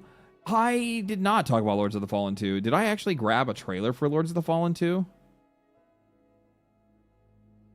A 3-minute trailer at the Game Awards is now reportedly cost over $1 million. So these guys, so that means that live service game that got a much longer announcement and reveal,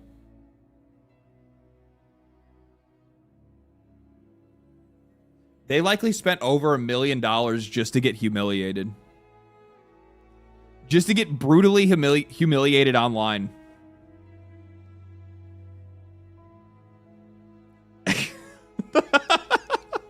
Just to get absolutely fucking shit on Twitter. These guys paid Findom. It essentially is Findom. Yeah. They just paid out. They probably paid out like $2, maybe even $3 million because obviously like that's a pretty like coveted spot. It's the big spot. It's the huge announcement. So they paid to get the huge announcement just to get absolutely fucking annihilated everywhere. You know another really good example of this as well. A company that did the same thing last year.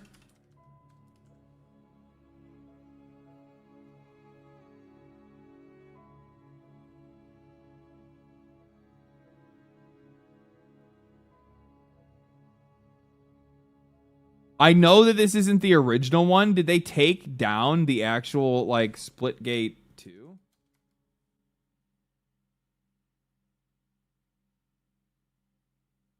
So it's back in alpha again. All I know is that these guys like fucking murdered them. They murdered themselves.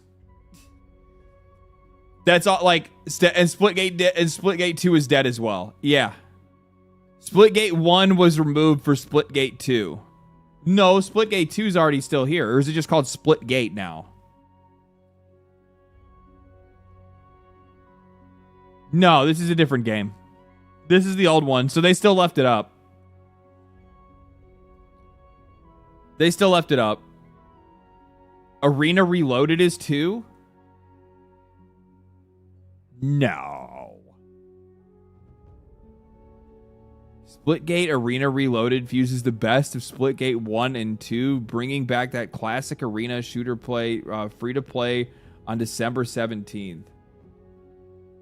Oh my fucking God.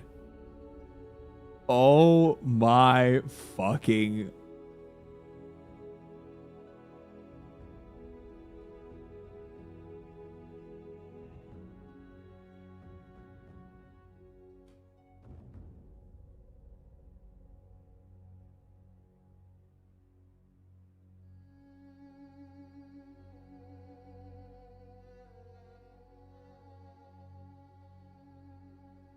This is like the Concorde that they refuse to abort.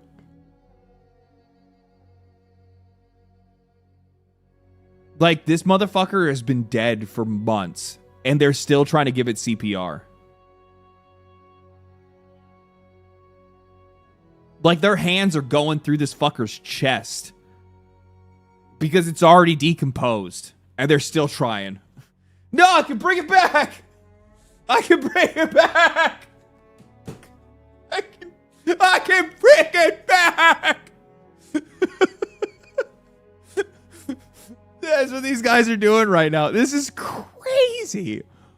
What the fuck? What? This isn't it. There was Splitgate 2. You're fucking with me. This is a different one. I mean, I get it that it's. I know it's like a split. There's like, because I'm sure if I go to like their social, right, like Split Gate 2.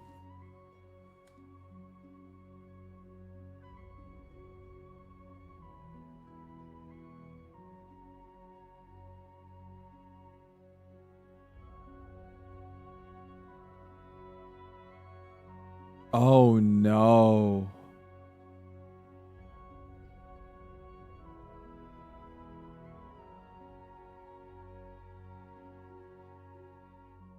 Oh no.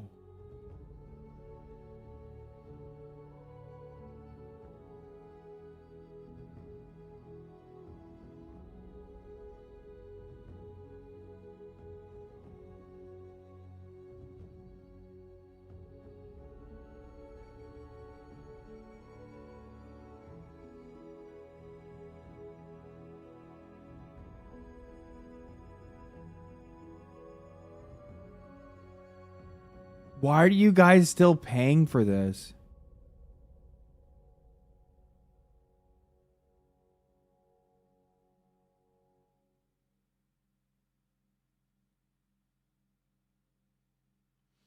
This is fascinating. This is a downfall that I have to study. How have I not gotten into this? I mean, well, I guess it is like, would people really even be interested in me fucking absolutely just shitting all over all the bad decisions that these guys have made to be able to lead them up into this point? Because this is actually fucking crazy. Because they essentially had a game that was like, already successful, right? Like Splitgate 1 was okay. Like all they had to do was just keep investing into it. But then they realized that they had a game. If I remember the timeline correctly, I'm just going off of like vague shit that I've seen, collection of ideas that I've made of my own as well, right? So from what I remember, Splitgate 1 comes out. Splitgate 1 absolutely received fantastically well. People really enjoyed it. They have a blast with it. People got into it. They loved it. These guys then immediately realize, oh, fuck, we could make money. Investors come in and are like, hey, you could be the next live service game. We want to invest in you. They take the investor money, say, fuck it, fuck Splitgate 1. We're now making Splitgate 2 because we have investor money and we want to be rich now. Then they go out of their way to blow all this money on marketing. They go to the Game Awards and he does. You guys remember last year's Game Awards where he went on stage and he was just like, we're here to make games because they don't know how to make Call of Duty or Halo anymore. And he was like wearing a Make Games Great Again hat, like trying to act like he's like the anti-hero or something like that. Remember he went up there with like the blaster? He went up there this right here. He had this over his shoulder. We're here to make real games, not games like these fucking losers. Anti-DEI, man. Yes. Yes, that's exactly what it is. 8th grade Simbo. Yeah, a straight up edgelord. And if I also remember too, I think he went on social media. Did he delete all of those posts? This is all older.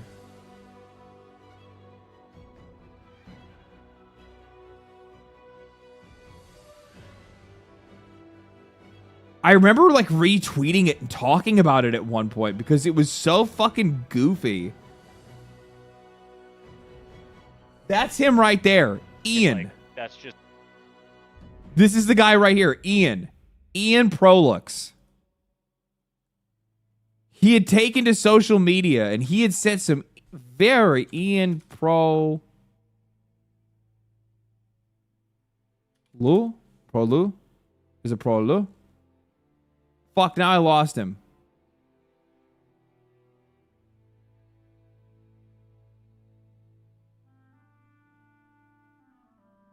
Yeah, double pump with the grab.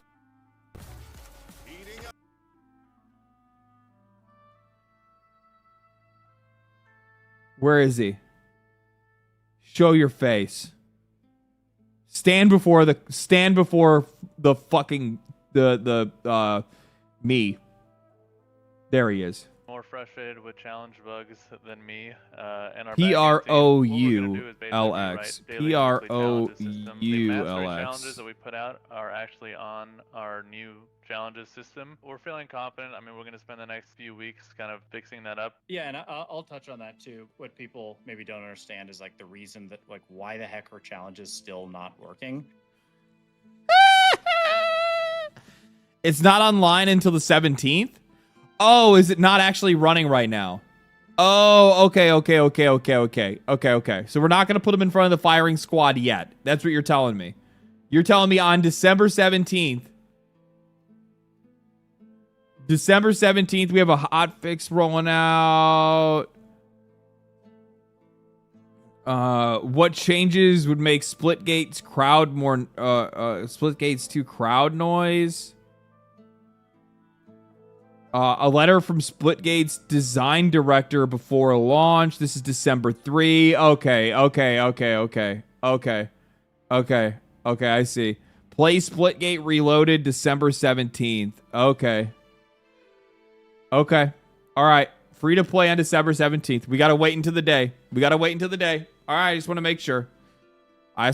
So the people that are playing it right now are obviously testers. They're people that are like working for them. All right.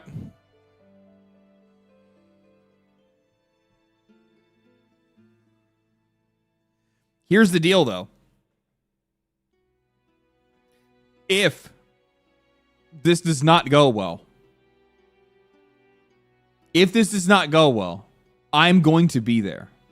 You guys realize that, right?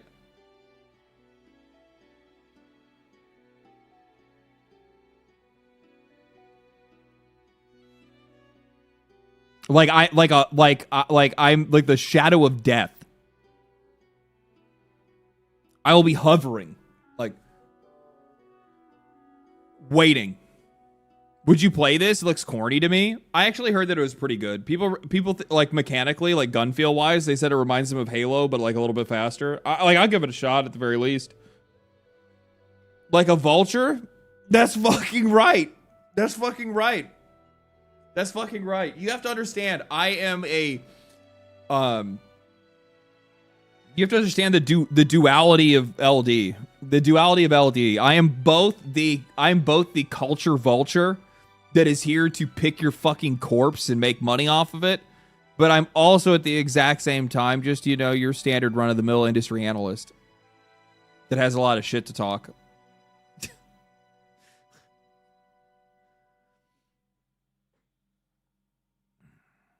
Remember the first one being fun, never tried the second one? Yeah, the second one had a lot of fucking problems. Mostly because it was like money hungry and greedy straight out of the gate. Because if I remember correctly, they dropped Splitgate 2 and the monetization for Splitgate 2 was fucking horrendous. Like I think there was like a $120 skin set or something crazy like that straight out of the gate.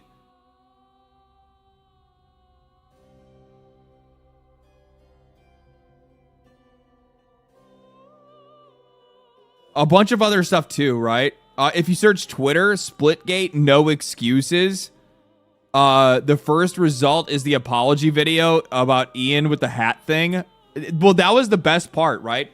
And like I would have to go back and find that shit, but he first didn't apologize and didn't want to capitulate to that crowd. And then later went back on it and did capitulate to that crowd. It's just so fucking like, it's so weak and wishy-washy. And it also kind of shows that you like truly don't really have any, I think when people act like that, it shows that they don't actually have any like real values. They're not actually, they're just not real at all. Like whatever they're trying to do, they're trying to rip you off. At least that's the way it looks to me. Not gonna lie, I love it when you tear into Ubisoft. Yeah, they're fucking dead though, so I don't really have anything to say about them anymore. Not until they do something else stupid. But I think it's probably gonna be a while before we see them do anything that dumb. I mean, I said that before, and then I still found a way to be able to slide them into a video at one point. But yeah, you're more like Karen instead of like Greek mythology. Am I the boatman? Is that what you're saying? Am I there to ferry them to the end? Is that what you're trying to say?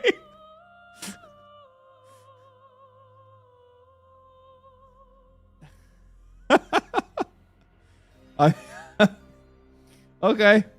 Yeah, all right. Any word on Half-Life 3? But you're not going to hear shit on Half-Life 3. There's none of the leaks are ever going to be anything. If Half-Life 3 ever exists or releases, it's literally just going to be a trailer that's going to get dropped out of nowhere, and you're going to go, "Oh fuck, Half-Life 3," and then people are going to lose their minds. Thoughts on Neo 3? I'm super stoked for Neo 3. Satya Nadella calls Microsoft's size a massive disadvantage in AI. Is Nadella signaling more layoffs? Yes. Yes. And I can tell you the very first area that he's going to set his eyes on. Do you think he's going to want to cut people from his team? Do you think he's going to want to cut people from Microsoft? Or would he rather cut that from the video game company?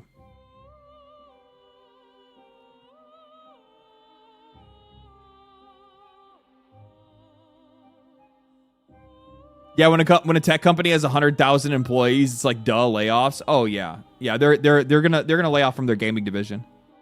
Like they'll still lay off in some areas within Microsoft as well, but they'll just do what they did last time when they laid off 9,000 employees. They just cut from all over the place, and gaming was still included, which that's exactly what it'll be. They're just waiting until next year. We'll probably see layoffs in the first 3 months of next year, guarantee it. Let's see here. What else? GameStop should totally let me do this next year. So I watched this. Angry Video Game Nerd. Game of the year. Man, what year are we on at this point? 2025? That's a whole lot of numbers just to say this year sucked. Now, thankfully, I haven't played all of these games, but I guess somebody had to in order for them to get nominated, so that's a depressing thought. He's so low energy now. I don't know if that's because he's like recording a video for GameStop, but like he used to have a lot more energy to him. It seems like he's like blown his load. You know what I mean? Husk of a man. Yeah, what happened? But hey, there must have been some good games that came out this year too. And you know the old. But he's like saying I didn't even play any of the games. It sounds like he does. I mean, we're all getting older. Yeah, it's true. You gotta take the good with the bad sometimes, or in this case, you just gotta fucking suffer. Anyway, the nominees for the worst game of the year are Mind's Eye. What the hell is this? Well, apparently it's got technical issues, performance problems, buggy mechanics, it failed to deliver on expectations, and it just plain sucks. Oh, so that's what the hell it is. I mean, it goes a lot further than that. It's also just a straight up. It's also a game that just like fucking flat out lied to its audience about what it actually planned to deliver. They lied to their own investors about the kind of game that they could make. Yeah, the GTA killer. Yeah. This game was supposed to be like a metaverse game that was gonna have like all these different ways to be able to play it and stuff like that. And then what it ends up being is just a super insanely low quality Grand Theft Auto ripoff that barely even works.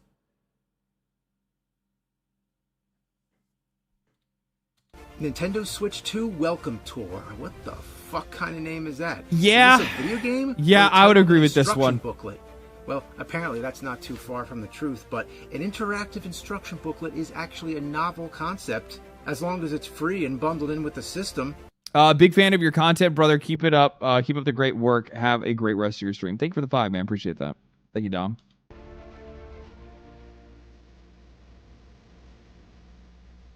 What were they thinking? EAFC 26. Oh, what the hell?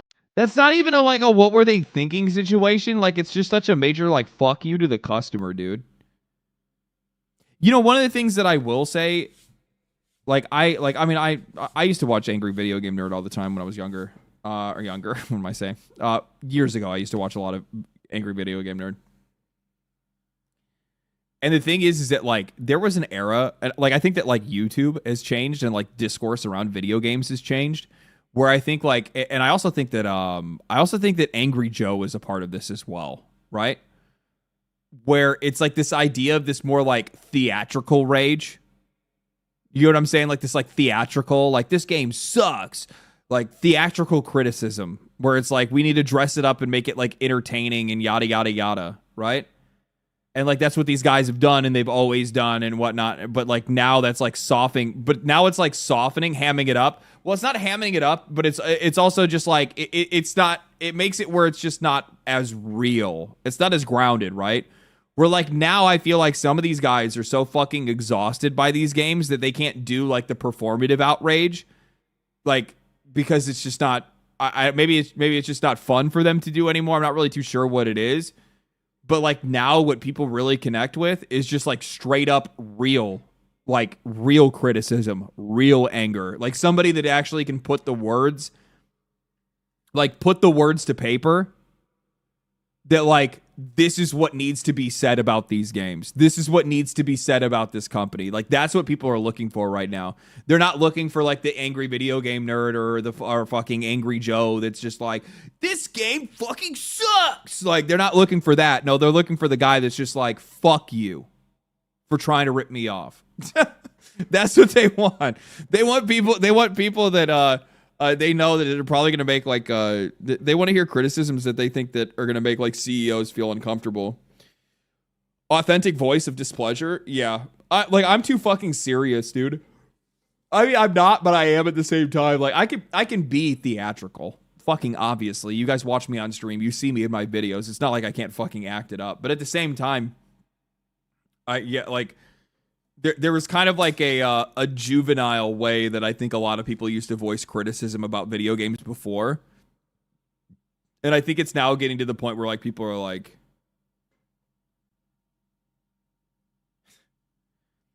it's time to go to war. It's time to go to war. Oh, that's just some random ass letters and numbers. Well, apparently what makes this game so bad is nobody can tell it apart from the last game in the series. I can't tell what the fuck the name even means. And Superman 64, fuck this game. And the winner is Nintendo Switch 2 Welcome Tour. Well, I'll drink to that. To numb the pain.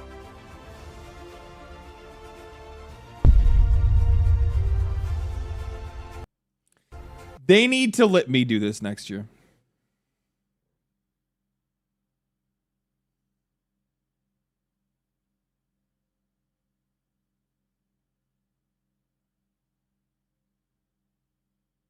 I'm going to use the bathroom. Give me a second.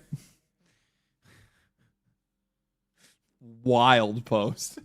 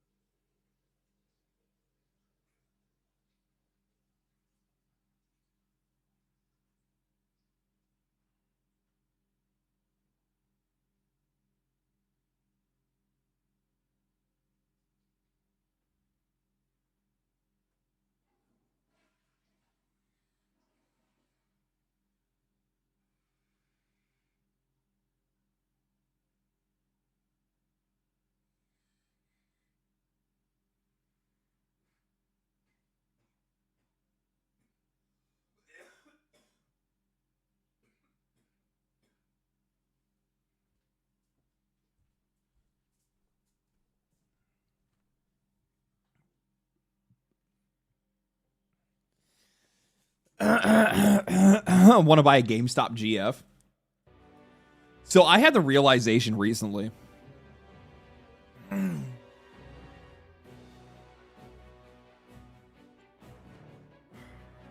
I had the realization recently that the job I do now is essentially the job I was doing years ago.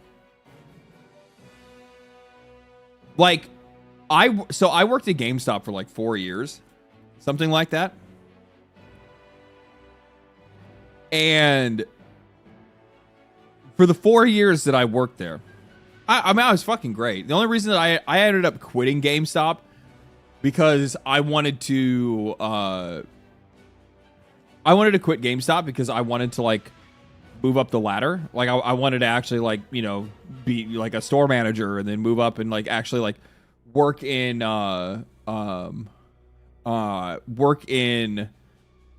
different like actually like get into like corporate and continue like kind of do that whole thing, right? Like that's what I wanted to do. You were a district manager for a couple of years, absolutely brutal.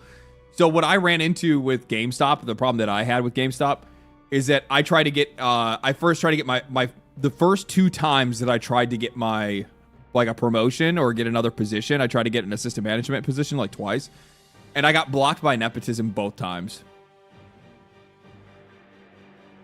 I got blocked by nepotism both times. It was somebody's nephew that they gave the job, and I'm just like, bruh.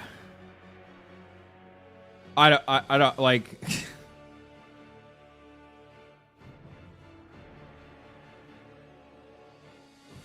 How'd her neck get longer? Maybe it's the color of her hair? No, her neck got longer.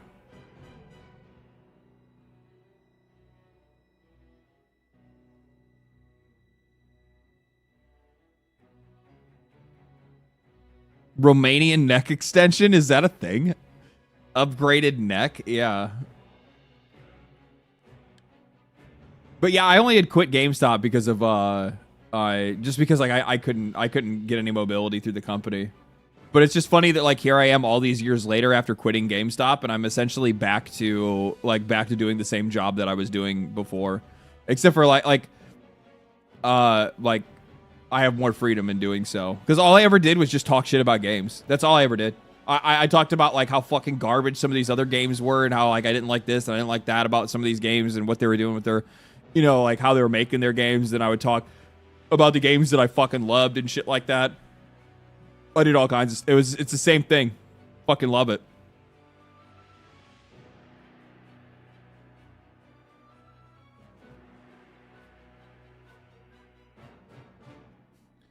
We think we figured out who the demonic monolith in the desert is. Jeff Keighley's been teasing about.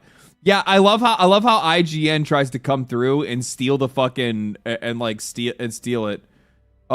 Steal the credit. Like, people online had figured out way before you guys ever even got into it.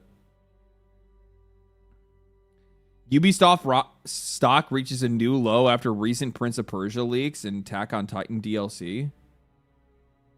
There's no shot that it's even lower today.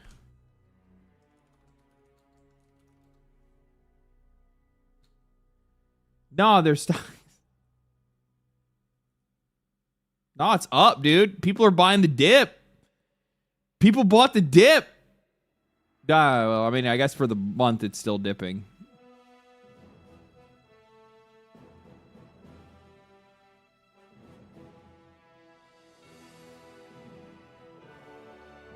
Yeah, I know that's the European stock, and this is only the 1/5. This is only the 1/5 shares. Like the other shit's all broken up into like different categories and whatnot for tax reasons.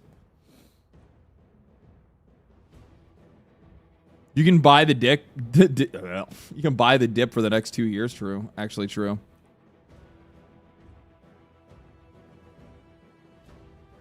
Nintendo stocks are also low as fuck. I thought is Nintendo publicly traded? I didn't think Nintendo was. Nintendo stock? Oh, I guess they are. For some odd reason, I thought Nintendo was not.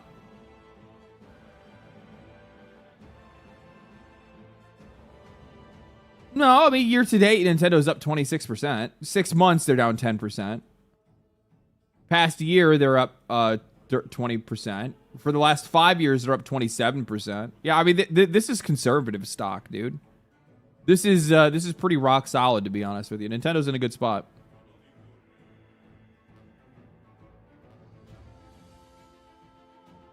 Shut the fuck. Gooner slip. Shut the fuck up. That's not the. No.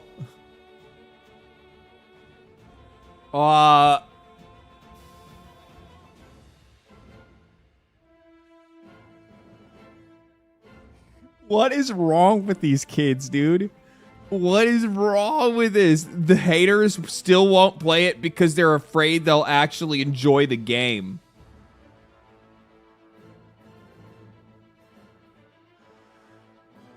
Holy shit, dude. Where's who's their dealer? I gotta fucking know. I gotta know. No, so I brought this up before. You click the profile. I make COD videos, 140K plus supporters.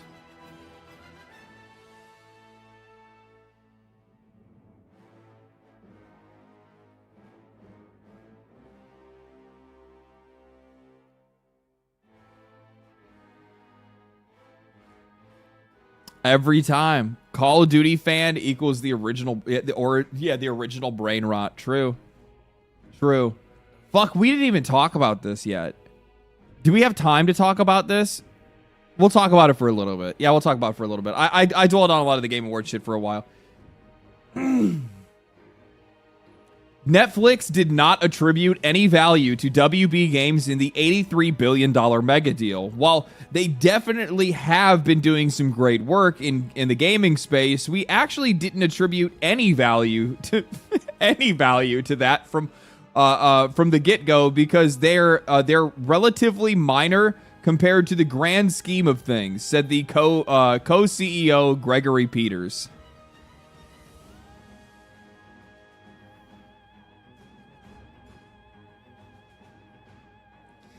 God damn, dude.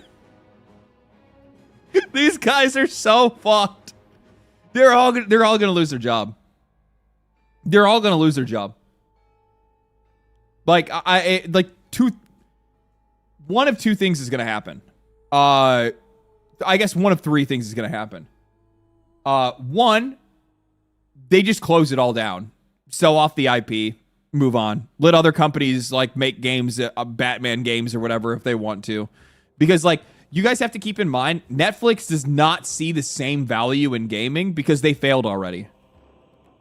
I don't know if you guys remember this, but Netflix already sold off and broke down all of their AAA gaming studios that they had built. They had built a few of them. They got rid of all of them. Now all they want to do now is just push the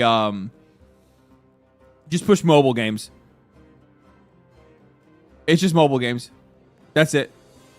So that's really the only thing that they've been going into lately, and they pretty much ignored everything else.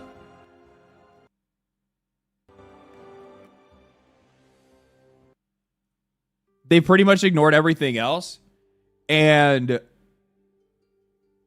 they are essentially just going to like move away from the gaming space entirely.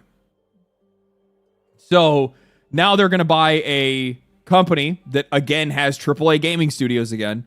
Chances are they're just going to either close those down or try to repurpose them into mobile studios.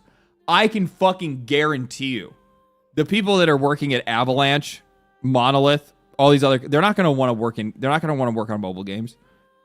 They're probably going to give the option, would you like to keep your job, but you're going to work on mobile games instead? And then they're probably going to say no. And they go, okay, well, you can take a severance or a layoff, and then they leave. But I think that's probably the most likely thing that's going to end up happening. Past that, I just don't see them making games. Like maybe, I guess they let them make games, but if they do, they're going to let them make games on a much smaller scale, and it's going to be very limited, and it's just going to be WB property. It's just like there's not going to be any original games. It's going to be you make Batman, you make Harry Potter, you make whatever else. Like they will keep it very, very simple. Like you are only to make WB property games, and that's it.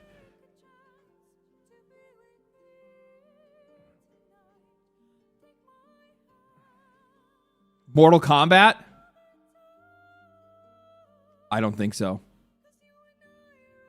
They'll probably move away from the fighting games. They'll probably let the fighting games go. they're not gonna see the revenue in that.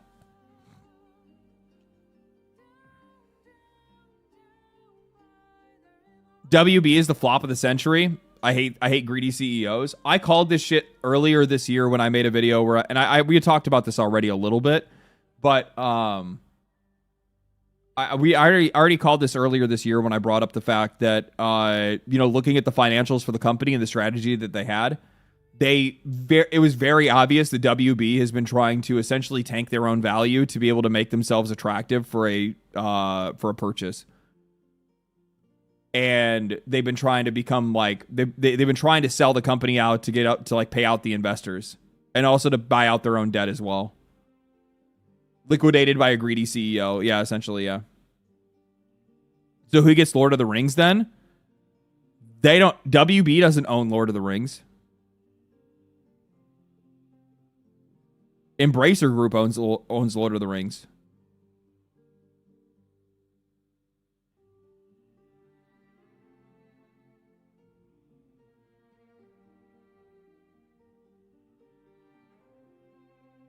Yeah, the fucking idiots over at WB sold off the rights to Lord of the Rings. They sold it off to Embracer Group.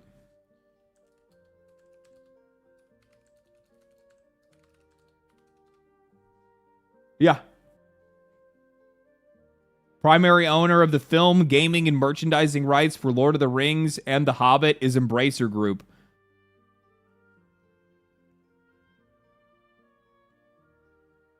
Yeah. They sold that off back in 2022.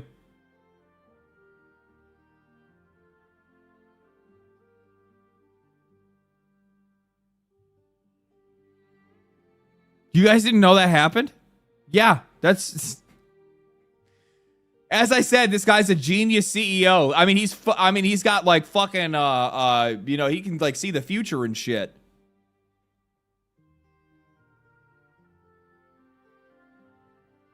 A lot has happened since then, but yeah, I remember. Yeah. Embracer Group.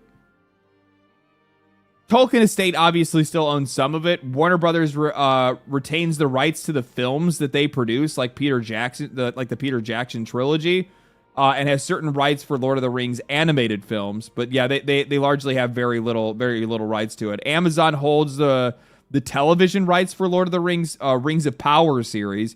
So like all their stuff is essentially like limited to the series that they already have, but like overarching rights to everything Lord of the Rings is held by Embracer Group. Embracer Group, where games go to die, where essentially everything goes to die. The only thing that you could maybe point to out of them that has still been able to succeed regardless of them is Saber Interactive, right? Saber and also Warhorse? Is Warhorse Games under them too? I know Saber is, but Saber's been able to succeed despite them.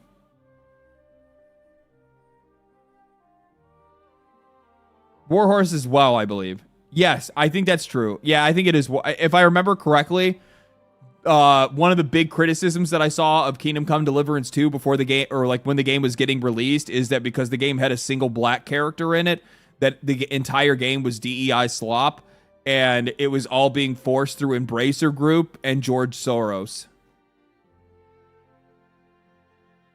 Yeah.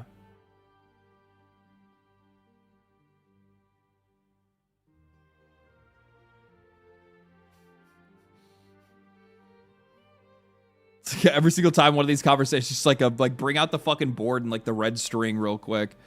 You don't understand. You don't understand. You need to hold on.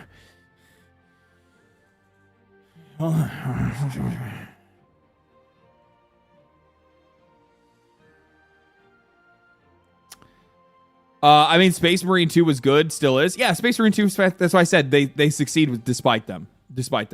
I think that there's like an agreement and a level of trust that some of these companies can get a hold of, which is like essentially they get the leash where they can make it where these companies do not fuck with them at all, as long as they like make a good product. And I think in the case of like Warhorse as well as Saber, like Embracer Group just doesn't get in their way because they just don't see a reason to. And probably like I'd imagine it's just because their management has like fucking swing. That's probably what it is.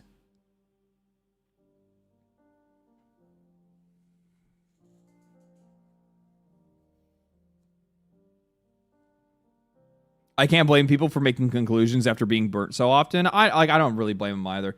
Like, I'll make fun of like some of the positions and some of the ideas that people will have over some of this stuff, but I don't necessarily disagree with the sentiment. If that makes any sense. Like, I don't agree with like the cause the same way as a lot of people do, right?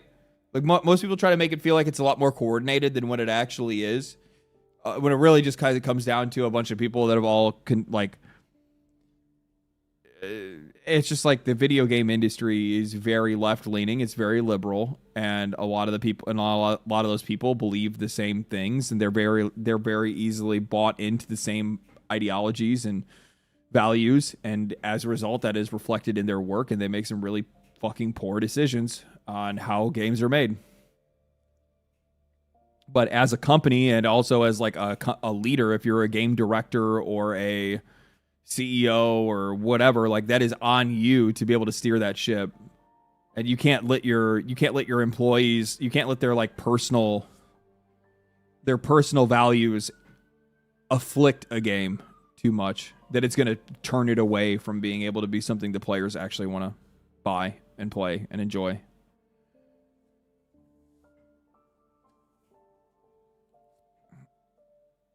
Seems you're streaming today longer than usual. Am I? How long have I been streaming for?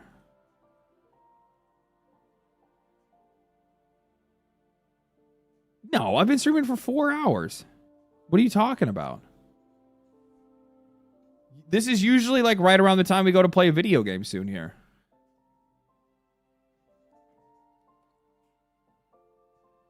Most streams are like 6-7 hours. Yeah, streams are only 5 to 7, something around there. Depends on what it is. Yeah, I'll probably start my PoE league. I think we'll end up doing that tonight.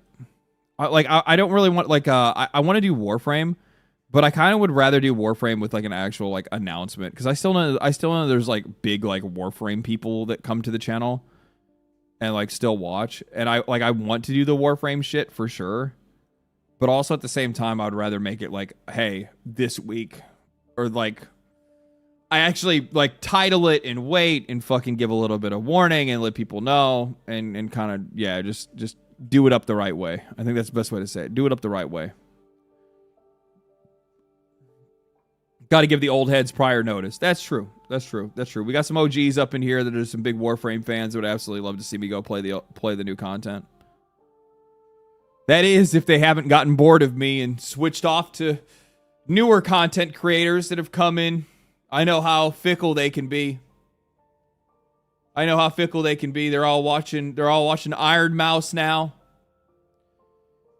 They did the old toy. They did the old Toy Story meme to me where they're like, "Oh, here's Aztecross. Fuck LD." Ow. Yeah, fuck me. That's true. True.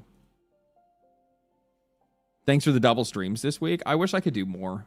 It obviously actually works out pretty well. We actually, as weird as it sounds, we had the same amount of viewers today that we did yesterday. Just about. Which is pretty odd. But yeah.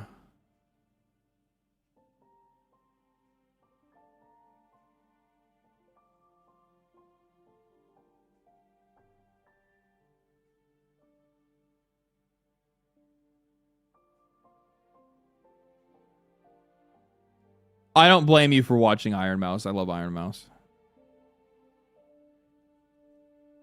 We'll get rid of that. What do we got going on here? We're chilling. Hearing LD reminds me of Larry David from Curb. What the fuck are you talking about? Is that even a real thing? I have to wait for the game to update, so we still have time to talk shit. Let's see here. I've already gone over all that shit. This is all Call of Duty bullshit, Activision bullshit. John Romero's game has survived cancellation. He's been resurrected since Xbox let him go. From a recent interview published today, the team is now working on 110 staff are all back to work. Project leads remain the same. Game had to undergo a redesign visually, but the concept remains the same. Single player only, no multiplayer or co-op. I'm all here for it, dude. I like single player games. Let's see here. After Netflix executives dismantled their AAA game studios in 2024 because they believe that those type of games are too risky, I am big time worried about WB Montreal, NetherRealm, Avalanche, and Rocksteady. Oh, they're all getting dismantled. They're either going to get sold off or they're just going to get fully dismantled. They'll give some of the people the opportunity to move into different roles if they want to, but they're just going to get rid of it. They're just going to toss it. I mean, why would they fucking stick around with it? It doesn't make any sense to me. NetherRealm has been asking for it. Yeah, kind of, I guess. Yeah. Also, at the same time, you know, my whole thing is like, how much of the issues that we see out of the WB studios are more of a symptom of them being under WB?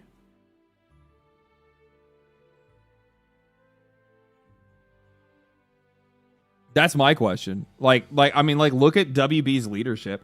Look at, imagine being a video game studio and already looking at, all the shit that these companies are fucking on, all the shit that they're put through to begin with, right? With, bad leadership. Now, imagine that leadership is Hollywood.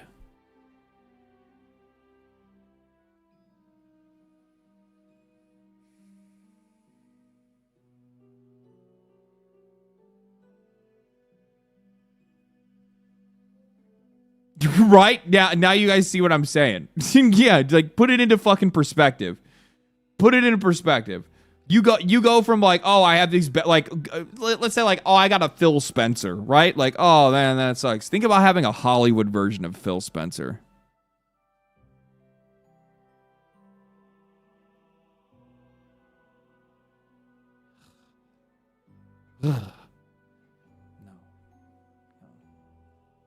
Probably better for these guys. Katsuhiro Harada is leaving Tekken.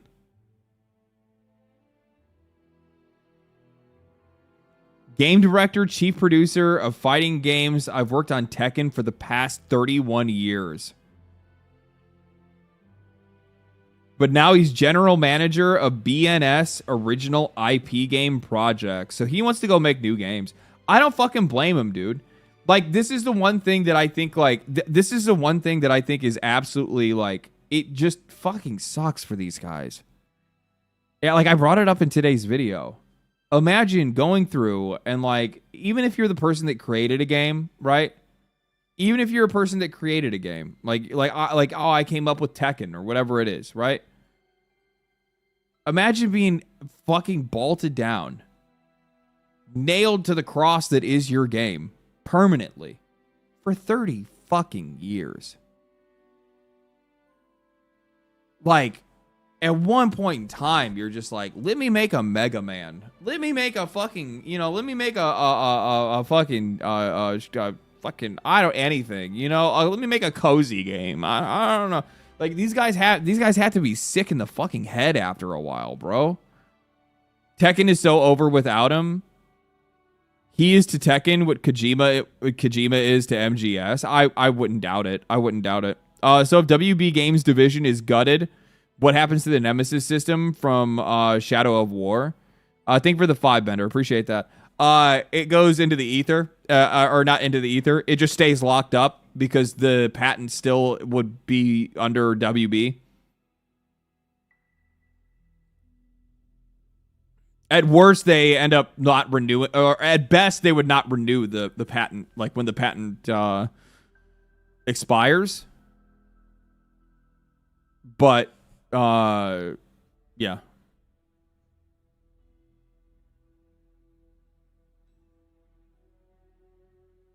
Netflix probably doesn't even know about it. They'll never know about it. They don't care. They are literally there for all their other shit, or for all their IP, for all their movie IP and shit that they can use for television shows and whatnot like that. Anything to be able to keep the the Netflix slop farm moving. Got to keep that treadmill of content running. Do you remember when you made a video on Warframe trying to be good. Now it's becoming the kind of feminist kids marrying kind of weird. The forums 3 days straight on fire. What? Do you remember the time when you made a video on Warframe trying to be good? A video on Warframe trying to be good?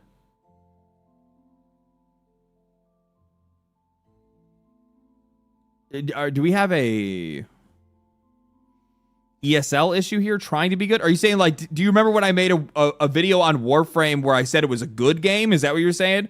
Where I said that it's a good game? And then now you're saying I meant a game trying to be good? A game trying to be good. Well, no, it is a good video game. But you're saying, like, now it's not a good game because people in forums are talking about marrying children and there's feminism? What does that have to do with the video game?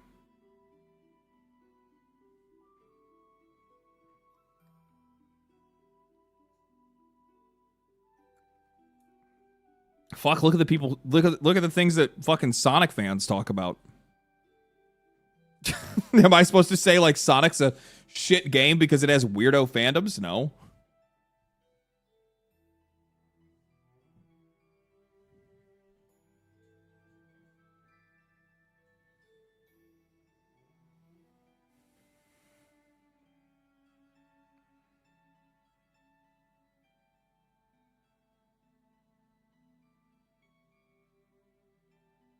Somebody's like, I'm high. This makes no sense.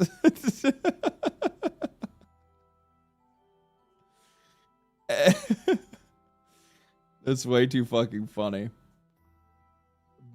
I don't fucking know. Video game forums. Well, if you play or when you play Old Peace, we shall see. Oh, does like old? Are you saying Old Peace has a theme in it where you're marrying children? Is that what you're trying to say? Why would you come in here and want to fucking spoil shit? Thanks, dude. What the fuck?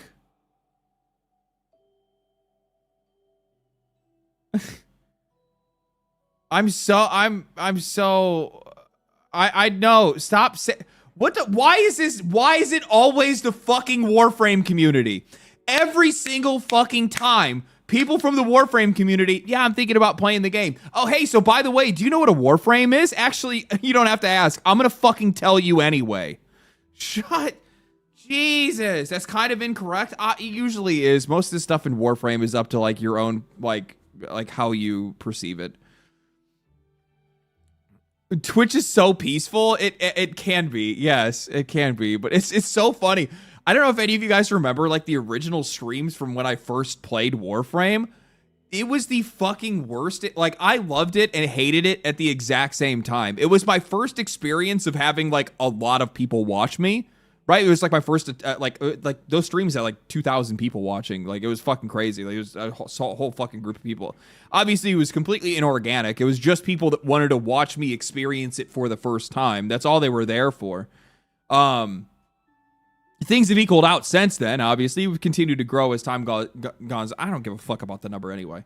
But either way, those streams were crazy. There was a lot of people trying to get my attention, a lot of people trying to say things, and a lot of shit that was happening was mostly people that were trying to fucking spoil things constantly. Like, all the time. Like, they wouldn't even bother asking, did you play this yet? No? Oh, okay, well, I'm gonna tell you about it anyway. Didn't mean to spoil, just thought you heard about this. How would I hear about it? I haven't been following the game. You were bringing up you're bringing up forums. I ain't hunting the fucking Warframe forums. Come on, man. Do I look like a forums guy? I barely even use Reddit for anything other than pictures.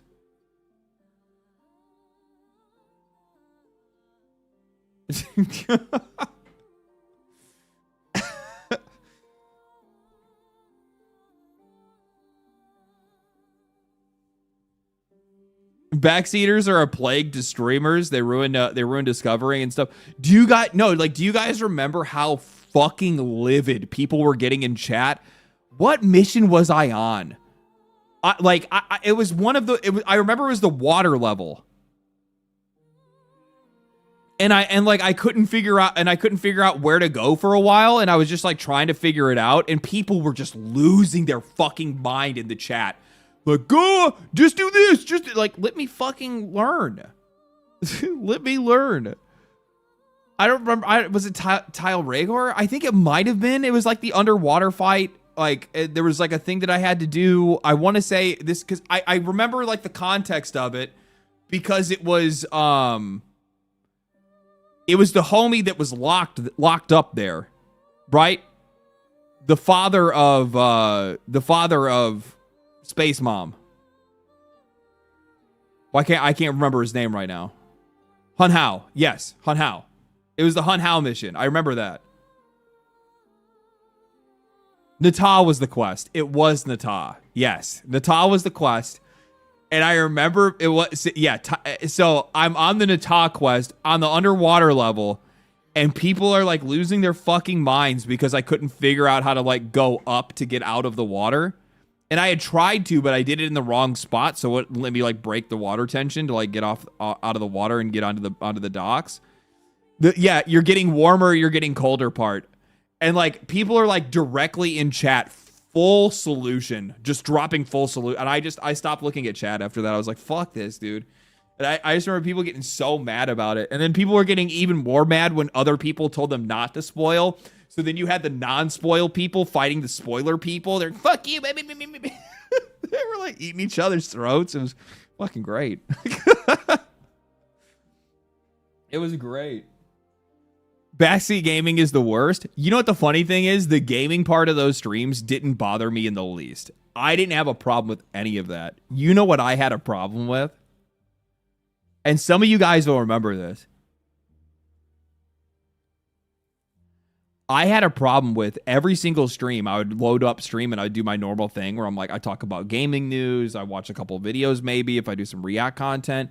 Every fucking time. You could, because like normally my streams before all of this, I had about like 250 viewers. I was averaging about 250 viewers between YouTube and Twitch. I don't even think I was doing dual streaming. I think I was just doing YouTube at the time. So I had like 200 viewers, maybe 150 to 200 viewers. I think during the Warframe shit, I shot up to like 2,000 plus viewers. Those 1,800 people rolled in. And were like immediately directing me on how to do my stream. Why are you talking about this? Play Warframe. Play Warframe. Play Warframe. Dude, I was like sitting there every single stream, pulling those motherfuckers up out of chat and being like, ban, bitch. Ban, get the fuck out. I bet you wanted to watch this. Maybe you can check the VOD on YouTube. Get the fuck out of here. It was like, it was so annoying. It was like, I feel like it was my first, like my christening through fire, right? I bet that felt good though. It did, because it was like every single stream that I would always pull like 5 people up onto the firing squad. It was just like, oh man, it was so good. Oh, the Purge. Yeah, I know. I guarantee those are the people. So I've talked about this before, and I find it so fucking funny. And I don't know why it's that game. It doesn't even make any sense to me. I actually, it does, because I guess I don't like play it all the time and talk about it all the time. But like, if I ever see angry comments about me online, like especially if it's especially if it's on like Twitter or if it's on Reddit. If it's somebody, oh, he's a grifter. Oh, he's a this. Oh, he's a this. You go and you look, and it's always they're from Warframe. They're oh, I'm a Warframe. Like you'll click their profile, Warframe fan. Warframe. It's just like, I remember seeing like the super anti people. Like the people, like the anti videos people had made at me before, where like they're talking shit about me or whatever. And you go in, you'll see like, I used to watch him. I loved his Warframe content. It's like, God, you guys are just such whiny little bitches. You guys are such, shut the fuck up, dude. In fairness, the craziest person in your Discord is a Warframe fan. Yeah. And I love Warframe, and I also love the Warframe community. I think they're fantastic. I don't think this is indicative of the Warframe community. If I went and played World of Warcraft for the first time, even though I can't do that because I've played World of Warcraft a bunch of times, the same thing would happen there. If I went and played Genshin Impact for the first time, and then you draw a crowd that wanted to see your reaction to all the shit that happens in that game, you get the exact same thing. You'd find those weirdos in every single community in the, like, everywhere. They're all everywhere. I love watching people play Warframe, but I hate when the live stream viewers are trying to ruin and backseat everything. Yeah, that's why you have to ignore them. Or you just got to shut them down. I remember I was like super nervous to do that. Because I was really afraid that what would end up happening is that like those people would become negative viewers. They would be people that would be posting about me online or trying to clip me out of context, and then yeah, they did. But eventually you have to just kind of get over that, and you just have to just like be okay. Like, guess what? You're a fucking person on the internet. People are going to talk shit about you. As weird as it is, yeah, people are going to talk shit. You're just gonna have to, like, either you fucking deal with that and you can internalize it and you can fucking get past it, or you shouldn't be making content on the internet. Simple as that. Like, if you're too soft for that kind of shit, yeah.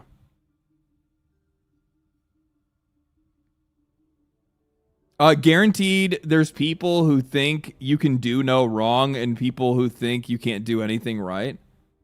I hope that I would actually much rather hope that there's more. I hope that there's more people that think that I can't do anything right than there are people that think that I can't do anything wrong.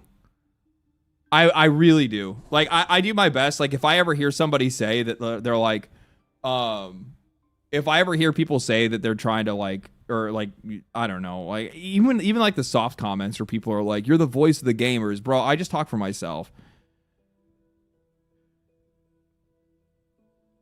He's talking out of his ass? What the fuck are you talking about?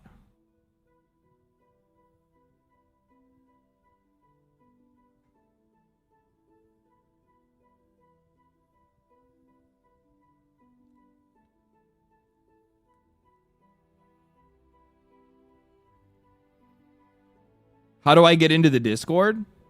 Blood sacrifice?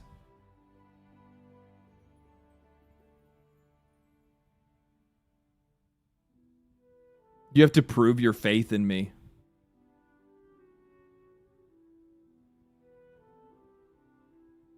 You have to surround yourself with Bed Bath & Beyond candles and commit a sacrifice.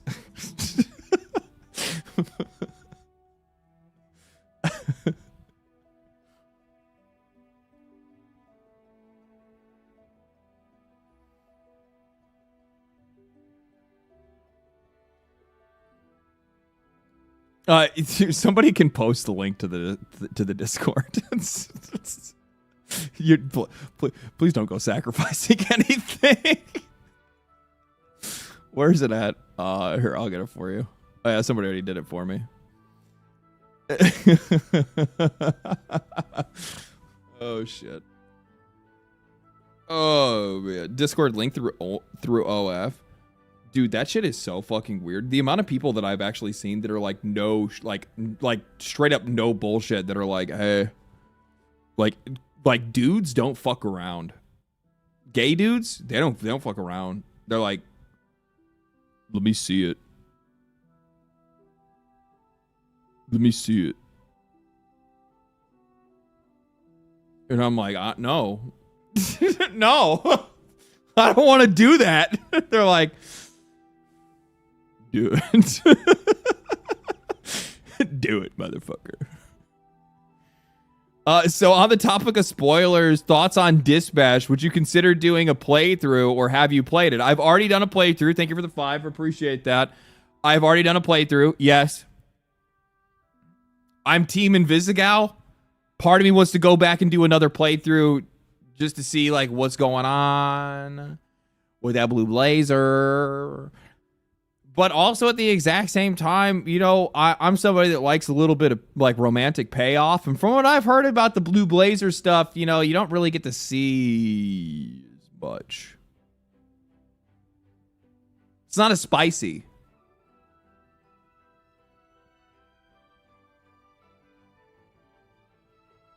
Team Blonde? Man, you guys are all basic ass motherfuckers. They cut Blazer's scene. I heard Blazer's scene, you just straight up just like, you know, give her the old spinorama. You know what I mean? But they took it out of the game. So I guess that they're saying in the expansion, I'm telling you right now, they did this on purpose. You guys know they did it on purpose. Like, who the fuck are we kidding? Who are we kidding? You guys know for a fact what ended up happening is they said to themselves, "Oh, well, you know, we don't like we wanted to put in the sex scenes, but we ended up, you know, passing on that. But now we regret it. And now we're going to put it into the DLC."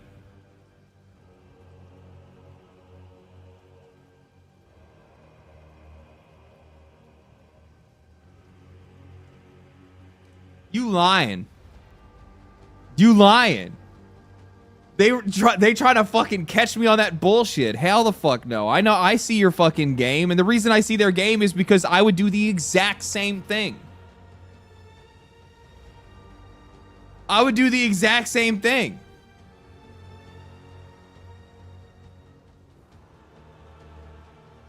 That's damn good marketing. It is good marketing because you get everybody invested in their waifu, right? You get everybody like where they're like, "Oh my god, I just love Blue Blazer so much. I just love or Blonde Blazer, whatever the fuck she called. I love her so much." And then all of a sudden they're like, "Oh, it's so sad that they got rid of the banging scene." And then they're like, "So we heard you want it."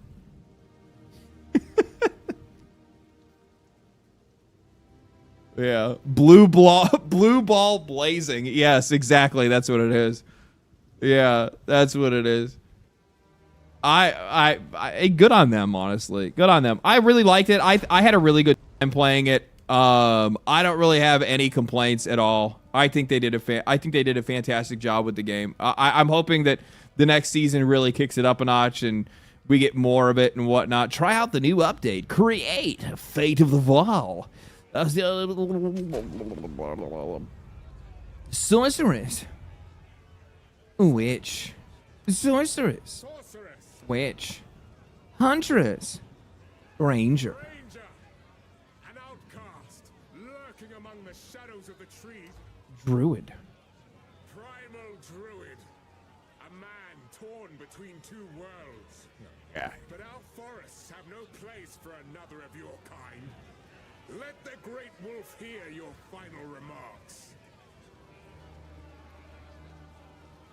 Do I play Druid?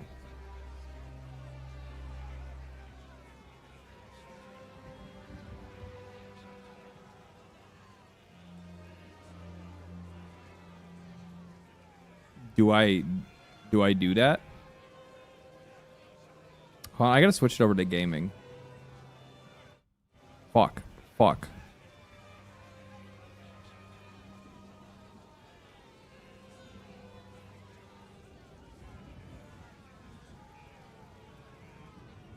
I think this should work.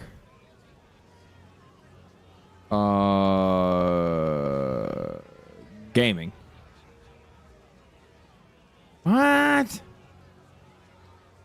Why doesn't game capture work on this? That's so weird. So I have to do screen cap instead. Whatever, that's fine. Whatever, fine. Lame.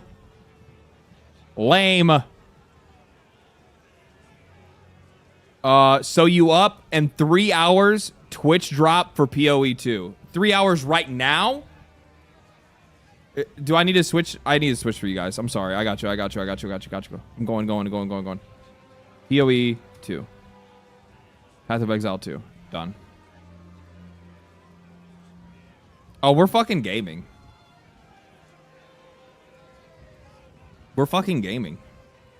Be a druid and then turn into a panda? I don't think that's how that works, actually.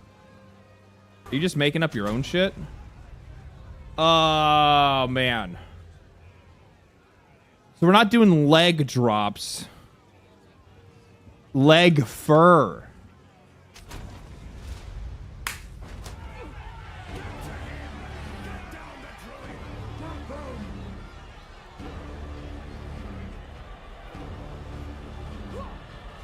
Here you go. How is leg fur not taken? I don't know.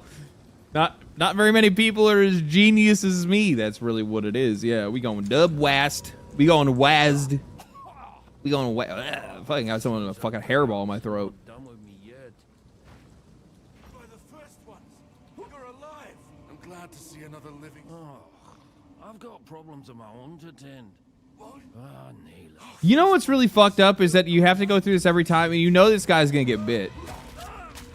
And it's like we could do something about that. Like, we've already seen like the future 1,000 times, right? Like, we know what's gonna end up happening to this cat. Like, it's not good. Not natural, this.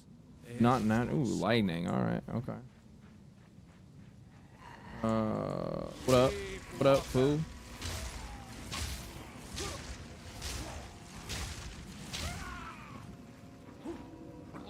Look how pretty this game is. Especially with, like, the environmental effects and shit, like the ground effects and whatnot. Like, that's the shit that I love the most about these games. If you press space, you can dodge roll? What? No way. Shut up. I would enjoy this game more, but my internet connection says no. Fuck, dude, that sucks. I thought that was like, I actually thought that was probably like the issue that I was running into, at least, like with the how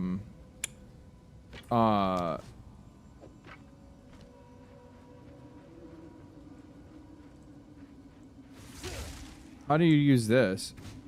Switch into bear form? Doesn't it have, I don't have to actually switch weapons though, do I? Would I just have to build up rage or something, maybe?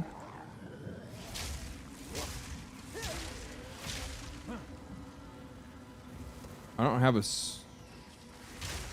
have a weapon switch button. Is this going to be like the weapon switch tutorial class? Is that what this is going to be?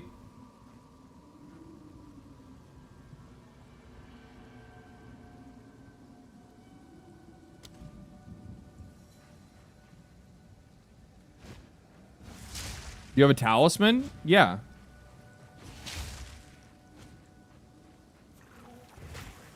I can't use it, though? I'm confused. I have it equipped. Weapon swap 2.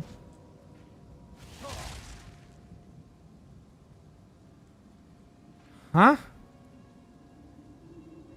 Talisman bear form. Oh, I have to select. I have to select it. That's why. That's why.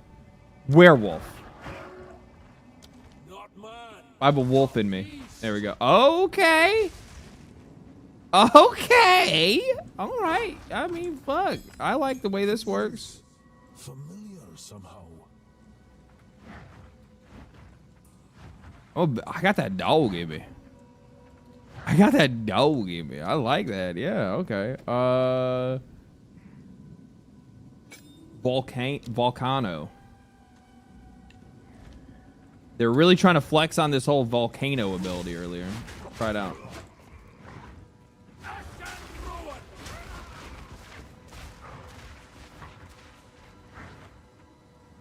Do I want to go? Maybe I should try the wolf instead, or the bear instead. What's that like? Dude, that looks fucking sick, dude. That looks fucking sick, dude. Holy, okay. Hit him with that heavy strike. Catalyx, thank you for the tier 1. Appreciate that. Volcano plus bear. Okay.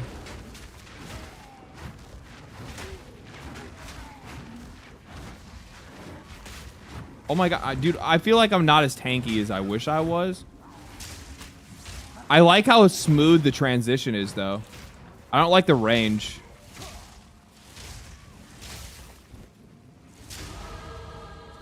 Personally. I'm gonna say spell damage at the start.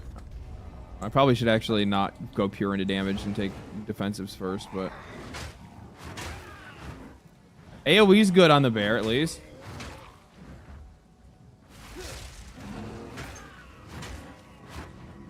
Come here. Come here, let me tap you your head. You know, we get some jams on here.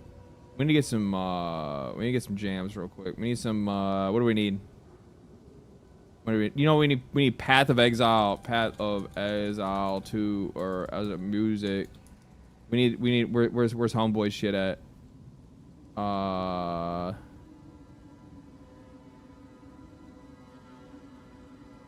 Attention, there we go. Playlist. Yeah.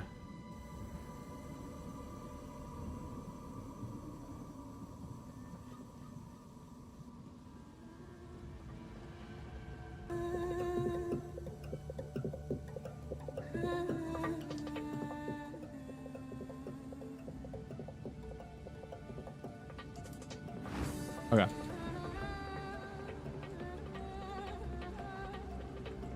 It's a good skill tree once you learn the basics. Oh, the skill tree is not like the skill tree is like probably like it's one of the things that's like the biggest meme about the game where people see it and they're like, oh my god, I could never figure out how to play this 5-head game. And it's just like, yeah, it's not that deep. Like it is, but it isn't. Like there's a search function, guys. Like you literally can just search for the nodes that you would want. You're like, oh, I'm playing an archer. Well, I want like penetration. I want critical strike. I want damage. I want dexterity. I want, you know, holy shit. Not hard to find what you're looking for when there's a search function built right into the skill tree.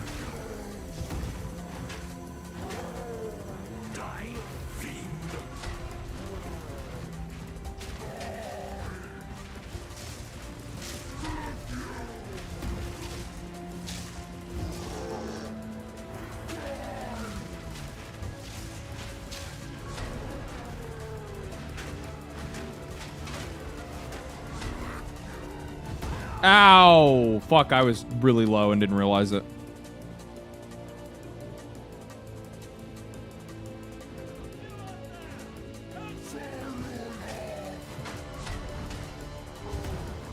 Okay, hit it. I thought it was gonna do a fucking slam, and it didn't do slam. Bear. Oh yeah, stunned your bitch ass. What do you think about that? Yeah. Here, take a little volcano. I'm gonna put a little volcano in your butt. A little volcano in your butt. The volcano's damage is actually a little bit better than I thought it would be, to be honest with you. A little bit better than I thought it would be. Yeah.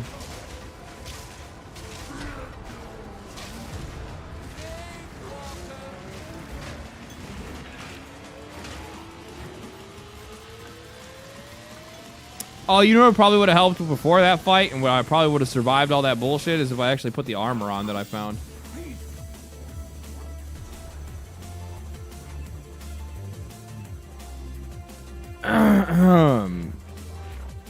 You need the bear skill for the slam? Oh, is it an actual skin or actual a skill? I got you. It looked bad during the reveal. What looked bad during the reveal? PoE2 Druid versus BD4 Druid versus BG3 Druid? What is BD4 Druid? I'm addicted to Where the Winds Meet now, thanks to you, man. I really fucking love that game. I've been playing it kind of like solo vibe game.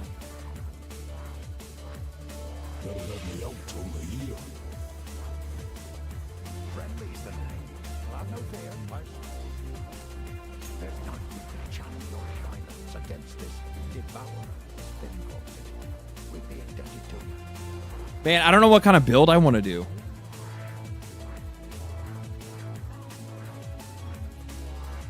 Tarkov, Ashes of Creation, Path of Exile 2, Time to Invest is insane, but yeah. That's like the problem with all these live service games. Oh, Diablo 4. Diablo 4 Druid is fucking boring.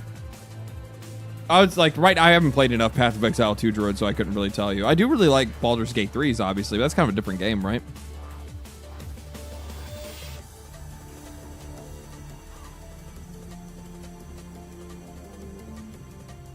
I was playing Diablo 4 Paladin earlier today, and it was pretty fun. Well, that's good. I think...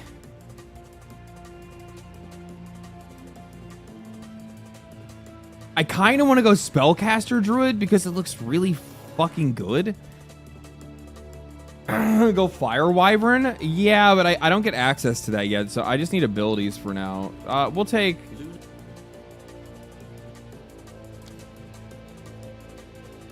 We'll go Bear for now. We'll go Bear for now. That's fine.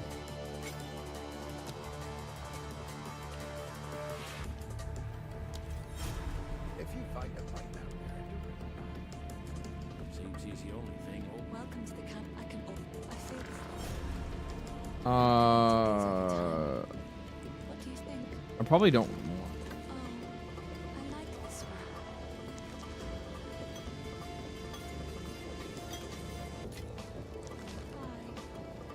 Okay, we don't have any other quests. We just need to go into town. Okay, let's go.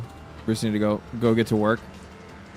I'm running a Hungry Boy build based around the skill that lets you eat the dead and lower enemy health. So I was watching, I don't know, did you guys see the, I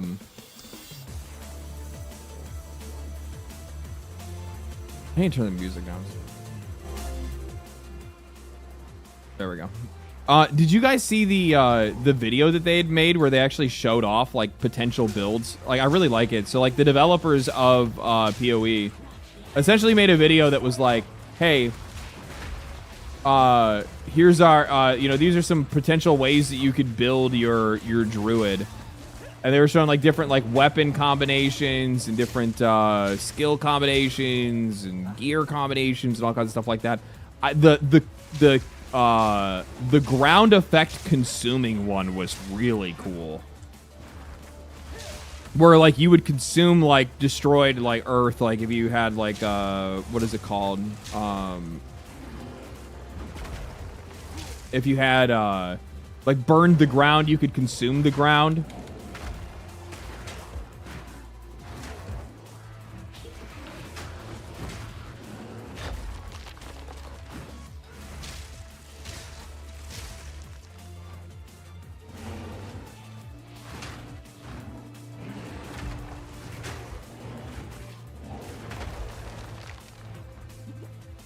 Guys need to be careful about that. I still feel like this early in the game, the best thing that you can possibly do is not to play like close melee. 'Cause fucking shit does so much damage. The tornado build. Yeah, the tornado build. It looked really fucking fun. What happened to last epoch? I don't really know. I'm going to be honest. I had fun with the game. And I don't really... How do I explain this?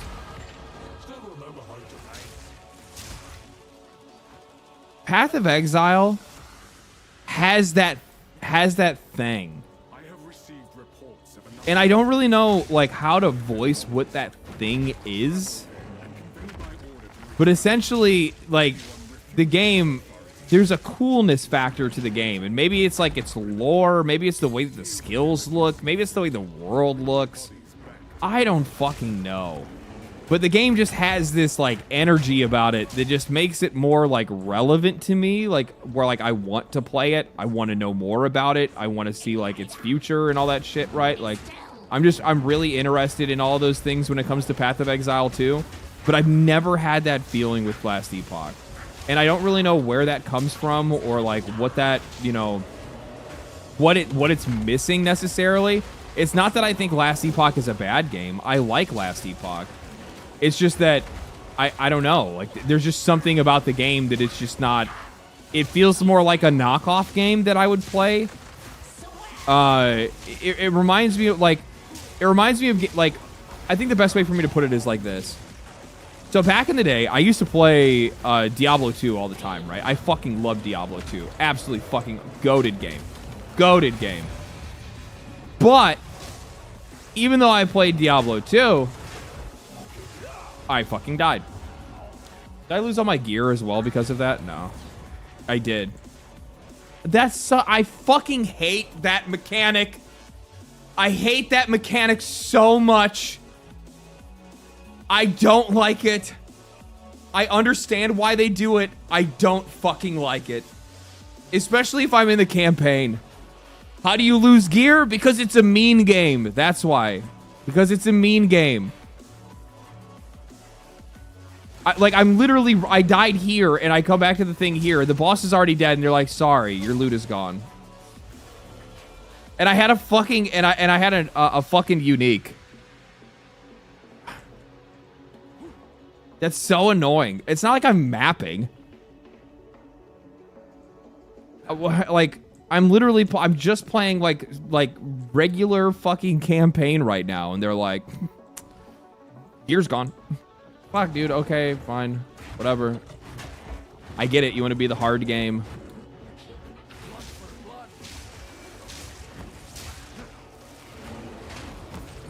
Jesus fucking Christ. I really could have used that gear.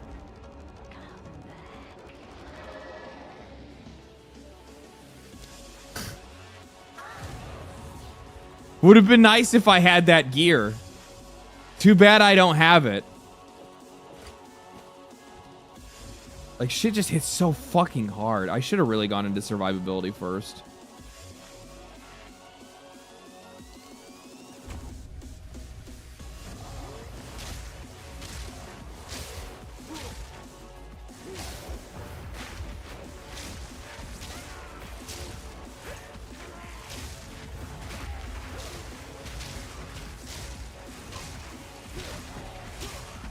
I swear people say get good when you legit, when you ask for legit info. Want to reach my hand through the screen sometimes? Yeah.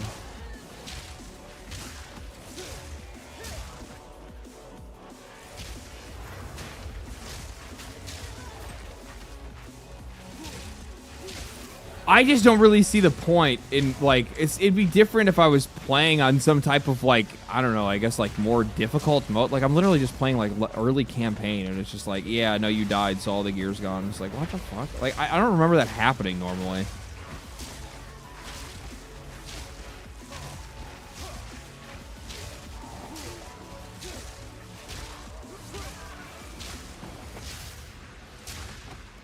Yeah, my rusted helm and me against the world, essentially. It's always been like that. I know it has. I still don't like it. Still don't gotta like it.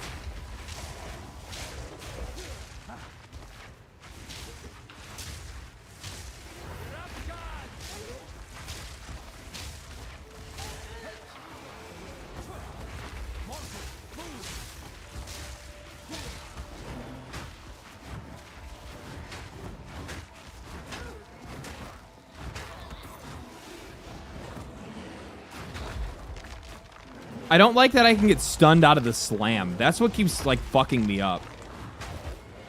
Holy shit, you deal so much damage.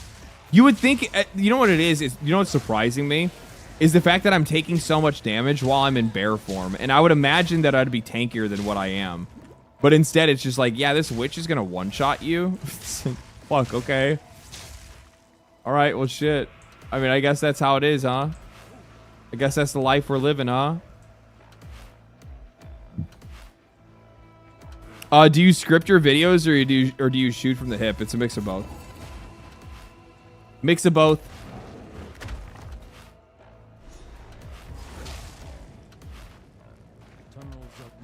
I tend to find something, a story that I'm interested in, or a topic that I feel like talking about, or whatever crosses my mind. I write an outline.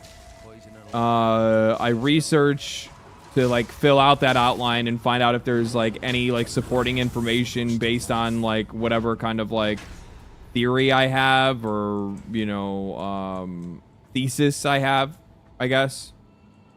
Then I do I like bring them over here? Is that what I have to do?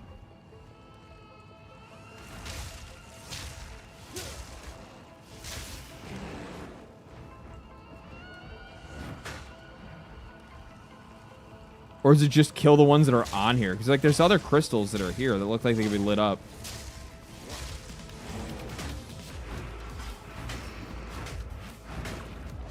Nah, doesn't look that way.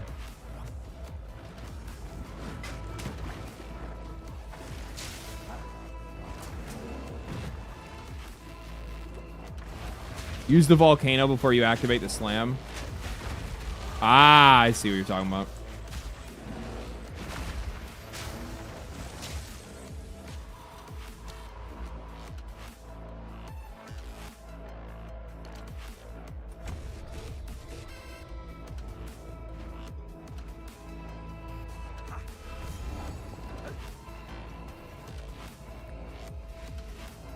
I need to either talk to Twitch support or my own bank, so I need some help here. I can't go back far enough in chat to see it.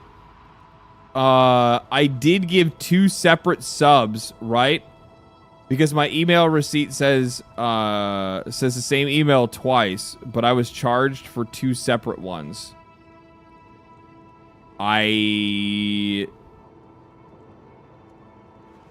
It literally, like, stops me.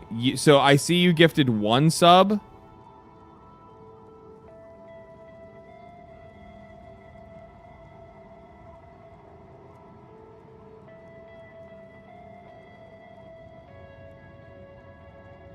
That's it. I only see the 1 sub.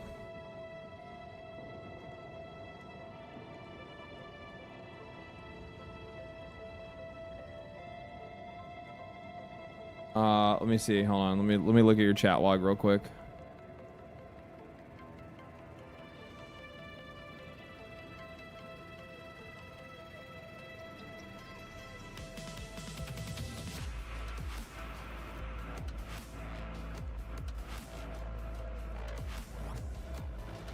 Well, it says you've gifted 2 subs. It says 2 subs on like the leaderboard, but I don't know when the other sub you gifted was. I can only scroll up so far before it stops showing me.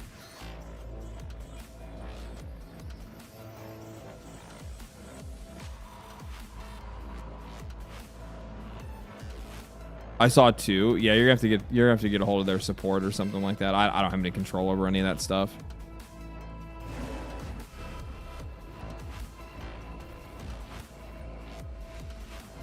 Minion spam? Oh, are they? Do you think are there good minion builds for? Oh yeah, there is. You can do like wolf minion. Ooh, that actually sounds really good. Like spellcaster wolf minion sounds fun.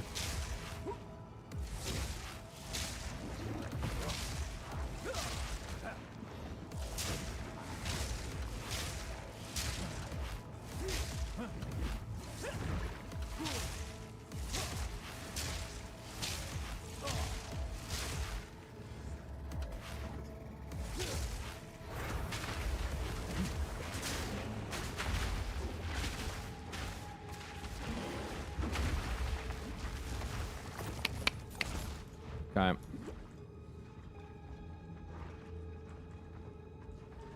Looks like it. Don't know how I can do much. What I can do much about not getting a receipt. That's fucked up. Yeah, I don't know. I don't know. Were you like gifting the subs for like a? Is it like a drop thing or what?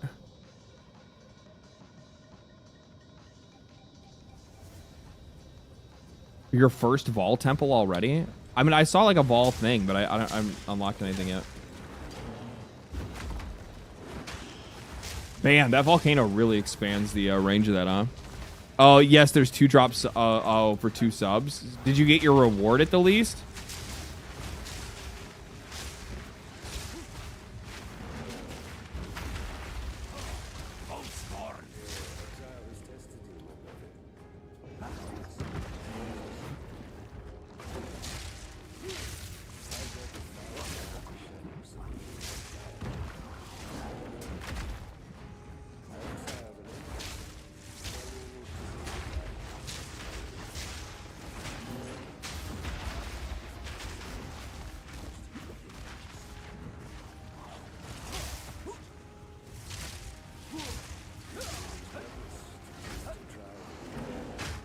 I don't know how much of a I don't know how much of a gear retooling or rebalancing that they've done, because I need to really check that out, because I don't know how much they fucked up or how much they've like changed Filter Blade. I forgot about Sprint. I need to be careful because I will kill myself with that.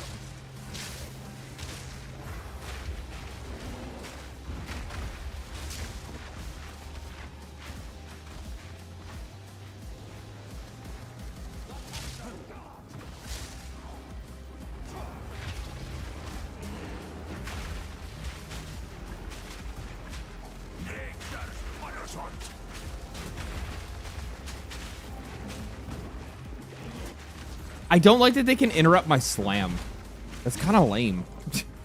I'm a big ass heavy fucking bear, and like a little bug can like bite my ankle, and my fucking bear's like, oh, you fuck. The fuck?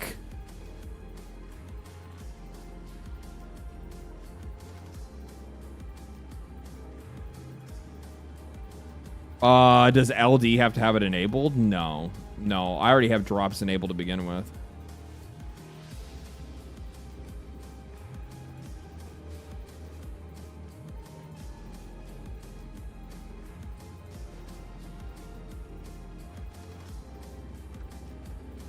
I don't even think there's a way you can even turn off drops.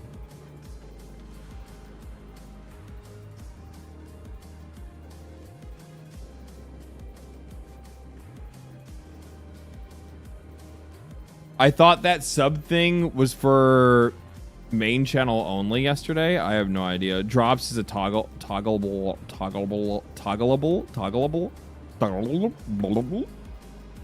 option. I don't. Yeah, I mean, sure, maybe. Is that our community? No. Content? No. Monetization?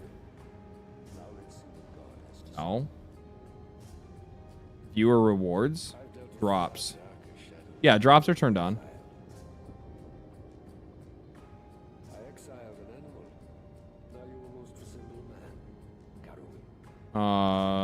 Path of Exile 2? Like that. Oh my god, guys, there's drops for Assassin's Creed Shadows right now. Should we switch over? Should we switch over to Assassin's Creed Shadows?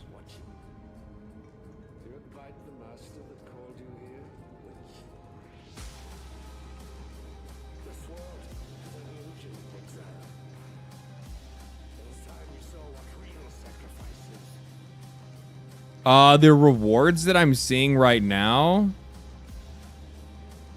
Yeah, purchase of what your community needs to do. Go to an active or go to a participating live channel. Purchase 2 new reoccurring or gifted subscriptions and claim the reward, the Queen's Portal. Watch for 3 hours and claim rewards, the Blood Moon Pack Wolf and the Mask of the Ball. So you should have gotten it already. If you didn't, sometimes it'll take a little bit of time. But yeah, gifting 2 subs will give you a free portal cosmetic. That was me, not you.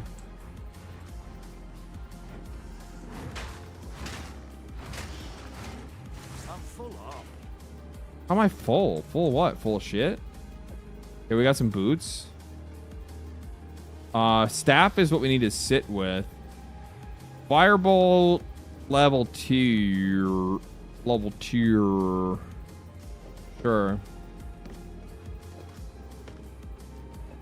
Sure.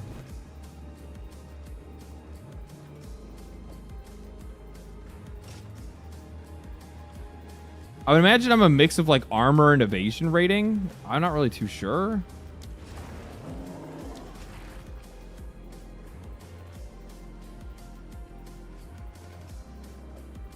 I don't know.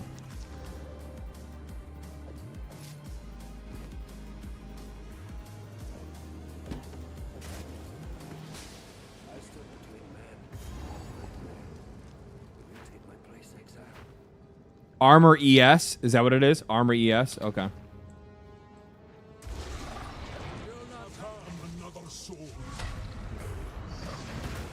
So you're still... Oh my fucking god. Bear form is gay. Bear form sucks. I mean, right now it is. Right now is no good. Okay, let's do this. Okay, we're good. Yep.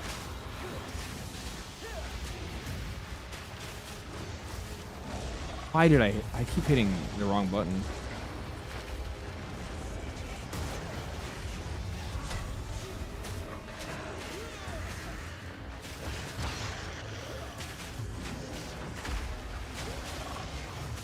There we go. We're fucking chilling now. We're chilling now, brother. Give the bear. Bria! Bria! How did he not die? You should be dead.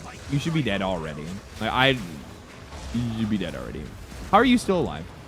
How do you got like 1 HP left? What the fuck? In your case, volcano slam, volcano, then spam slam. Oh, okay. Armor plus energy shield, strength, intelligence, bear too slow. Yeah, bear is fucking slow as balls, dude. I'm switching to, the bear is lame. Bear is lame. We're going wolf. Which the wolf still has the slam, right?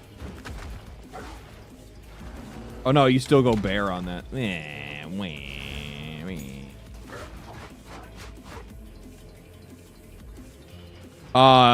You get wolf slam that summons minions. Wolf slam doesn't affect the volcano. I'm using ice claw and speedy swipes. Yeah, that sounds way better. That sounds way better, to be honest. Isn't there another area down here? I can't fucking remember. No, I'm thinking about the spot that has the one boss, which is the druid boss or the mushroom boss. I think that's in the other area.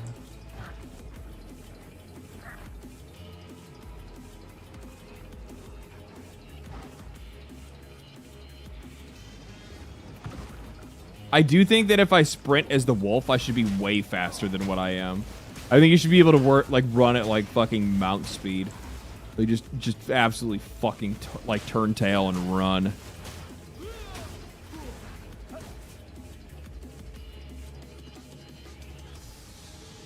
LD, just enter into the god mode sheet and walk through your enemies. Yeah, true.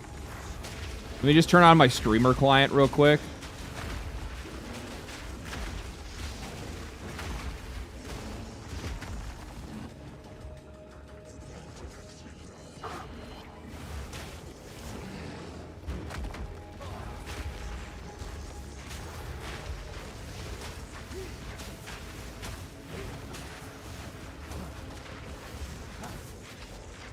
I fucking love the lighting in this game, dude. It's such a pretty game. And the funny thing is that like while the fidelity is like pretty solid in the game, like I'm not saying like it's not like a high fidelity. It is a high fidelity game in some cases. Like the lighting in this game is what's doing all the heavy lifting.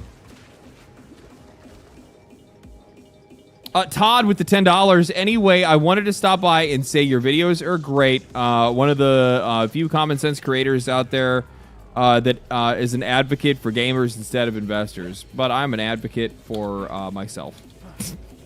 You're right though, but yeah, no. I am I'm one of you, my friend. So like anything that I talk about is mostly going to be. I'm embracing the idea of being self-serving. I appreciate it though. Thank you, brother. Appreciate it. Thank you for the 10. I'm just glad that people like the fucking videos.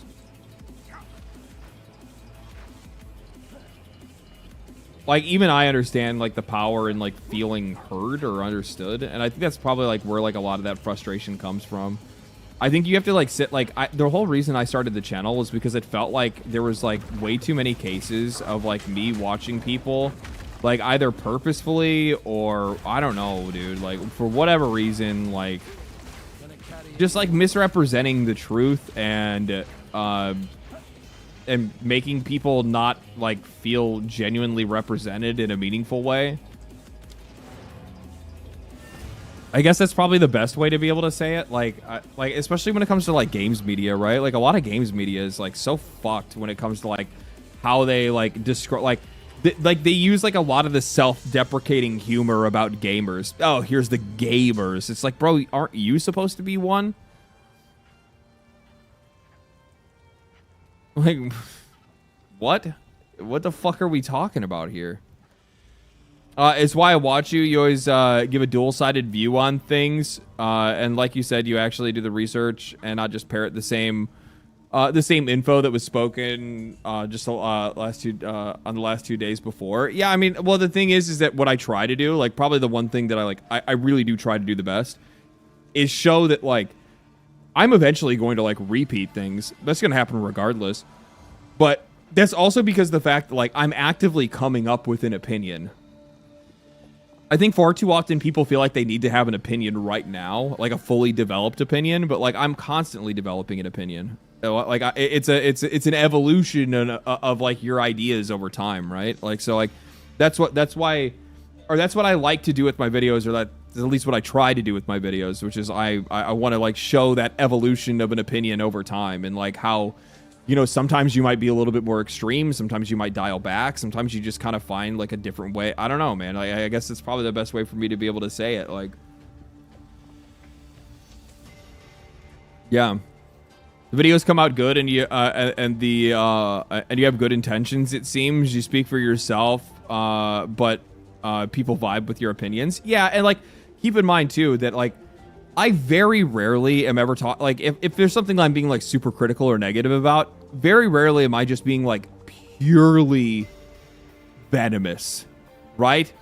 Like, I'm almost always trying to like give what I believe are going to be like the most common sense solutions to a problem that I see.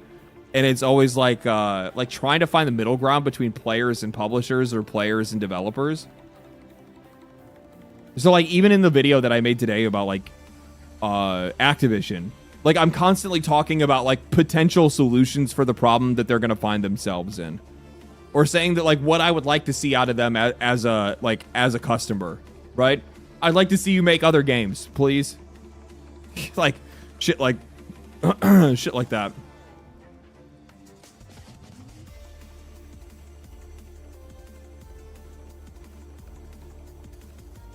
Give us your best Angry Joe video game nerd crash out. I don't have anything like that.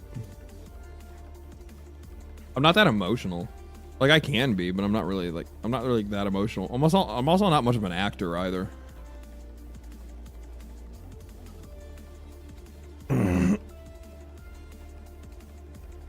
When is your Hello Kitty Island Adventure review coming out? I'm still working on that. That game is so deep. It's so fucking deep. That'd have me out in me ear. Oh, now this won't. Like, I'm still trying to work on the Cthulhu boss.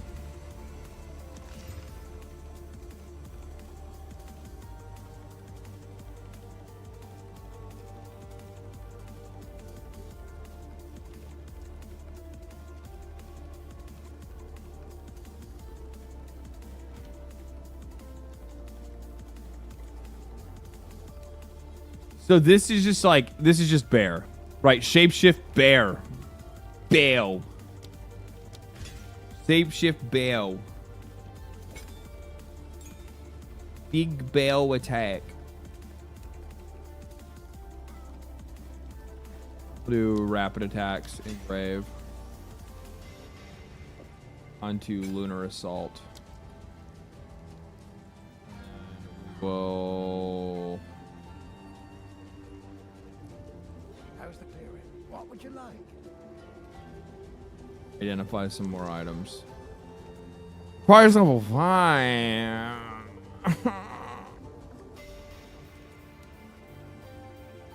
Lame. I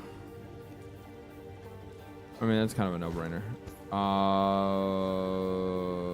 Probably just sell the rest of this as a mana pot. Why not? Till next time. Here's what I've got. Might make good stuff.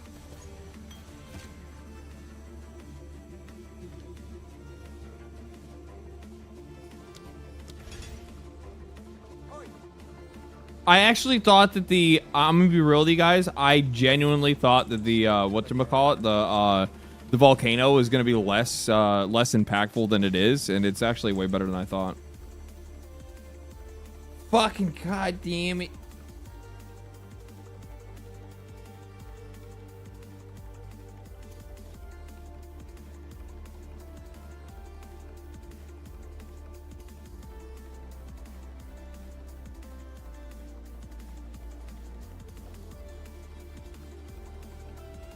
Oh, there's a Hawks game today, and I fucking missed it.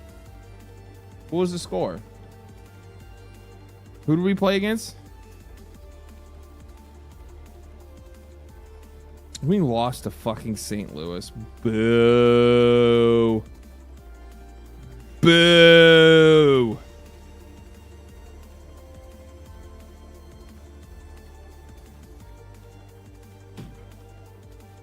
Hawks fan? Yeah, Chicago Blackhawks fan. Did you play Old Peace yet? I'm gonna play Old Peace next week on stream, I think. I think that sounds like I think that sounds like the best route to go.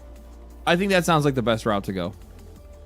That way people get a little bit more time to actually work on it themselves. You know, I'm not Mr. like spoiler shit. I don't want people to like, you know, feel obligated to watch something or whatever. Like give them a yo, Hawks fan, Chicago Blackhawks, yeah. Old Piece is incredible. I've heard. I figure we'll do that next weekend, and we'll do it in earnest. Plus, on top of that, I don't know if I should I do the Hex finale with everybody as well? Maybe, I don't know. I could probably do that too, because I need to do that. It's telling me that it's time for me to do the Hex quest again. Try it again, as I'm like now. It did the whole thing where it's like shows me like connected to everybody. You didn't finish it, motherfucker. I have been busy. Like, do you guys realize how many fucking games I have to play? I don't get the chance to just like sit down and enjoy. Like, I gotta figure something out. I gotta figure something out because I don't get the chance to like stick to a game for very long before like I need to shove off to the next one. Because if I don't, what the fuck am I talking about? Like, I got to keep up on the games, man. I got to keep up on the games. I think we're chilling for a little while. I think but the problem is we're chilling for December, and then January has like 2 games that are coming out that I know that are probably going to be like a big deal or a part of conversation. So it's like, well, fuck. Like, we got to get that taken care of. So it's like, and then I'm sure then February, and then it just starts over again. Then February has big games and shit, and then some fucking drama is going to happen. I just have to figure out a better like work game balance. I think it's more on me than it is like the actual like games or work itself.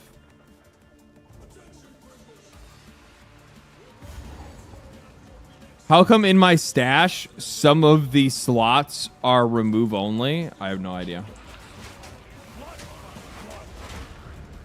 Ow. That's on me for getting hit by that. That's on me for getting hit by that.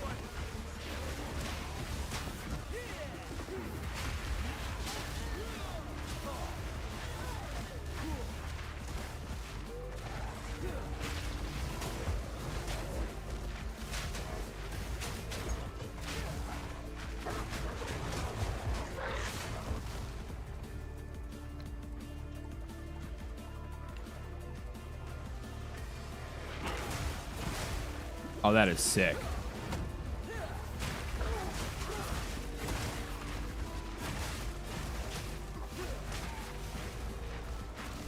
Yeah, that's way stronger. What the fuck? It also, like, insta-freezes some of these motherfuckers, too. Holy shit.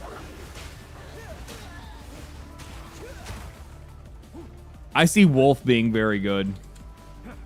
Especially just because of attack speed. Got to make a schedule that works for you. So many great games this year and never have enough time. Yeah, well, I mean, like, I also like,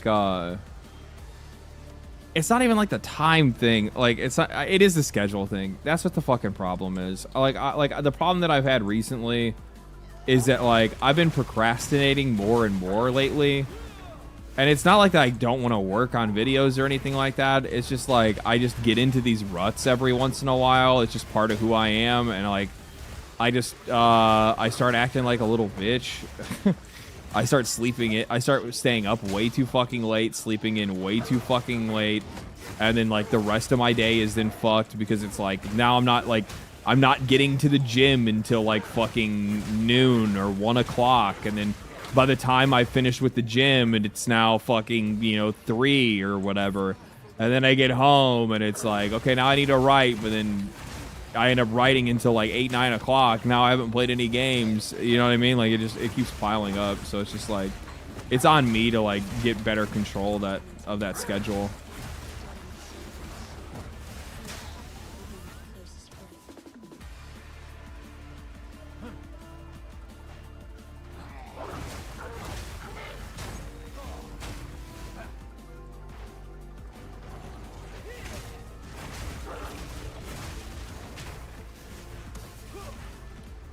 Shit, dude, sounds like me when I got fired from Halloween when I got fired. Yeah, I mean, like the weird. It's kind of like the thing. Like, it's one of the reasons why like I kind of like personally want to like move back out towards like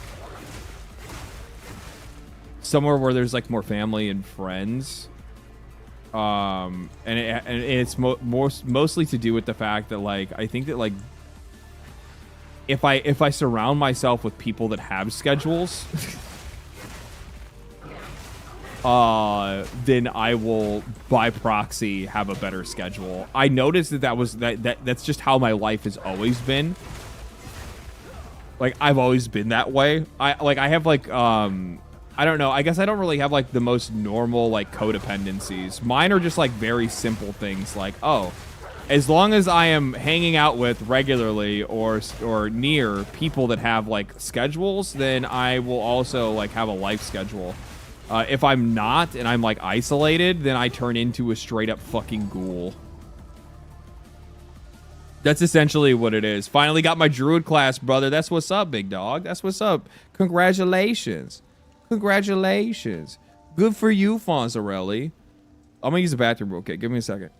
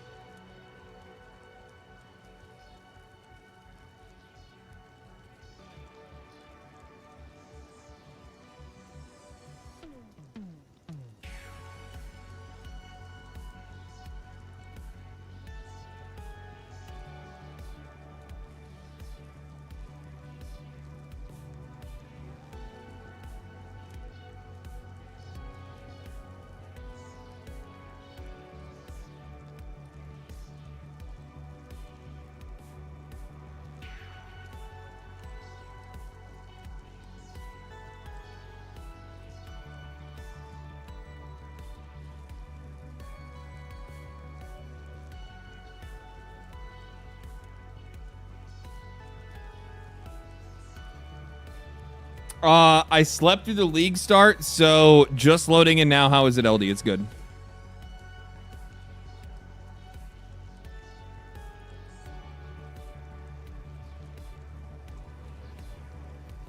What's wrong with ghouling? I'm a ghoul. That's relatable. I end up being nocturnal most of the time. Anything more than 3 hours of sleep is a waste of time. I mean, like, I don't really like... Anything more than 3 hours of sleep is a waste of time. Bro, I like sleeping. I like feeling rested. I don't really like... It's not even like a productivity thing. Like, I am a very, how do I say this? I'm very much motivated by my surroundings. So, like, the more, like, It's just it's an energy thing, I guess. The more you slip into the goblin status or the fucking ghoul status, the less motivated I become, the more like pessimistic and fucking doomer I get, dude. It's just not really good. It's not good for me.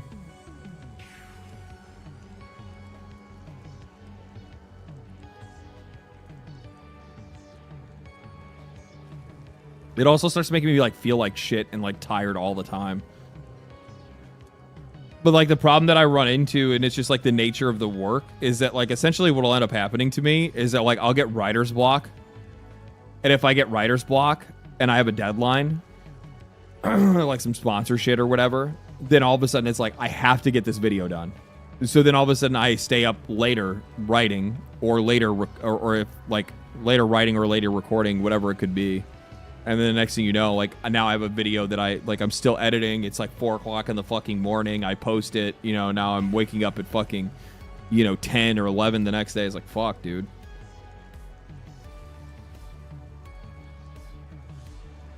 Anything less than 6 hours is shown to reduce your time span and higher risk of heart disease. Yeah, I try to make sure that I get six plus. Like I still get it regardless. Like I mean, like today. Last night, I totally did not get to sleep till probably like 4:30 in the morning. I'm just being real. Probably like 4:30 in the morning. And then I woke up today at around like 11 something. Or like 10 something.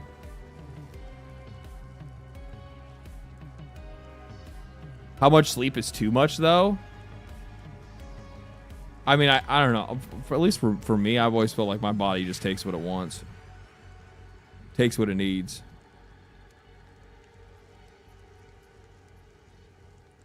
I gotta get some food. The first step on a dream takes you further than 1,000 in this world. The veil may not be pierced. I don't want to order pizza. Pizza's gonna fuck me up. Greater nightmares yet live.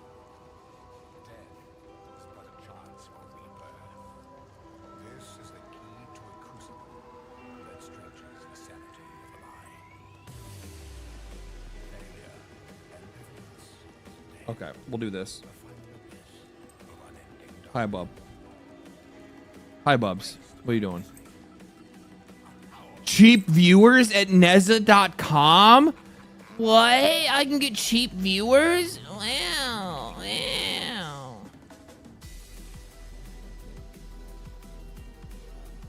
Fucking parasites.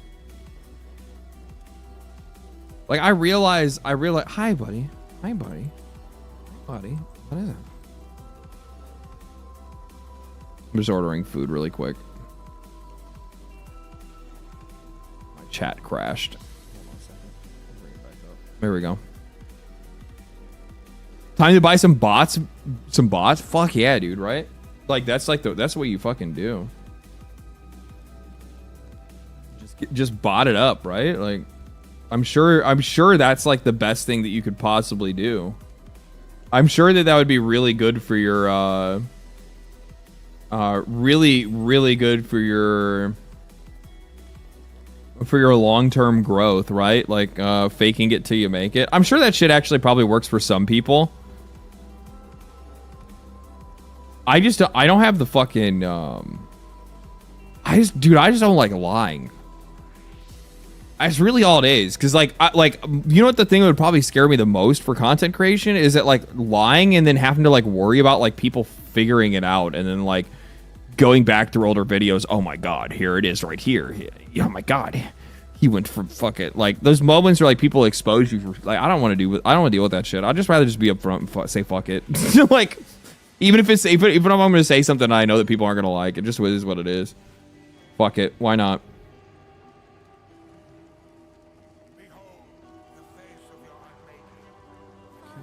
I don't want that. I'm gonna order Taco Bell. Taco Bell.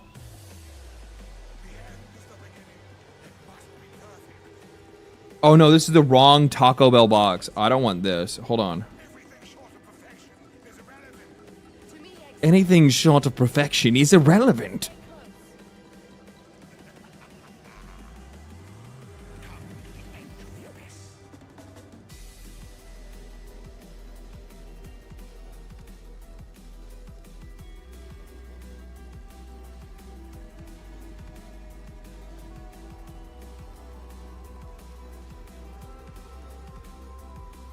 This is way more complicated than I remembered.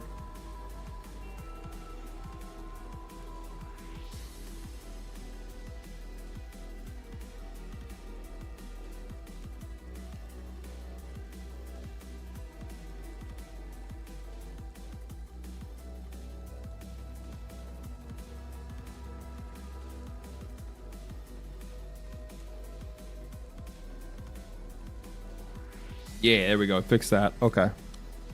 Then one more thing.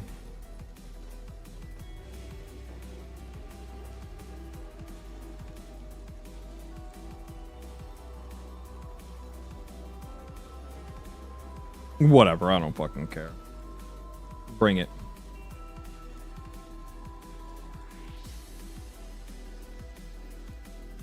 All right, food order.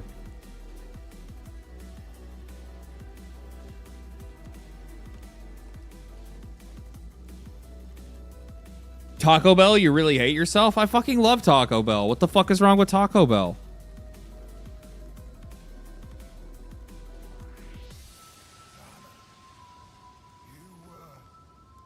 Legendary drops his view botting. I fucking knew it. True, dude. True, dude. Oh, man. I feel bad for the people that try to pull that shit over on fucking YouTube. You're just gonna absolutely fucking destroy yourself. YouTube is very, very sensitive to like inauthentic viewership. They can fucking smell that shit a fucking mile away. It's really easy for them to be able to see it because they track retention, right? They track like view retention. They don't deal with that shit.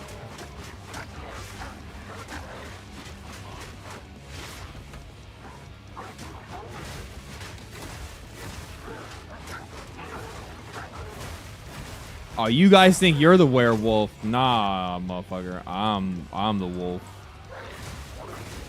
I'm the wolf, baby.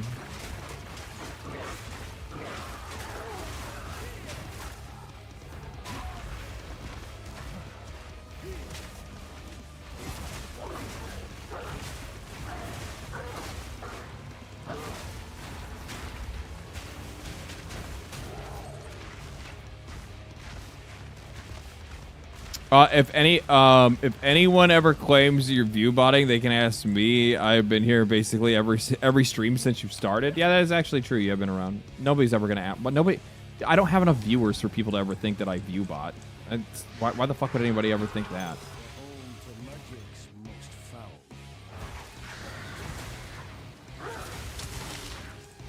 I average like I think I average like 1,000 viewers between YouTube and Twitch. Like that's pretty normal. Nothing crazy. Nothing crazy.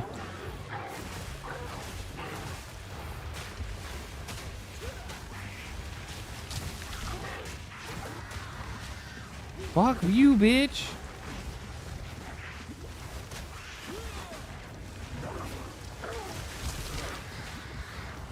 Oh my god, she sucks so bad. There's a volcano.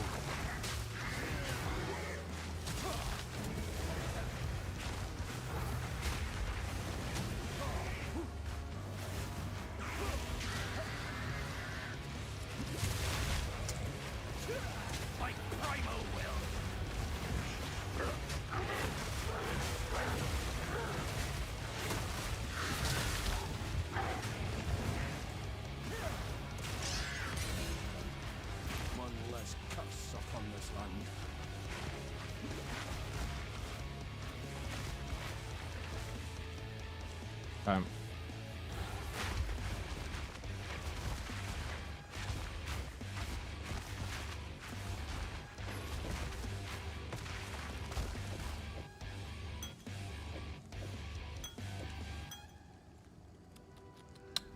Uh, 29, whatever. Don't care about any of this shit. Don't care about any of this shit. I do need to level up, though.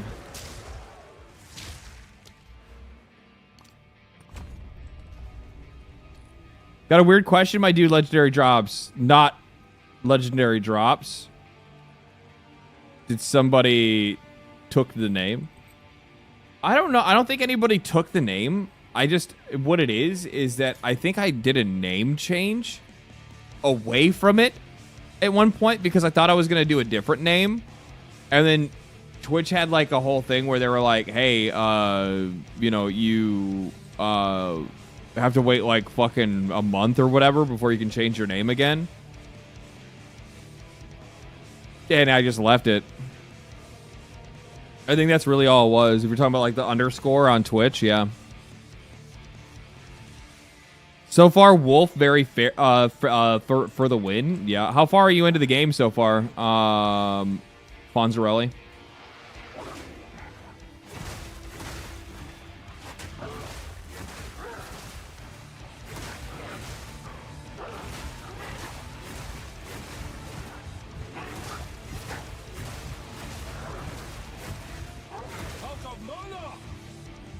With the banda!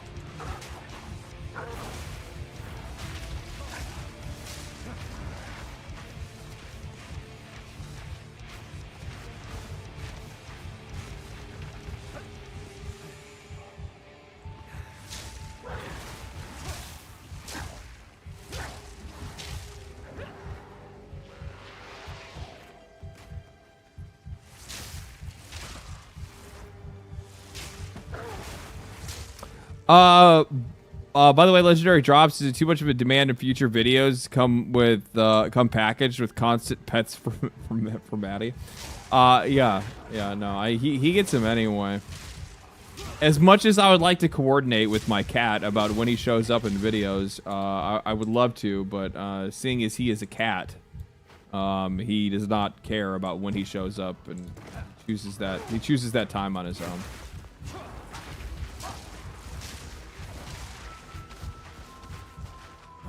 When is the Manscaped sponsorship? Bro, who the fuck are you talking to? I've literally been asking my agency the entire time. I'm like, bro, like, I have a beard. My audience is men. Where is the Manscaped sponsor? I use their products. I literally use Manscaped, and I have used Manscaped for fucking years. God damn it.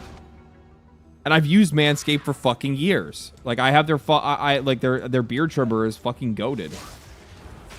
It has a dial on it, so you can like choose like what length you want your beard. It's so nice.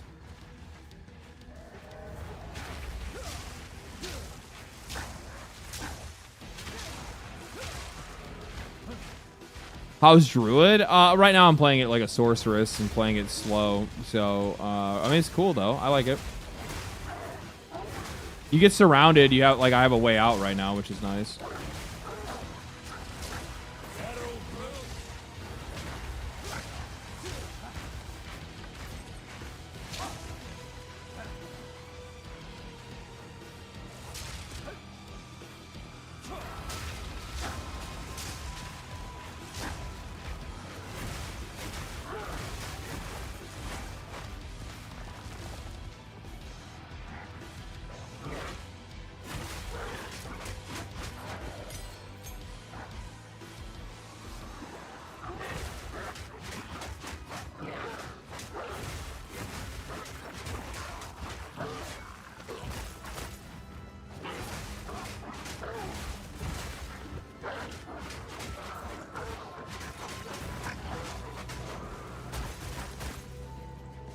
Is that my explosions?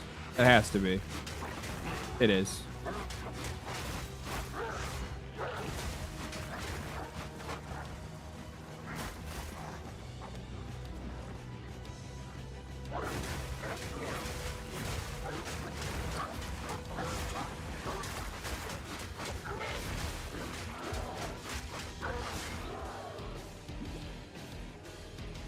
Speaking of Sork, did you see the new Sork Ascendancy? No, there's a new Sork Ascendancy.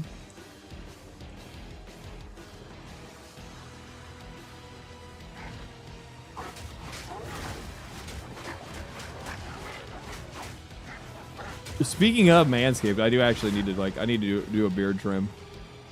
Tighten it back up. It's getting a little scraggly on the ends.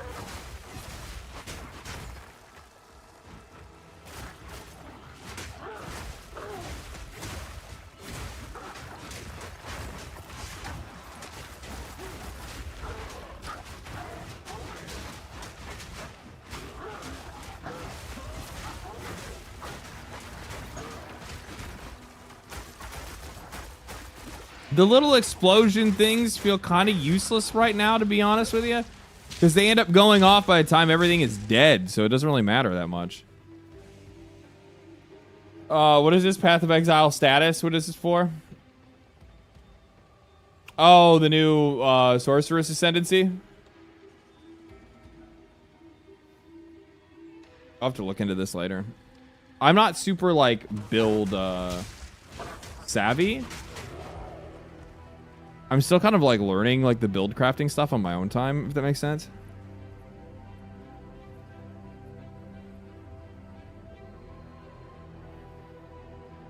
LD, what starting classes should I play in Divinity Original Sin? So, Divinity is a very weird game.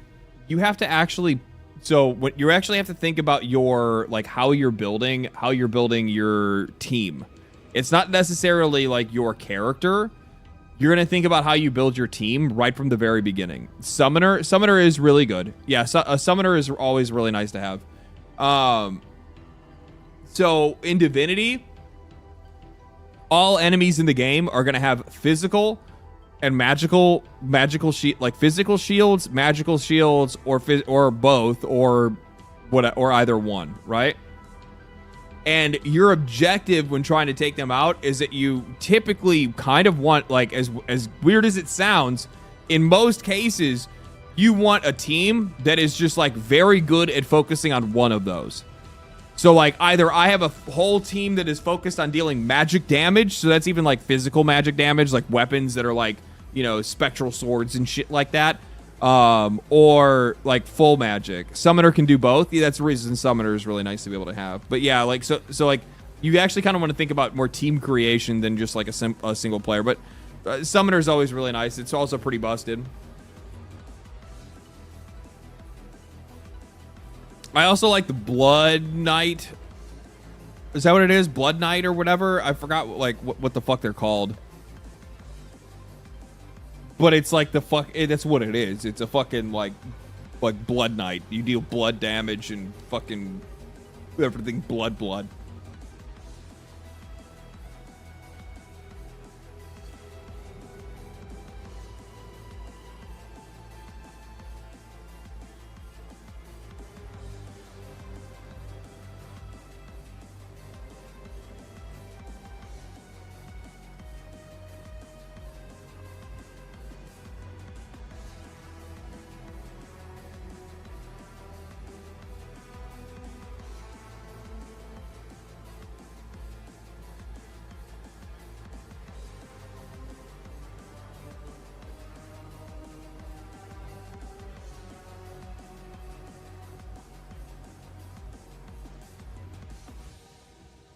Is it just me or the stream keeps interrupting on YouTube? Yeah, the stream has had weird problems on YouTube all night. I have to work with fucking tech support over the weekend to get it fixed.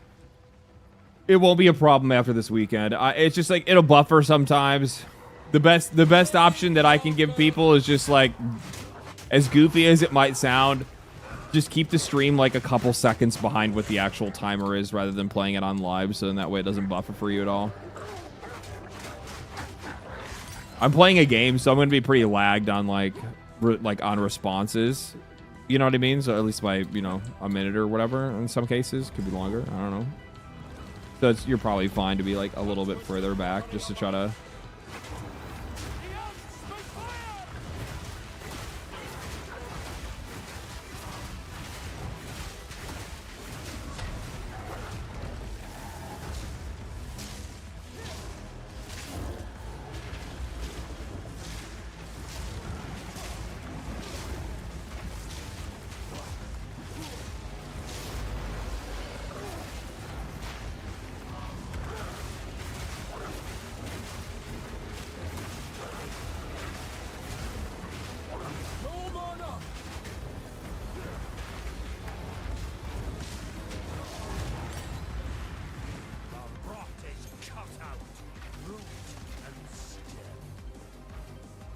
Okay, we're still looking for the fucking tree.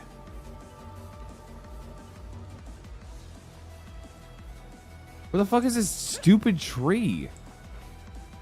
Isn't it usually close by to the... God, what do you guys want?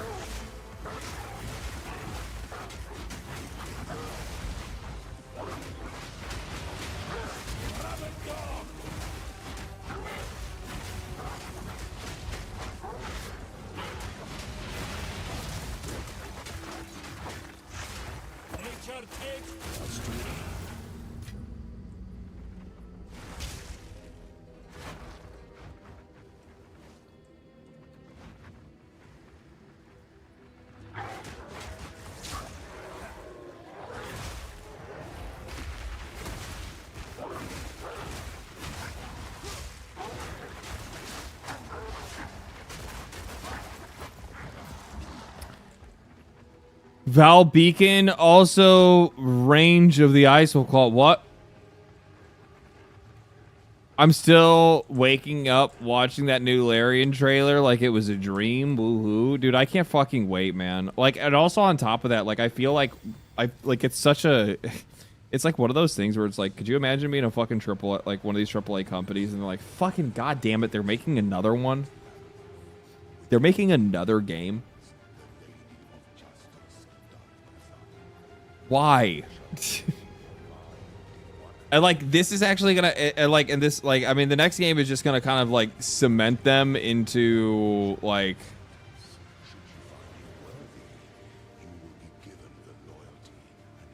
I don't know, man. It's just, it's really gonna piss off. It's gonna piss off a lot of people in the games industry. I'm gonna tell you that right now.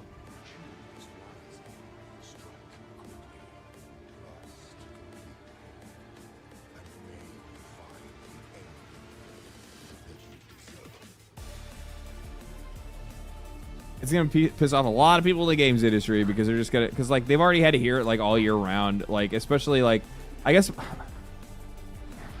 like, part of me wants to talk about it again, but like whether or not people even want to listen to it, I have no idea. I guess I have to figure out how to package it properly so it seems like a more interesting conversation, because it is a really interesting conversation. But like, Baldur's Gate 3 effectively like changed the course of like, I don't know. I feel like it kind of changed the course of gaming as a whole, and it brought I don't really know, man. It's such a weird thing that happened, but like they essentially like single-handedly just like raised. I don't even think, is it your internet? No, it's not my internet. It has something to do with fucking bitrate or some fucking bullshit. I have no idea. They're saying that I need to like restart my router, and they're like, oh, well, you should need to restart your... It's not my fucking router. I know that's not what it is. It wasn't something that happened. It's something that just happened like somewhat recently, so I don't really know where it's coming from. There's no problems on Twitch. It's just happening on YouTube. Like, YouTube's constantly like, I'm not getting enough fucking bit rate. And it's just like, dude, I have you at 6,000. I don't know what you want. Yeah, YouTube is not receiving enough video to maintain smooth streams. As such, viewers are experiencing buffing. Streaming quality poor. Serious issues that need attention. Well, there's no fucking attention to give because you guys don't give me any other options. And I can't even like change my stream latency, because once you're live, they just make you that's it, dude.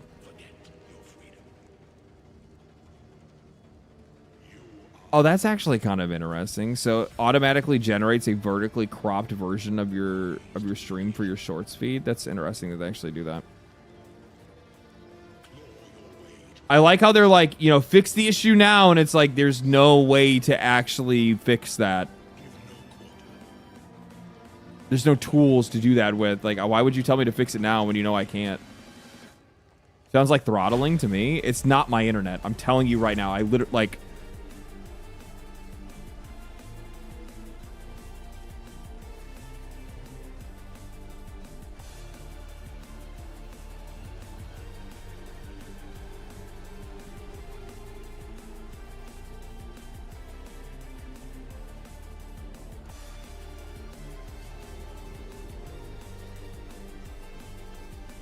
There you go. 4 ms latency, 500 up, 495 down. Yeah, it's not latency.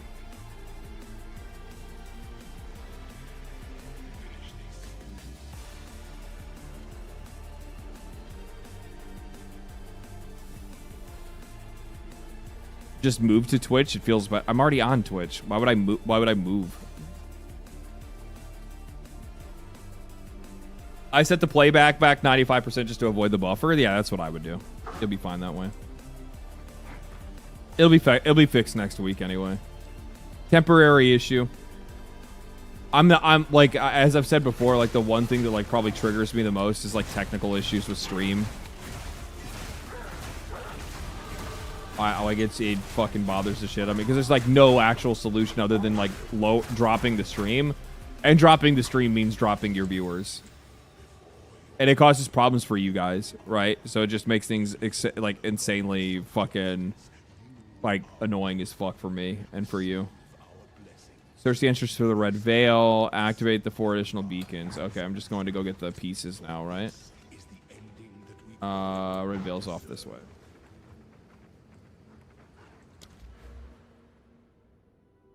Increase damage, gain extra damage as this random element. That's interesting. I probably want to move in this way, right? No, that's just skill effect duration. Area of effect.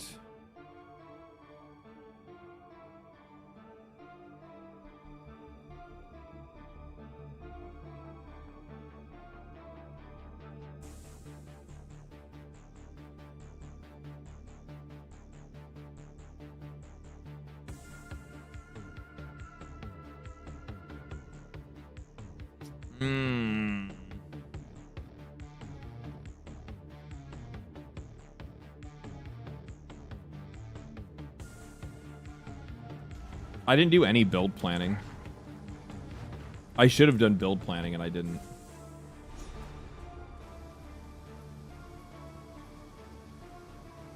So much blood spilled here, the earth still bleeds.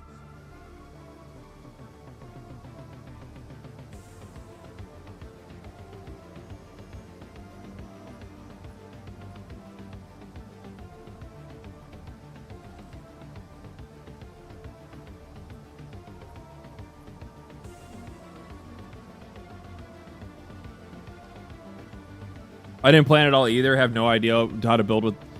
I have no clue how to build without a guide trying to learn. Yeah, I mean, like, you just kind of guess, to be honest. You'll find that you like, the problem is you have to have an idea of like how you want to build your character. Like, what do I want to be? Do I want to be a spellcaster? Do I want to be a shapeshifter? What element am I going to lean into? Am I going to lean into lightning? Am I going to lean into cold? Like, what are you going to do, right? Like, you have to kind of figure that out before you like really move forward, because like outside of that, that's really all you need to be able to create like guardrails for yourself to start actually making a build. At the beginning, obviously, you're just kind of like aimlessly like using skills because you're just using whatever you have available, right?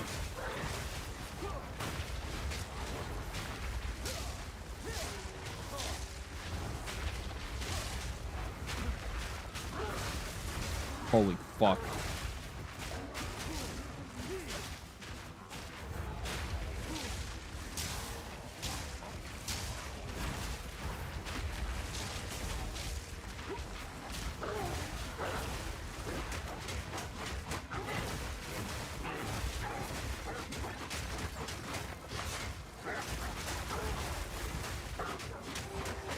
Nature takes what's old.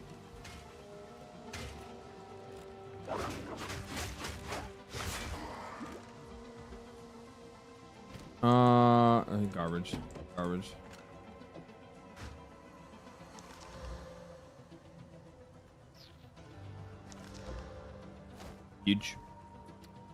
Huge.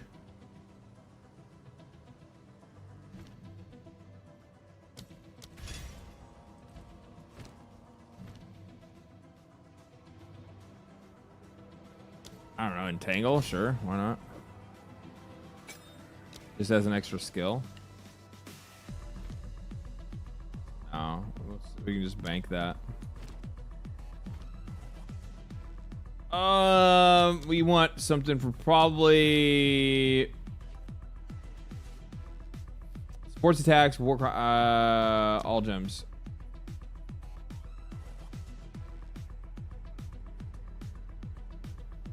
Probably cold attunement. I mean, concentrated. No, not concentrated air. Well, I don't know. Fuck. I actually don't know. I'll just take fucking for now. Build guide is button mashing for sure. Yeah.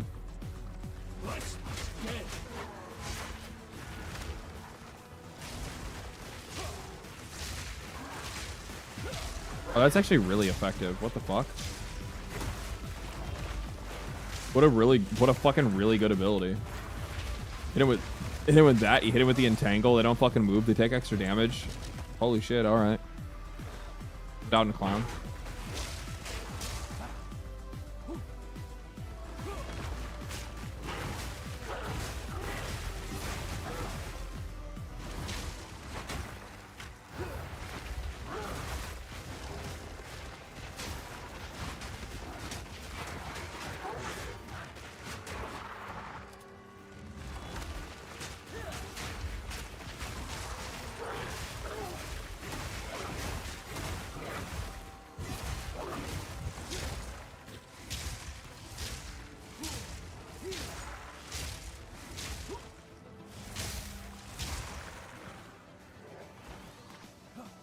Must be one of the boss fights right here. That'll make 3. Yeah, I might find myself a room.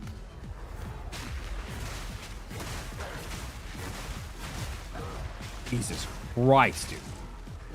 These guys just fucking annihilate my health. I forget how fucking, like, rough this game is at the start. I don't know how people, like, people have balls of fucking, well, it's not balls of steel. What it is that people know how to fucking play this game, and they play it so much that it's, like, entirely memorized. But I'm like, I don't understand how people play this game on fucking hardcore. You're out of your fucking mind. My ass would be dying in Act 1 every fucking time without fail.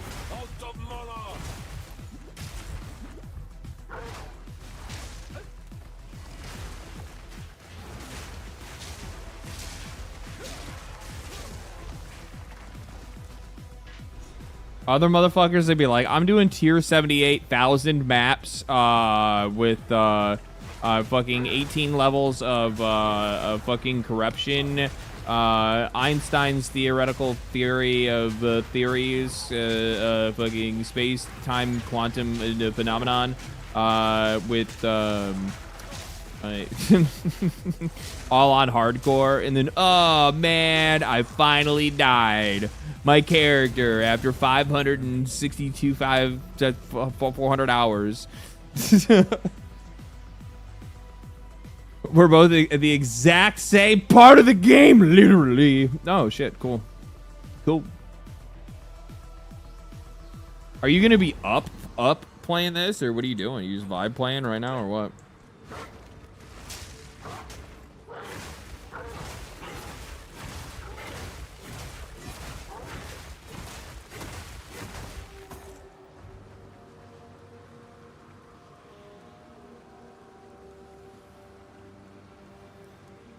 Is it just me, or does Mephisto in the new Diablo trailer look like Diablo? I said the exact same fucking thing. I'm like, that's Diablo, and people are like, no, that's Mephisto, and I'm like, that looks like motherfucking Diablo. And I'm like, why is he trying to be twinsies with his brother? And then I realized that the one that when people said Mephisto, I realized that the one that I thought he was, or the one that I was thinking of, was Belial. The Lord of Lies. Belial, the Lord of Lies.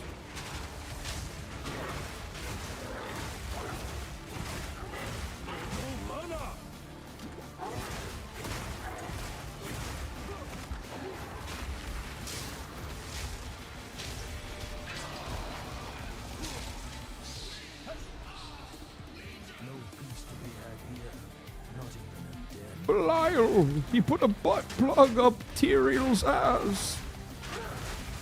You must retrieve it, Nephilim. You must retrieve it.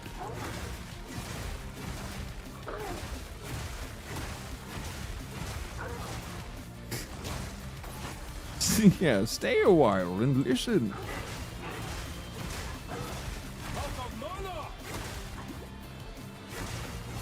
I'd never been more fucking mad than in Diablo 3 when they killed fucking Deckard Cain with a goddamn butterfly. And I was like, it was in that moment. It was in that moment that I was like, Blizzard is fucking dead. Blizzard's fucking dead. Let me go grab my food real quick. The guy's outside. Probably trying to figure out how to get in here. Give me a second.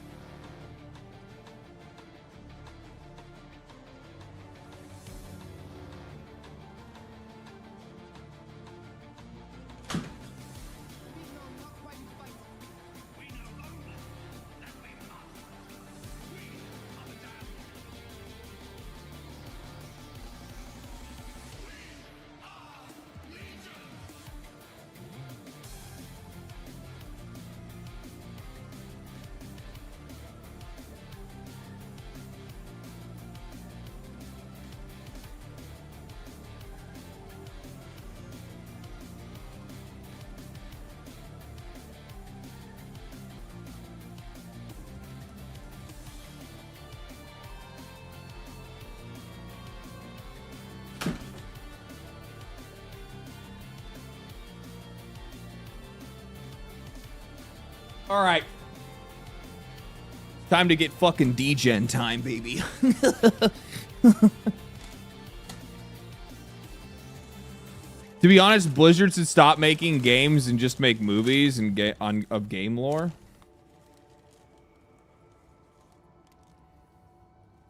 More like gay lore.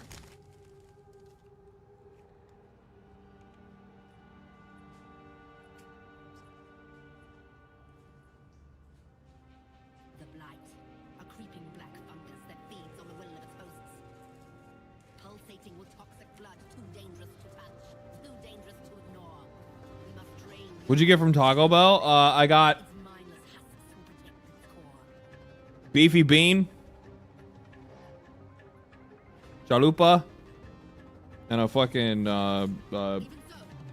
grilled cheesy burrito.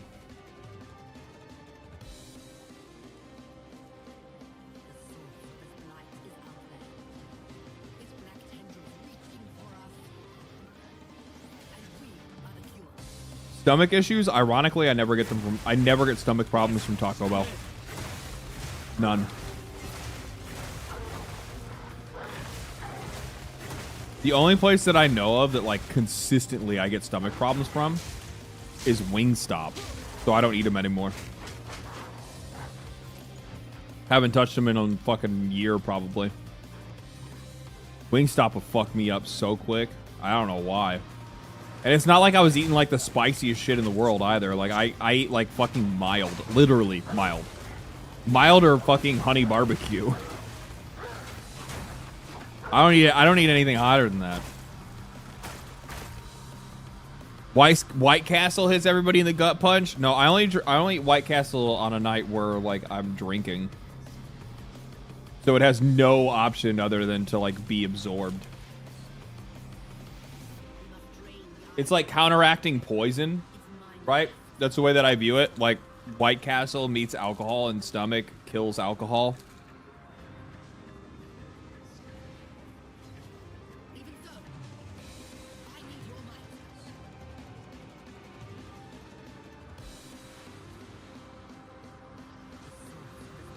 Diablo is bulkier. He is. Yeah, Diablo is like the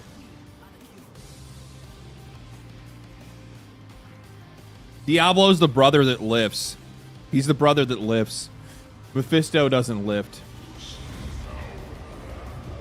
Zero lifting from Mephisto. Also, zero lifting from Asmodan. Asmodan doesn't fucking lift a goddamn thing other than a fucking cheeseburger.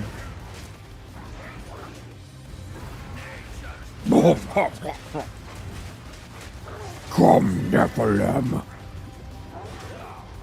Oh, this motherfucker just chopped my head off.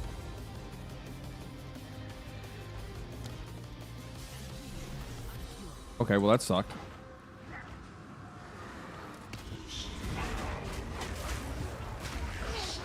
I'm so squishy, dude.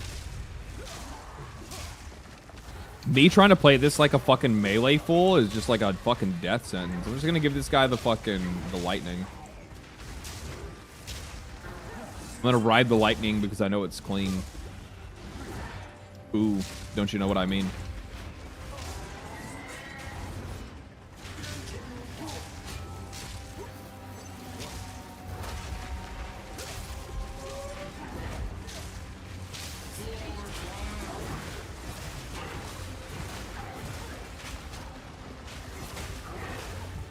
Holy shit. No, I'm trying to hit my fucking potion button. Fuck off.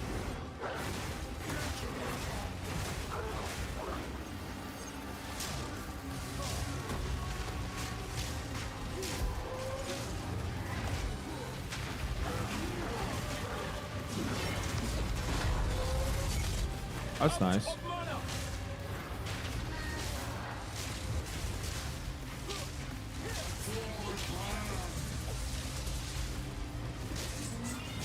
Why? Volcano? Hit him with the fucking, throw them chains on him? Throw them chains on him?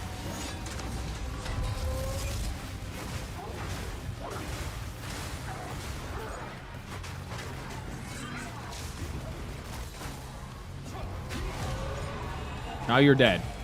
Now you're dead. Sure.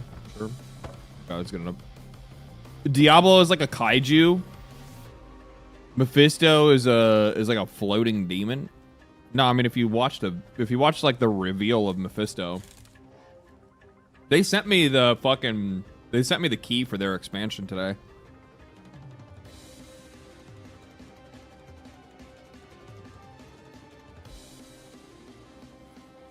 Like literally this morning, Blizzard sent me a key to their expansion. They're like, "Oh, I want to come play Lord of Hate." Want to come play Lord of Hate? I'm good.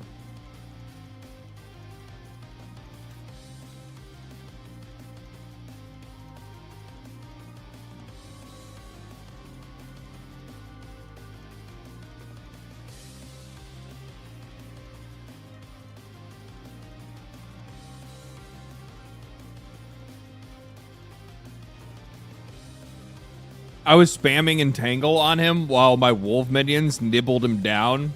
That's funny. That's definitely one way to do it, for sure. Feathered robe. Well, don't mind if I do. What kind of feathered robe is this? Energy shield, max intelligence. I mean, yes. It's not even close. Not even fucking close. What about these Sandos? Big energy shield situation. Aren't I trying to do energy shield? Yeah, I should take these because I'm like energy shield and armor. Level 3. What is rolling magma? Oh, that's Wyvern. Wyvarno.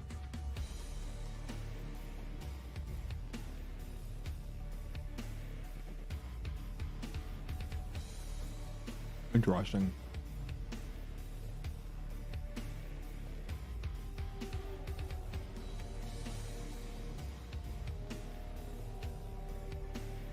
What does Meso do?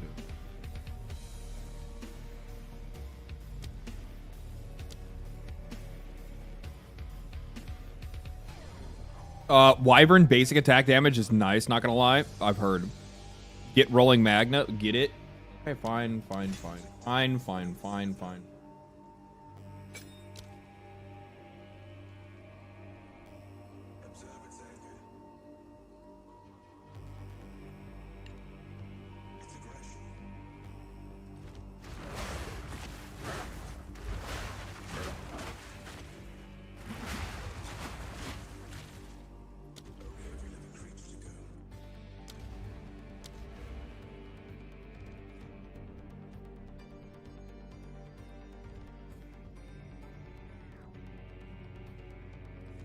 I'm honestly, I feel like I'm just gonna go for survivability, and go the right side instead.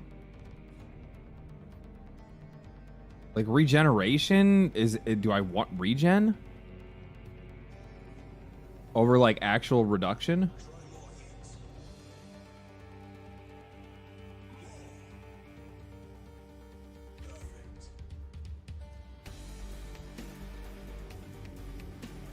Now you'll have Wyvern available? Oh, fuck, you're right. Okay.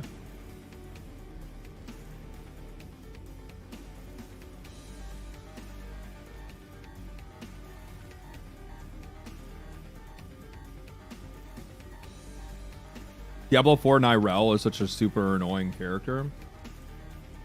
Did they kill her yet? Because I feel like they probably should have by now. Unless she's like their female empowerment character.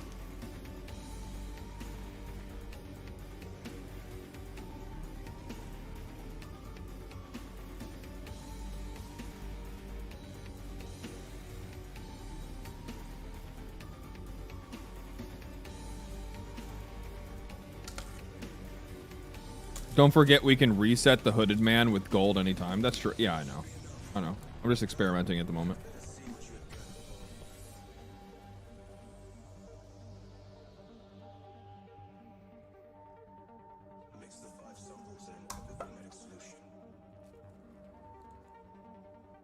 Diablo lifts, Mephisto writes poetry. True. True. He's the one that's like constantly in the background being like I'm here to help you, Nephilim. Here to help you, Nephilim, but not really Nephilim. I'm gonna betray you, Nephilim, but not really Nephilim. Aren't I clever? No, you're just an asshole. I'm gonna do this for now.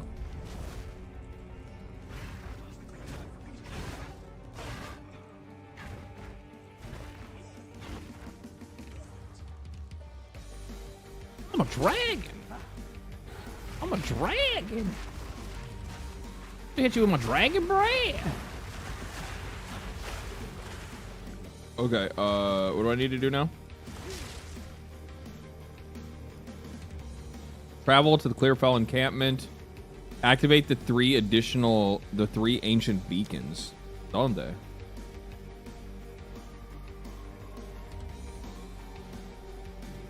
Ancient beacons. What?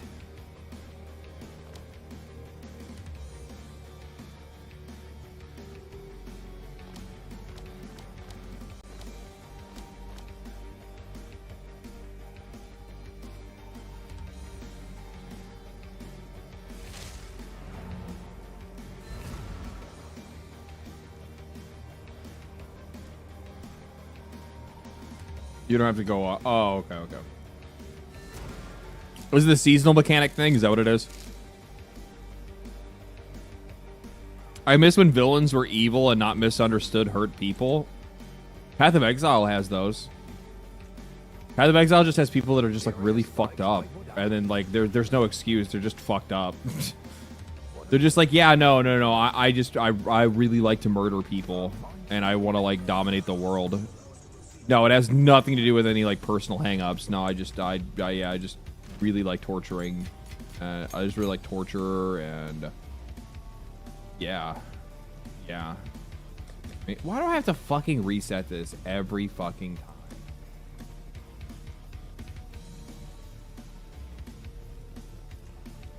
Where is the there? Gem, Flask.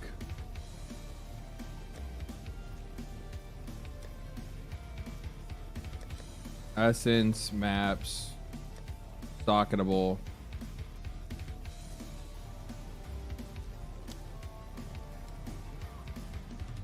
Okay. Lyrium, essence, waystone, augment. I think we're good now. Good. The ordering of these should be this. Where's currency? What's this? A real challenge? Currency should be up at 1. Gems, and then everything else can fall out in order after that. I'm gonna wait on my skill gems because I'm gonna try to figure out what I'm trying to actually do with my build in a little bit. I could probably get a little bit further before I do that.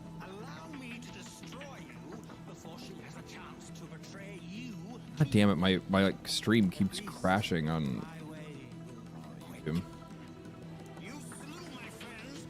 Even your character could be considered a villain? I mean, technically, yeah.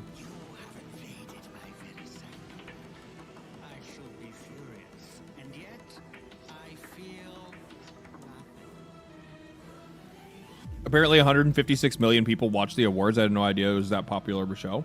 Yeah. I don't think people realize like the gaming industry is like slowly but surely becoming more profitable than I mean it is more profitable than any entertainment industry in the world right now. I think, and obviously, it's probably more profitable than professional sports. At least not from like a gambling aspect, because obviously the gambling brings in a lot of money for like Vegas and whatnot. But like probably just from like a general yeah, video games make a lot of money.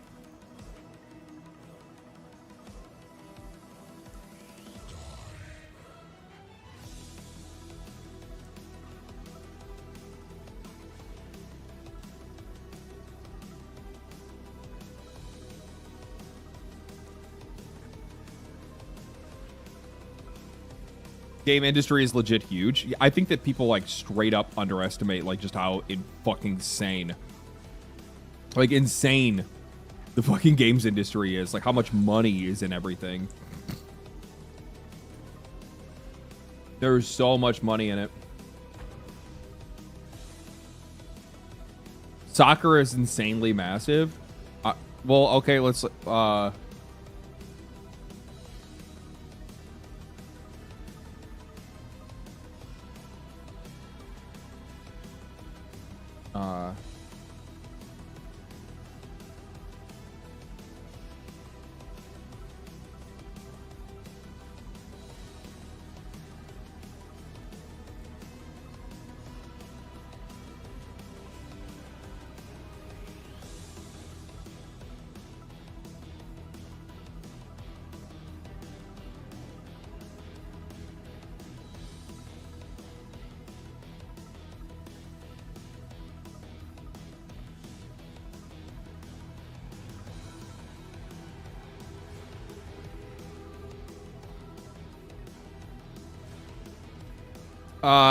the professional sports industry is a massive multi-trillion-dollar market, with estimates ranging from 400 billion to over 2.6 trillion, depending on scope, with projections around 600 billion for the core market by 2025 and potentially 800 billion by 2030.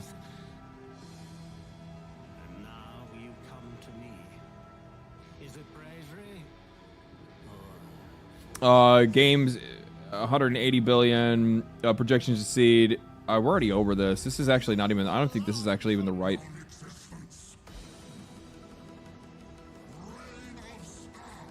Yeah, with some reports saying it reached over 240. The problem is that like a lot of these gaming companies don't actually report their revenue the same. So Newzoo says 337 billion. I mean, like the video game industry isn't that far off from the professional sports. This is the crazy thing. The video game industry isn't far off from professional sports as a whole. Like, as a whole. That's what's crazy. Oh, fuck, I turned the music off. Whatever, it is what it is. It's too late.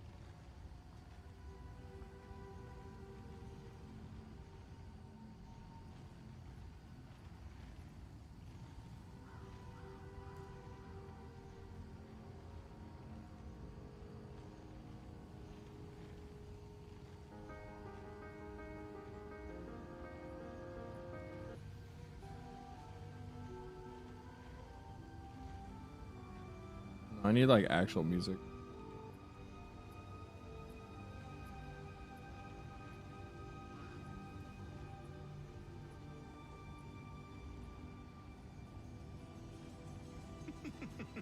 What's this? A real challenge?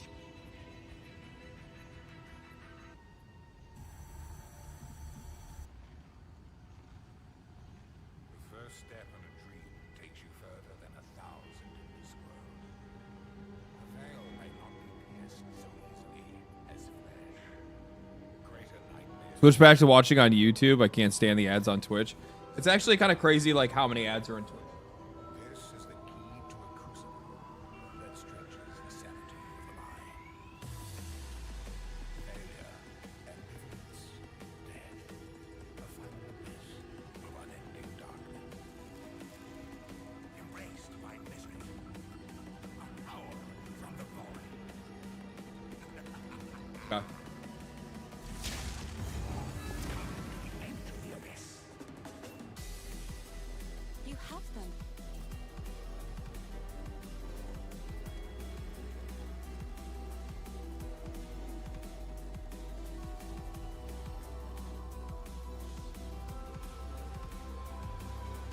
Okay. Stay safe if you can. Runic seal. Good. Now the others. Whatever hides beneath that hood, time I looked it in the eye.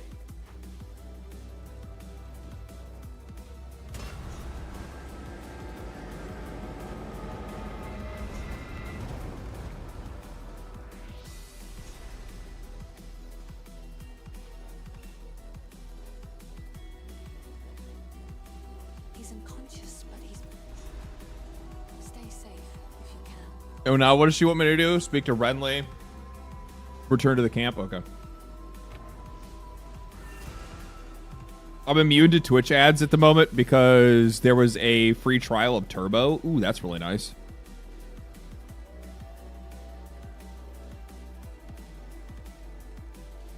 Yeah, that's actually pretty good. Yeah, have a good night, man.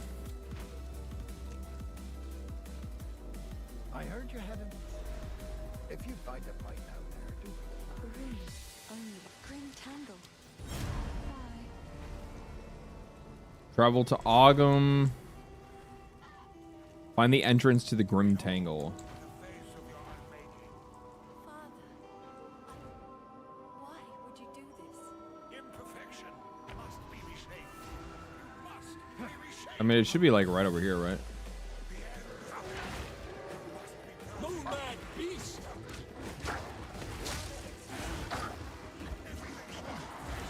You're up, son!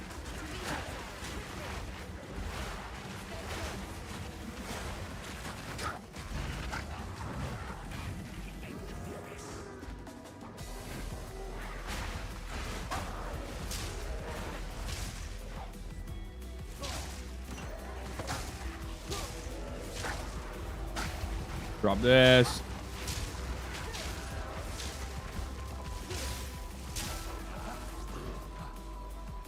I fucked up, man. When I usually do this level, the first thing that I try to do is I try to make sure that I go through and I fucking find the entrance because you've already probably like discovered most of the map already, right? Like before you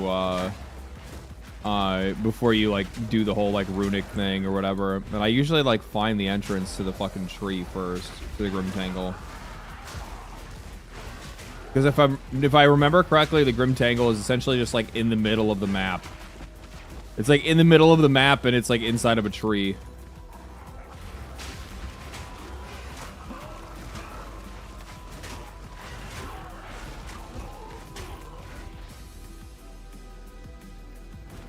There it is. I knew it was close by.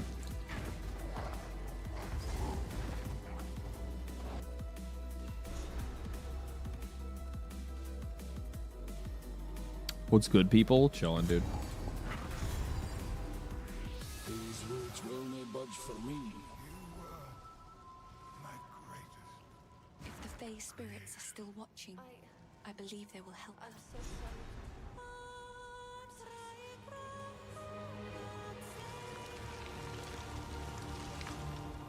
old magic still thrive? The way is open. No, you can't have Taco Bell. Cats do not eat Taco Bell.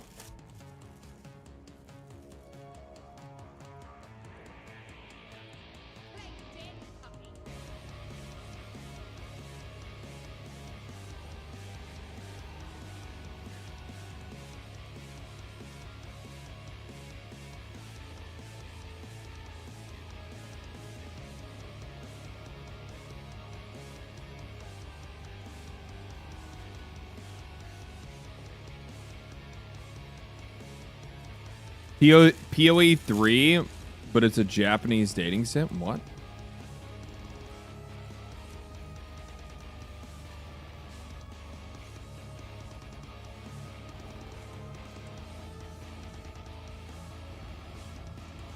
I'm fucking tired.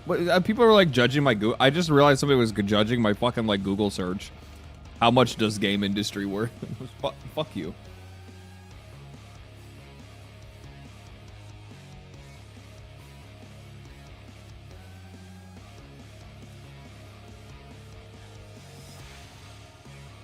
You never asked how much does game industry? I do. How much does game industry? Oh, me, not you.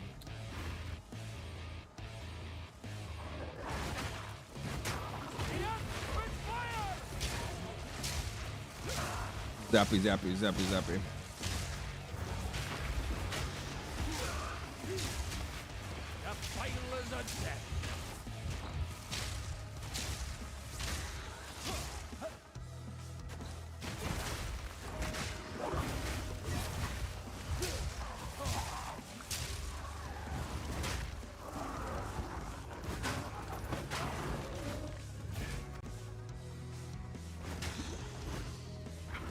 Taking a lot of damage. What do I think I want to do instead?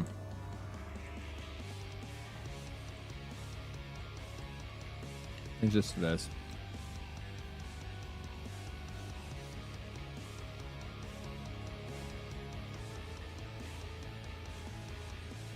This to this.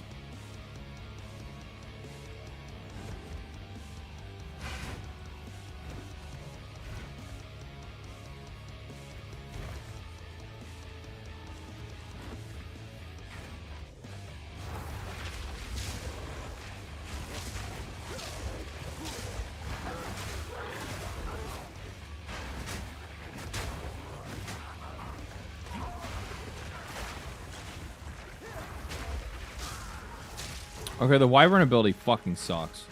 It has too much of a bounce. How's the dragon feel? Like, its swipes are really good, but it's probably its other abilities that are better. Or at least I just don't like the right combos for everything else. But like the one thing like arcs too much, so it's like too hard to get like precise with.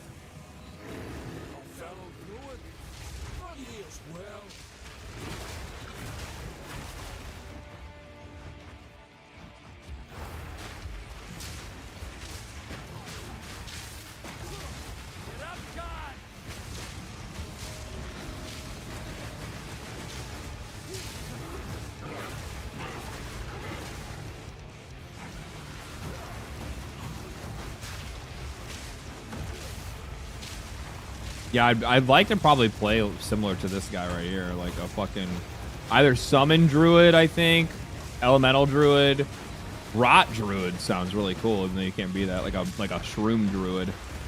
Oh, they have spore druids and oh yeah, like spore druid from like Baldur's Gate or from D&D.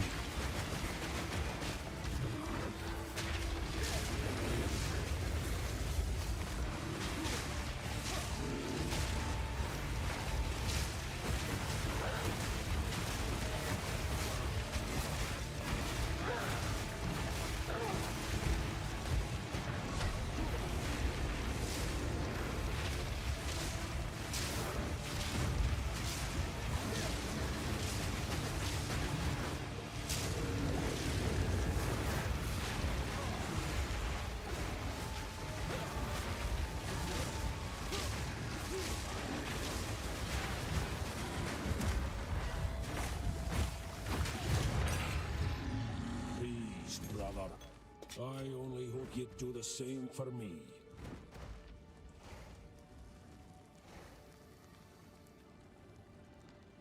Watering your plants is actually super strong. What?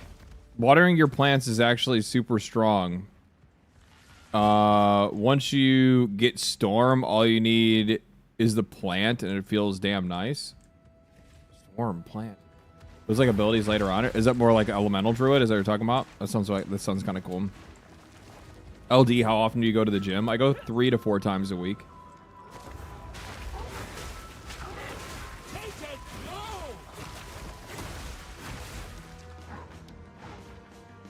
Three at the very least to make sure that I get my core workout in. Push day, pull day, and leg day. So that way I hit all muscle groups. But I still do cardio on every day. But I start my workout with cardio because you don't want to end it with cardio. It would fuck up your muscle growth. Starting it gets your blood pumping.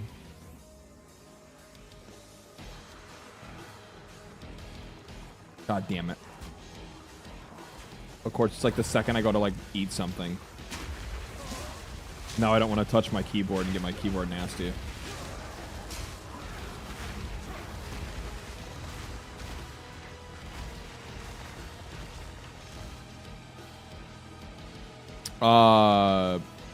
The ability Thunderstorm. Sorry, you use it over Bramble. Oh, okay. You're in Tangle. That's what it is. Getting stuff mixed up. It's all good. I usually lift weights at home, but I want to start going to the gym soon. I highly recommend it. Going to the gym just creates a, I'm not much of a, like, I'm really bad at forming, like, the right habits that I need. And I need to go to a gym. If I don't go to a gym, then I won't do it. If I try doing, like, workout at home, I'll just put it off and I'll never actually do it. So I make sure to go to the gym. And what I do is the way that I force myself to the gym and I never miss is I take pre-workout. So I fucking jack my ass up with fucking pre-workout, and then like I'm so juiced and I get all fucking giddy that like there's no way that I can't not go to the gym. Like where the fuck else, what else am I gonna do? Sit down and play video games now while I'm like fucking.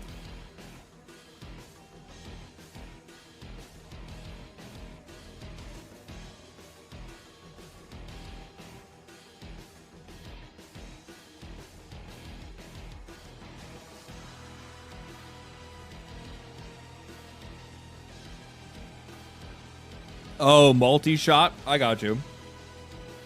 Multi-shot rolling magma. I can see that one working probably a little bit better. Has Path of Exile gotten any better on the fucking on the Steam Deck? Yeah, what am I talking about? There's no way that I can play a game like this on controller. I guess you probably could. It wouldn't be that bad. Inventory management was stuck ass though.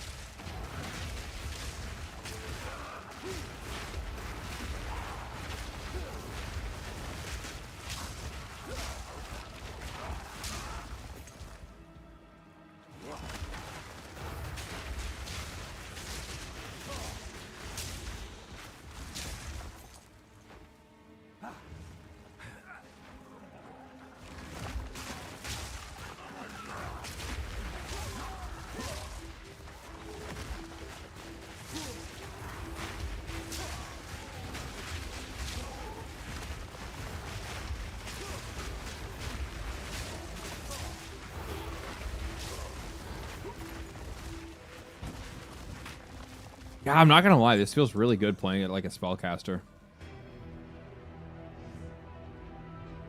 That's a good idea. Yeah. So I take a bunch of pre-workout, and then I sit down and I play a game for a little bit on my Steam Deck, and then after a while it'll get me like, can you still morph into a wyvern? Yeah, I can. Yeah. And then I after taking like, and then I play a game for a little bit until the pre-workout kicks in. And then once the pre-workout kicks in, I just go to the gym. That's it.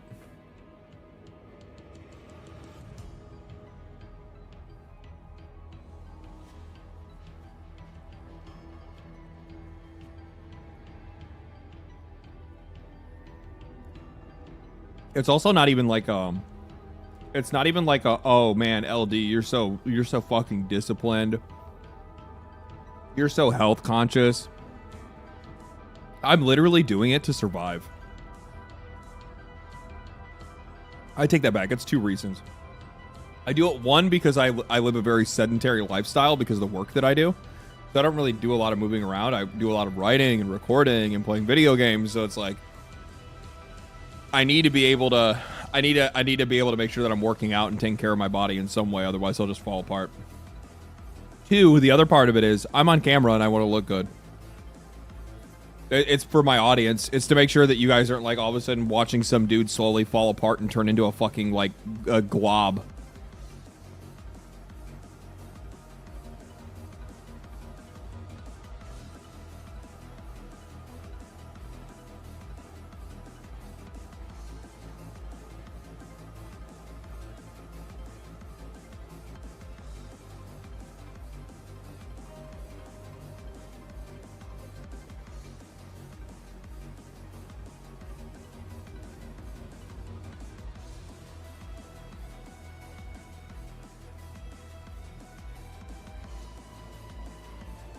So when's the OF? Fucking internet can't handle that shit. That shit would make me so famous. You wouldn't even want it. I don't want that kind of fame. I'll be real with you.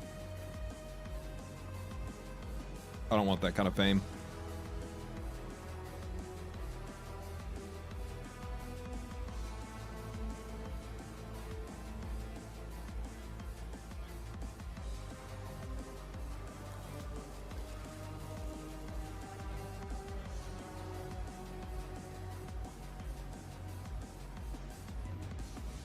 Which games got revealed at TGA that you're looking forward to play? Literally all of them. There wasn't really anything other than like fucking High Guard or whatever the fuck it was called. Concord 2 that I wasn't excited to play. Everything else I was like, okay, yeah, I'll give that a shot. I like that. I'm really excited for this. I don't think there was anything that like stood out to me that I was like outside of High Guard. I think it was called High Guard. That sounds about right. It's gonna be this. That's gonna be one of those games that I'm gonna constantly say its name wrong because it left no impression on me at all.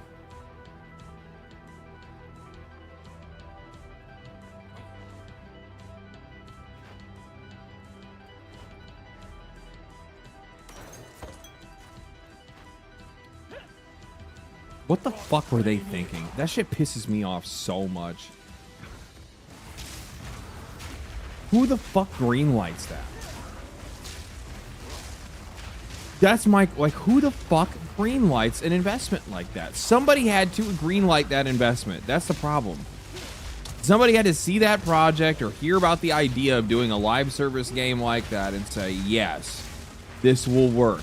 This will result in profit. Like, I'm sorry, but like, I can't really imagine like game developers going out of their way to like, oh man, my passion is to make live service games. I mean, like, sure, I guess there's probably a couple guys that are out there that like that is their shit, but also at the same fucking time, like, I don't think that's true. I don't think that's true. I think that's bullshit.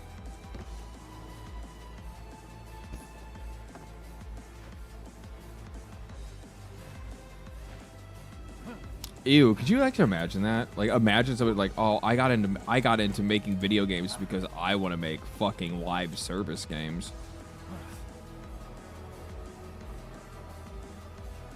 Nah, I mean, like, I guess like some guys do, because like you got people that, like, want to make like Diablo, right? Or you got these guys right here, but like I don't even think they didn't get into make because they wanted to make like a fucking live service game. They got it because they wanted to make a Diablo game. Or something better than Diablo, because they were all pissed off over the fact that Diablo couldn't make a fucking good game.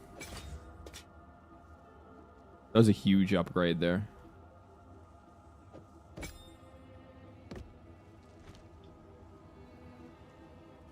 Did you enjoy the Expedition 33 awards last night? My football team ate shit this year, so I was happy to be on the winning team once in my life. I really enjoyed it. I wish that they didn't win everything. I wish they. It's not that I wish they didn't win everything. They deserved to win everything they won. I just wish they weren't nominated for everything. Just to make the fucking awards a little bit more interesting. Give other games a little bit of space. It's really just for entertainment value more than anything else. Just to be like, oh, that game won something, and yeah.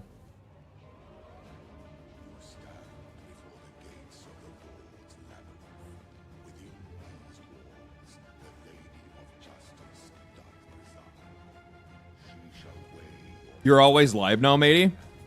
Yeah, I quit making YouTube videos. I'm just going to stream from now on. I'm a full-time streamer now. That's what we're going to do.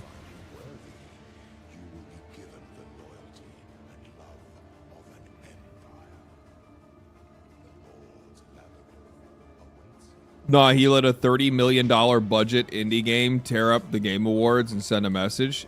It's not. It's less than $30 million. Everybody thought it was $30 million. Come to find out from a recent leak, the game was made for under 10.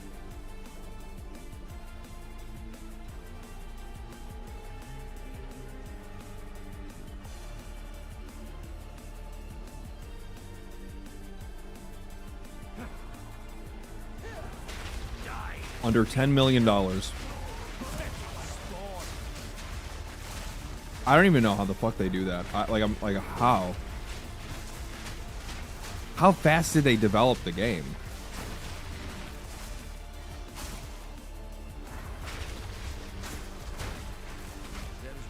I mean, their ROI is fucking insane. Their ROI is disgusting. Fucking disgusting. I mean, think of that in context. I mean, if like you have a game that just went on to probably sell like, I don't know, I think it's over 10 million, 15 million copies probably.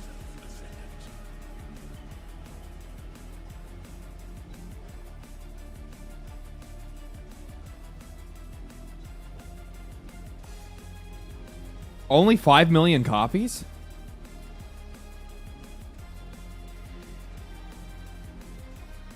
Game Pass is a fucking cancer, bro. Game Pass is a fucking cancer.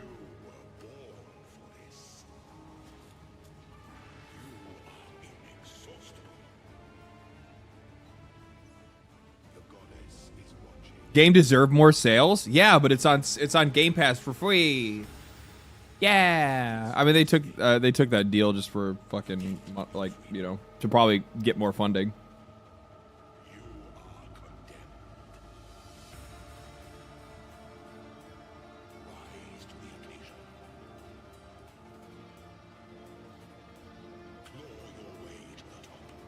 The publicity to being on Game Pass, free advertising. I mean, I guess I don't fucking know.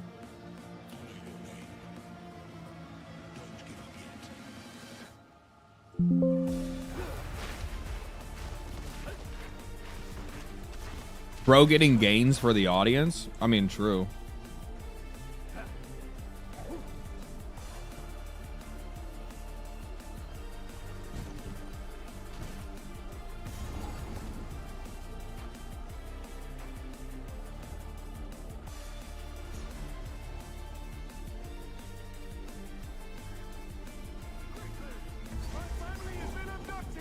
My family has been abducted. We make a fine pair. Half a memory between us.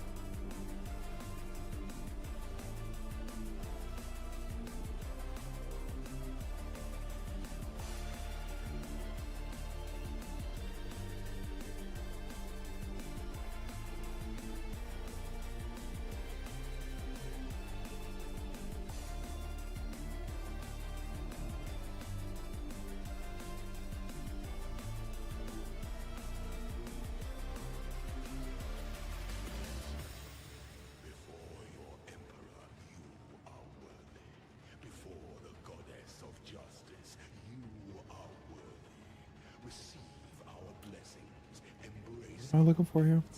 And rise, ascendant, for this is the ending that we all deserve.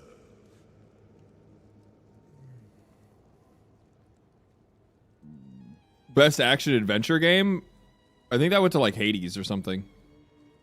No, I think it went to, I think Silksong got best action adventure game.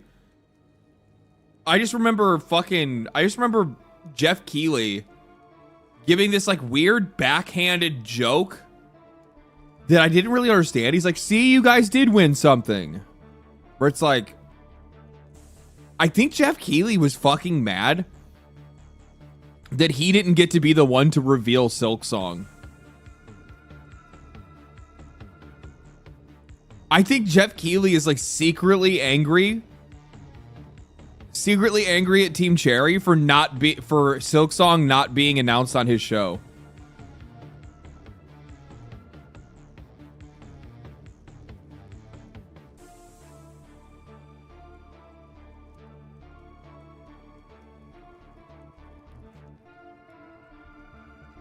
He said, see, you guys did win something. Exactly. And I was just like, that seemed really fucking bitchy for some reason. Why did he say that? And I was thinking about it later and I was like, Silksong announced their game on, I want to say it wasn't, they didn't do it on Summer Games Fest. They did it on like the PC game show or something like that. I forgot what it was. There was a different show that they had did it on instead of Summer Games Fest. And I'm like, fuck, I bet that's what it was. I bet that's what it was. I bet he was like, what the fuck? Why didn't I get that? I don't know, Jeff. Probably it's because you charge a fucking $1 million, dog. They were like, fuck that. We don't need to do anything. We're just gonna shadow drop this shit.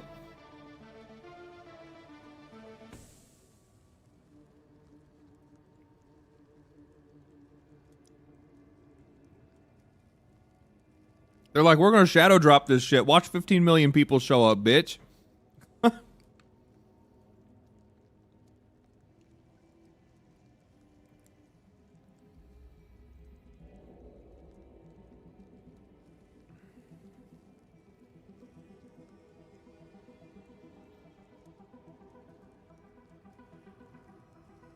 I keep watching reactions to Leon and Resident Evil 9. I keep getting excited.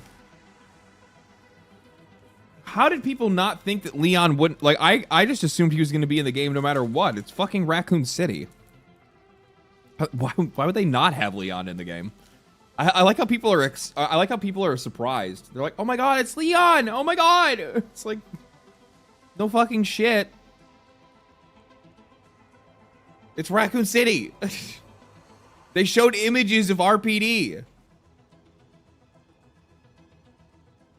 I hope this is his last game. Why? They're going to bring him back anyway.